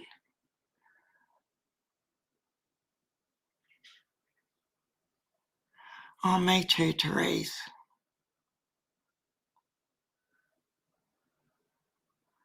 And you know, Cam and Ali, I think they're really, really good people. They don't like the drama and stuff either. At all. And I know they're trying to stay impartial, but sometimes they're just, it's like they're really, really not impartial, like defending them. You know, like they're really, really good parents and stuff. And I'm like, no, they're not. Like, I know they're trying to do good and say nice things and everything, but sometimes you can't just say nice things just because you want to be nice. When it comes to their parenting and their house and things I can physically see and witness, then I will say what I think. And I do think they're shitty parents. If their behaviour on YouTube is what those kids live with every single day of the week, with them in that state, hell no, they shouldn't be going back to them. And cleaning the house up and doing renos and everything isn't going to change the way mum and dad are of a night time when they're on the drink, is it? It's more to having a nice renovated house. So when Cam and Ali, and I'm not bitching about Cam and Ali, I'm just saying I find it hard to deal with the comments about what great people they are, as in parents, and they love them kids, and I'm not saying they don't love their kids. I'm just saying they're not great parents in the parenting side of things, because no kid should have to sit there listening to mum and dad talking to each other like that, ever. Like, even in our situation with Miss Nine, when hubby and I get frustrated with one another, we would not, maybe I said yes to something and then hubby says, oh no, it's fine, you can have, other way around. If I've said no to something and then he says, oh yeah, it's all right, just have it, you know, that might annoy the shit out of me because he's contradicted what I'm trying to say, but I would not show that in front of a child. Do you know what I'm saying? Like, even that sort of thing shouldn't be. Kids shouldn't see parents disagreeing about the kids, full stop. But yeah, that's sort of, I struggle with that with Cam and Ali, how they'll praise them in that light when I totally disagree. The neglect and the substance and or alcohol is not good. Yeah, their whole, like, honest to God, that wasn't you. And somebody said it in chat the other day. It might have been you, Susan. I can't remember. It's the dementia. I swear to God. I was in someone's chat the other day and they were talking about how they knew straight away as soon as Candace said that Wyatt said, oh, she's gone down to the playroom, Mum, to play with the toys. She knew right then, right that second, that that was a lie. Because 12, 13-year-old kids, if they're sitting there playing their game, firstly, they're not going to make eye contact. They're not going to have a conversation. And that was not a playroom. I doubt very much that them kids, them boys, would have referred to the basement, whatever the hell it is, as a playroom. They might have said, oh, she's gone downstairs. But give me a break. I do not think for a second any of them boys said, oh, no, she's gone downstairs to the playroom, Mum, to play with her toys. Get out of here.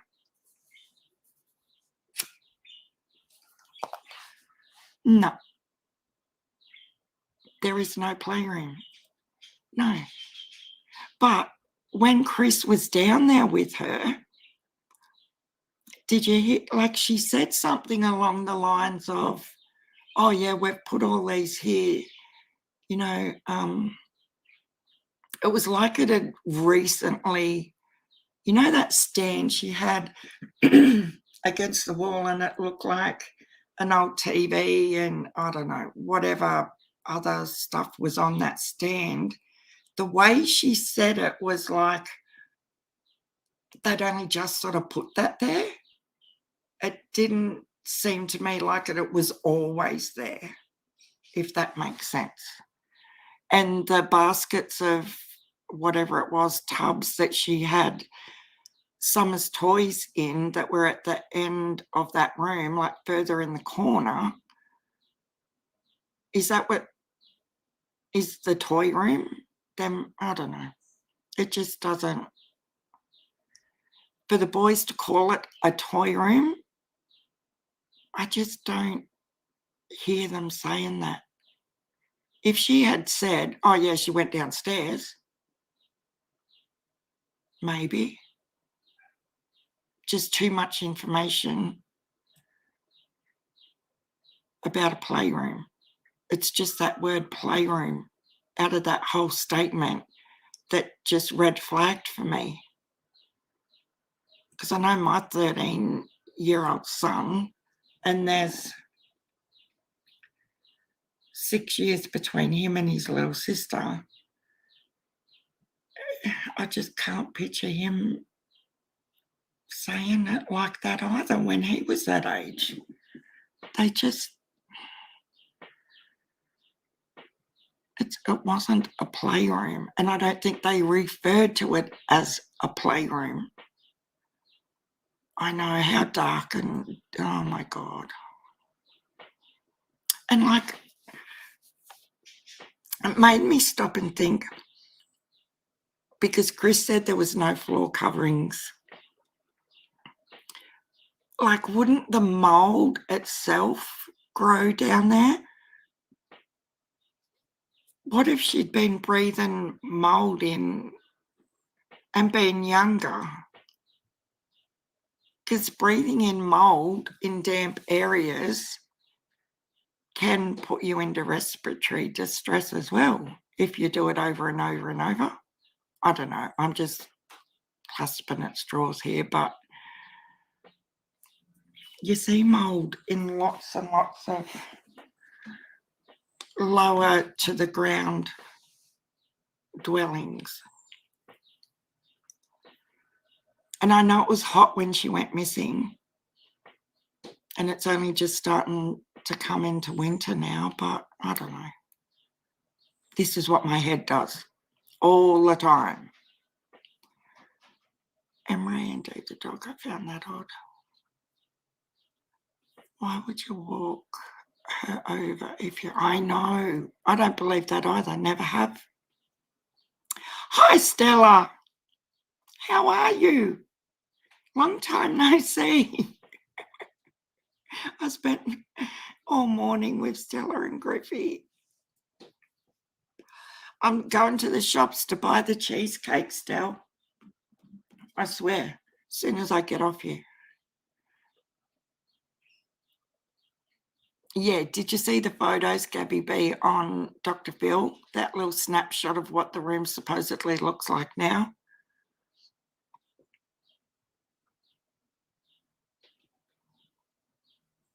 It looked a bit brighter, and that cupboard was donated.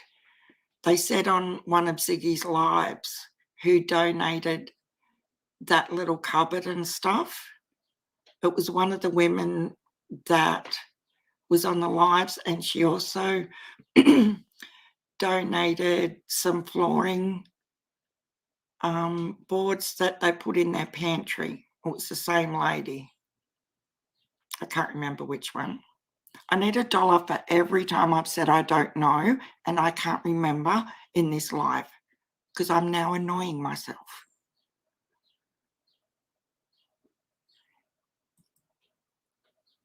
Yeah, look, I just can't. That was what, 100 yards from the van to the house.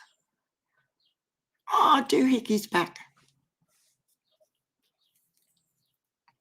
As if she would have walked her to the door.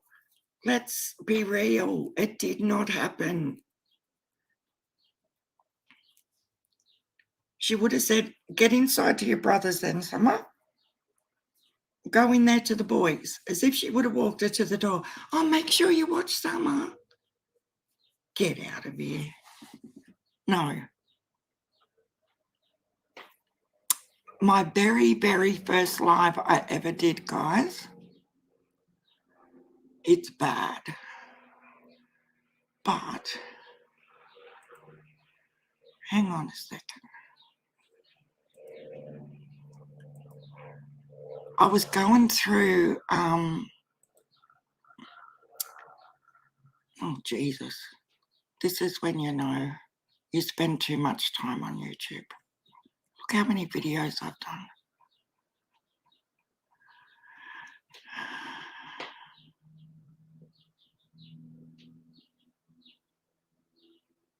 It was, so I started stalking Candace's Facebook, and I come across an artist, a singer she was following and had liked, and she'd commented on this song. Oh, you're struggling to open your eyes, Stella. You wouldn't have had much sleep. Yeah, no one in Australian bush, we wouldn't do that, Susan, would we? So I couldn't see her being that fanatical about walking her from the van to the house. You want cheesecake too, Emery? no. Griffey's back in. I know. I'm still dying for the cheesecake. Hi, Renegade Patriot. Okay, so I come across this song. This is the very first video I ever got game enough to do. It's really, really bad because I had no clue what I was doing. But I always felt like Summer's seen something she shouldn't have seen, okay? This is before I found this video. I had this feeling, I don't know what the feeling means, but I felt like whether it stemmed from that 911 call when they said Mum went for a walk. Remember that one? And she come back and the child was gone, meaning Summer. So Candace was the one who went for the walk, apparently, on that 911. I'm going to put this together tonight with all my other research I've now got to do. So I thought to myself, sitting there, I wonder if Summer witnessed something that Candace was doing that Candace really freaked out about, that she didn't want Summer to ever see. And Summer's followed her down into the scrub somewhere and seen something. And Candace has retaliated and accidentally, you know, it went really, really bad. And then I come across this bloody song that Candace had liked and commented on. So I tried in my first live, Miss 12 and I are trying to work it out together how to do it because we had no clue. So she was trying to help me. So be warned, it's bad. Oh,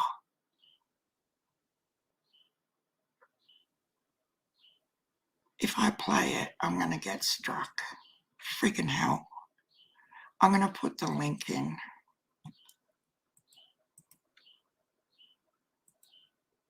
I'm going to put the link in here, guys, if you just want to copy and paste it and have a look at it yourself. But the film clip and the song, the words of the song are exactly that. A child witnesses. So Dad drives down the property a bit and the little boy follows him without Dad realising and watches what he's doing. And remember in the police report, Candace was saying that Donald throws stuff at them.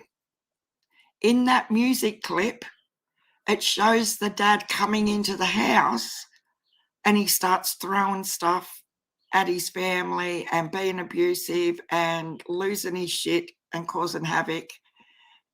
And it's just the whole story in that film clip that made me go, oh my fucking God. Is this what happened? Is that why Candace liked this song? You know? No, it's not.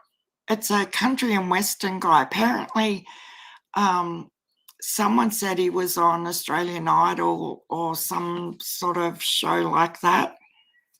Can't even remember his name. Can't remember.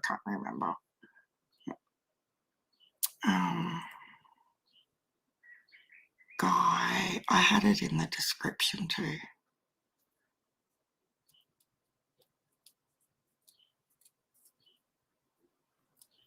Two weeks ago, Stitch and Crime commented. Look at this. It's how long since I've looked at these comments. A Stitch in Crime, and she's always in our chats. She said this song may have even more relevance to this day. And I posted this on the 7th of July. Guy,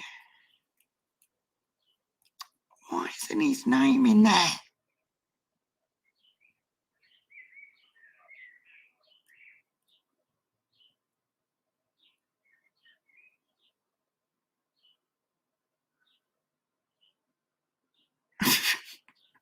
I haven't seen Pascal's wager for ages.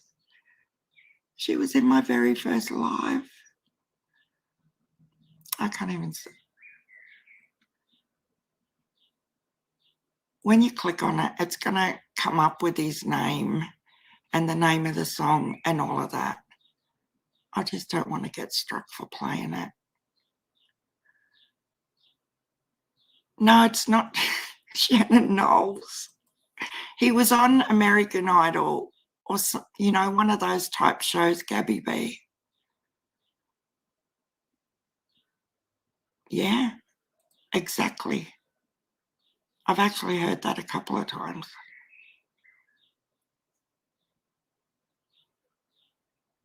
That is flat ground.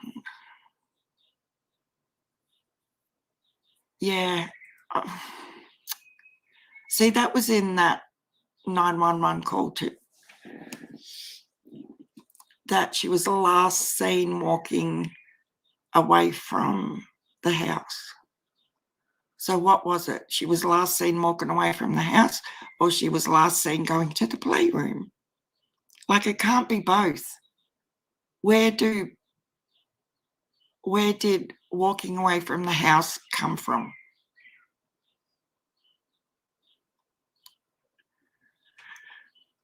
It's just crazy to me. Were you saying earlier that you know the Shenanigans channel? Yes.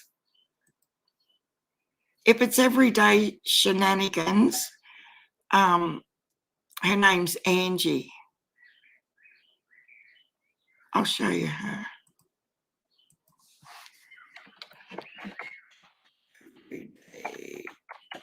I used to watch her channel all the time, but I don't anymore.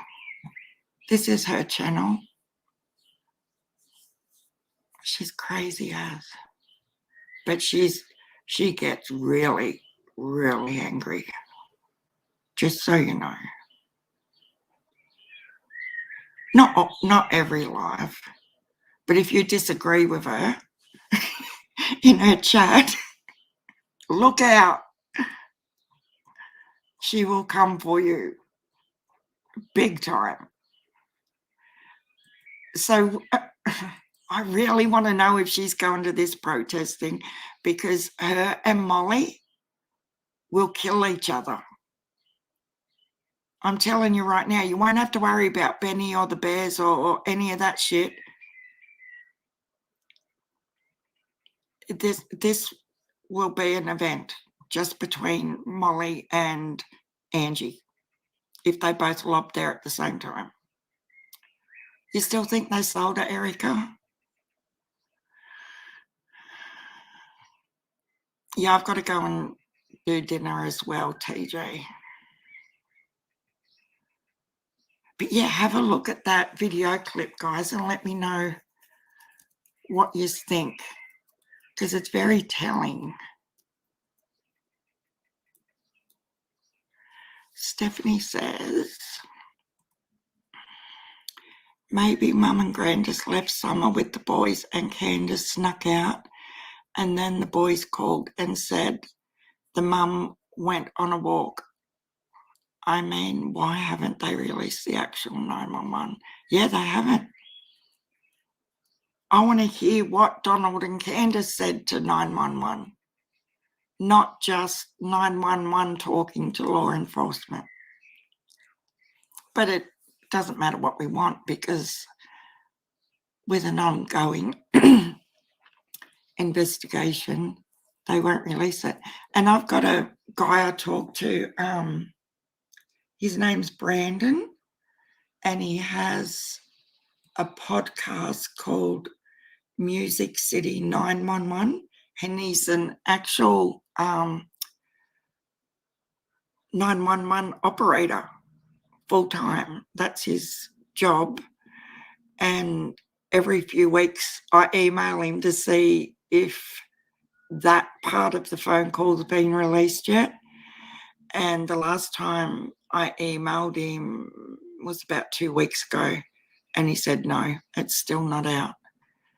That, like he said, he would let me know when it was out. And I don't doubt for a second he would. But sometimes I think, I might just remind him just in case.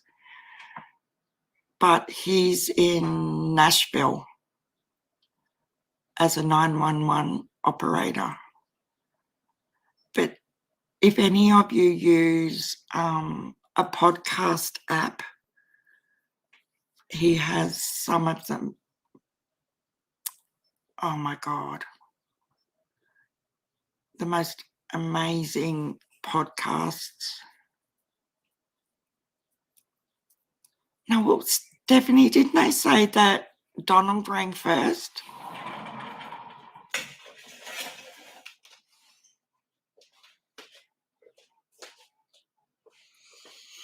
I always thought Donald rang first and then Candace did. I'm coming now. No, I'm coming to tell you, we forgot Maisie's birthday When was it? on the 4th. Oh, hear that, guys? We forgot Maisie's birthday. So 2 days ago. Yeah. Oh, we'll have to get her a treat. Mm-hmm. Shut up. Yeah, why is... That's another thing. Don't get me started on that. Why do they ask for donations like Molly did to go to the laundries and everywhere else?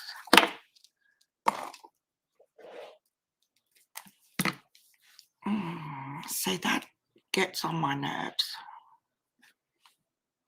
If it's something you want to do and it's for a good cause, why does it depend on donations? I'm sorry, I just have a problem with it. If you can't afford to go, do not go. Simple. It isn't all your subs screaming in your chat, oh, how about you do this, Molly, and we'll pay for it. It's her decision, but everyone else has got to, and like, it's up to the individual to pay if they want to. I get that. I just don't understand. I don't think it's okay. And that's my opinion. If I thought something like that was a great cause and I was accessible and able to go there, I wouldn't come on here and say, oh, guys, I'm going to do this. All donations would be appreciated. Cheesecake. Might ask for some cheesecake, but I wouldn't ask you guys to fund it, is what I'm saying. I just don't agree with it. What cheesecake? We want cheesecake. Don't we, guys? We all want cheesecake right now. Why? Because we want it. We have to have it. I can make you some. Stephanie, whose channel did you say? I'm telling you, it's like a game of charades on this channel.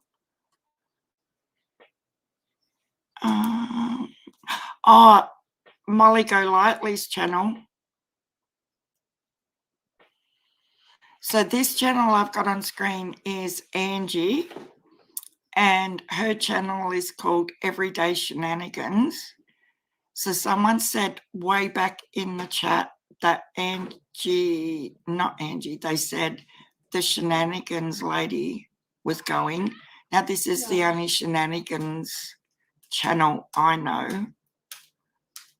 So I don't know if it's fact that she's going or not. Hey. What? It's surprising how to just... And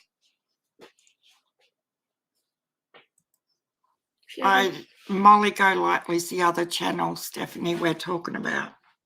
And her channel is called Molly Go Lightly. Just how you would spell it ordinarily. Lightly or lightly? Lightly. Light. Lightly. I don't know how to spell. Now I sound like Libby. I'm singing. Angie's. Yes, Susan. Yeah. That Angie's is everyday shenanigans.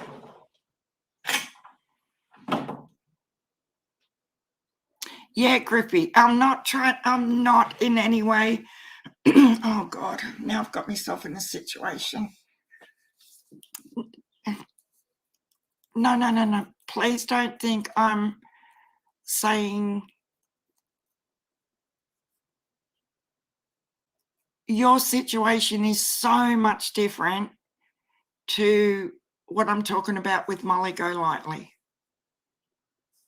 Like, you guys know I'm trying to help and support you guys as much as I possibly can. It's a proper, like, you guys have got no water, electricity, and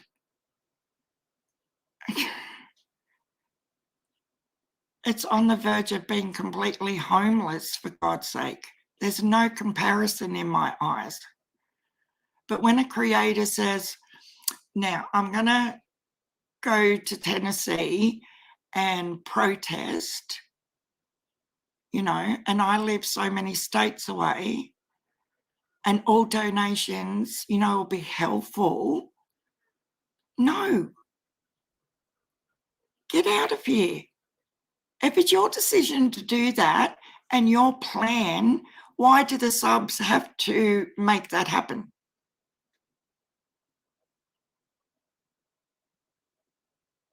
And I've probably got it all ass up, but that's just the way I feel about it. No, I just don't want to upset you guys that you think I would be like that, because that's not at all. I just don't think that's just the way that's how I am on my channel. I just think everything about it, Teresa, pisses me off. With both of them and their other friend. And it's got nothing to do with John Hinged as far as MGL and the other one, that perplexed woman. We're all different. We all do things differently, but Molly doesn't look like she needs a donation to, she's quite backward in coming forward about, she's very comfortable, and her designer brands and that sort of shit. So why plan a road trip but then insinuate that she is open to donations? But I guess at the end of the day, yes, Stephanie, that's who I'm talking about. It comes down to the subs. She very well knows that the subs are going to start throwing super chats up there, all that sort of stuff. She knows they're going to do it because they're like starstruck. She's their idol, and Molly's going to like me more if I donate to her protesting trip, and I'm going to be noticed and all that bullshit that goes with it. But it's not that she's trying to help Summer in any way, and that's what subs don't see. It's the fact that she wants views and attention and clicks for that road trip that makes me sick.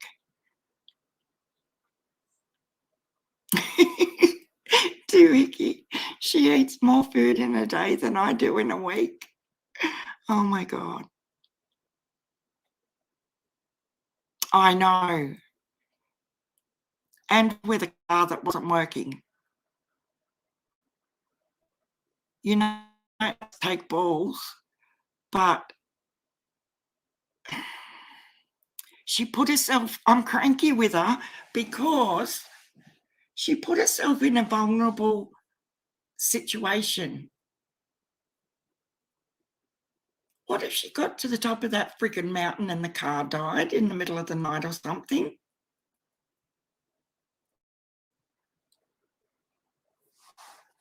Like, I was worried shitless because I knew how dodgy that stuff was. And I was like, oh my God, you're just going straight out in the middle of nowhere. And I don't like having to worry about my friend's safety.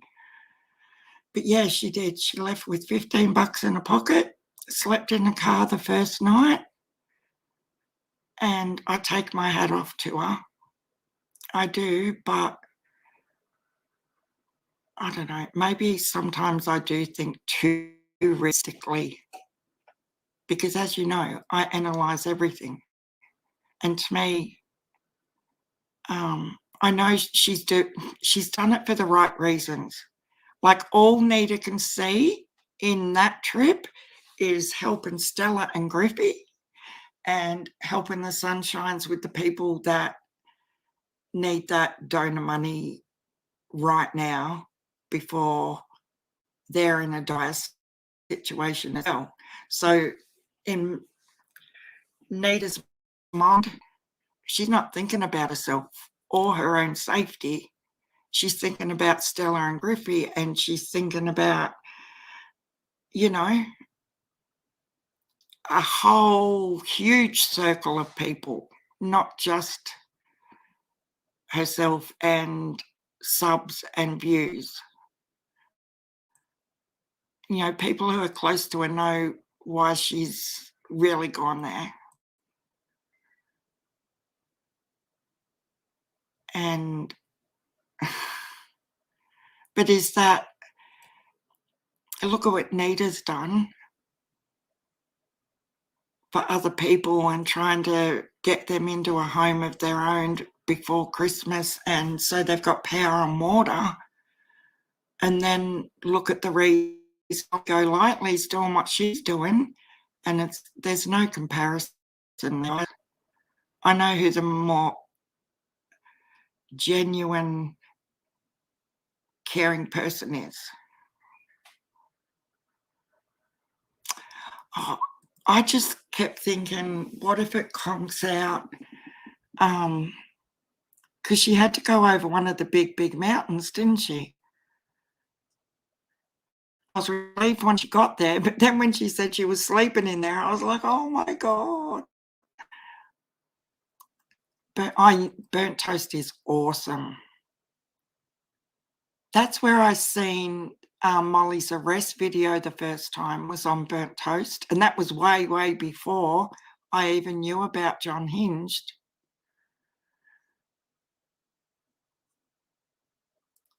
She is a wonderful person, but yeah, she's very spontaneous, as in when she wants to do something and stuff, like, get out of me road, I'm gonna do it, without thinking of herself as well. And I was just a bit scared for her, but I know why she's doing it, Stella and Griffey. I absolutely do know why. She's trying to help you guys and the kids. You gave her an earful as well. I don't doubt you would have, Griff. She slept in the car. I know. Yes, I did. I heard that. I think it was in your chat earlier that Twister fixed the car for her. And she's in a motel room. Yeah, that's heaps good. I'm really happy about that. Yes, Griffey doesn't have to be a car alarm anymore.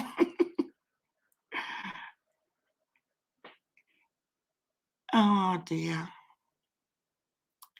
But yeah, they're two completely different scenarios, aren't they?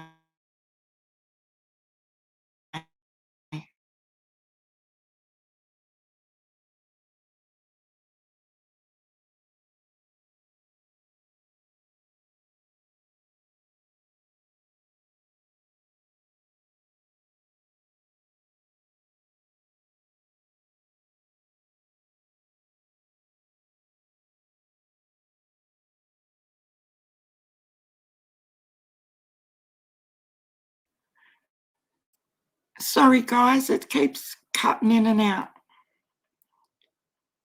I know. How bad was she in the actual cell? It was disgusting.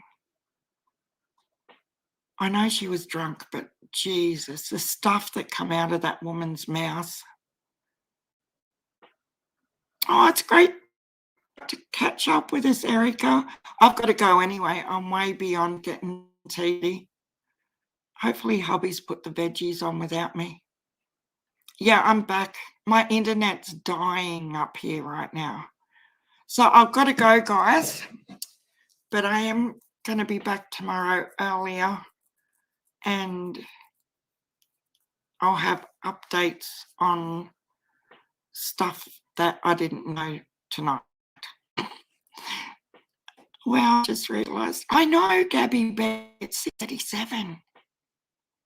Crazy. I've been on here for 5 freaking hours. Can you believe that? I better go. See you, Doohickey. Thanks, everyone, for coming in. Thanks, Renegade Patriot. And I'll see you all tomorrow. And I'm going to put a photo up of Cheesecake. Have a good night, everyone. Bye.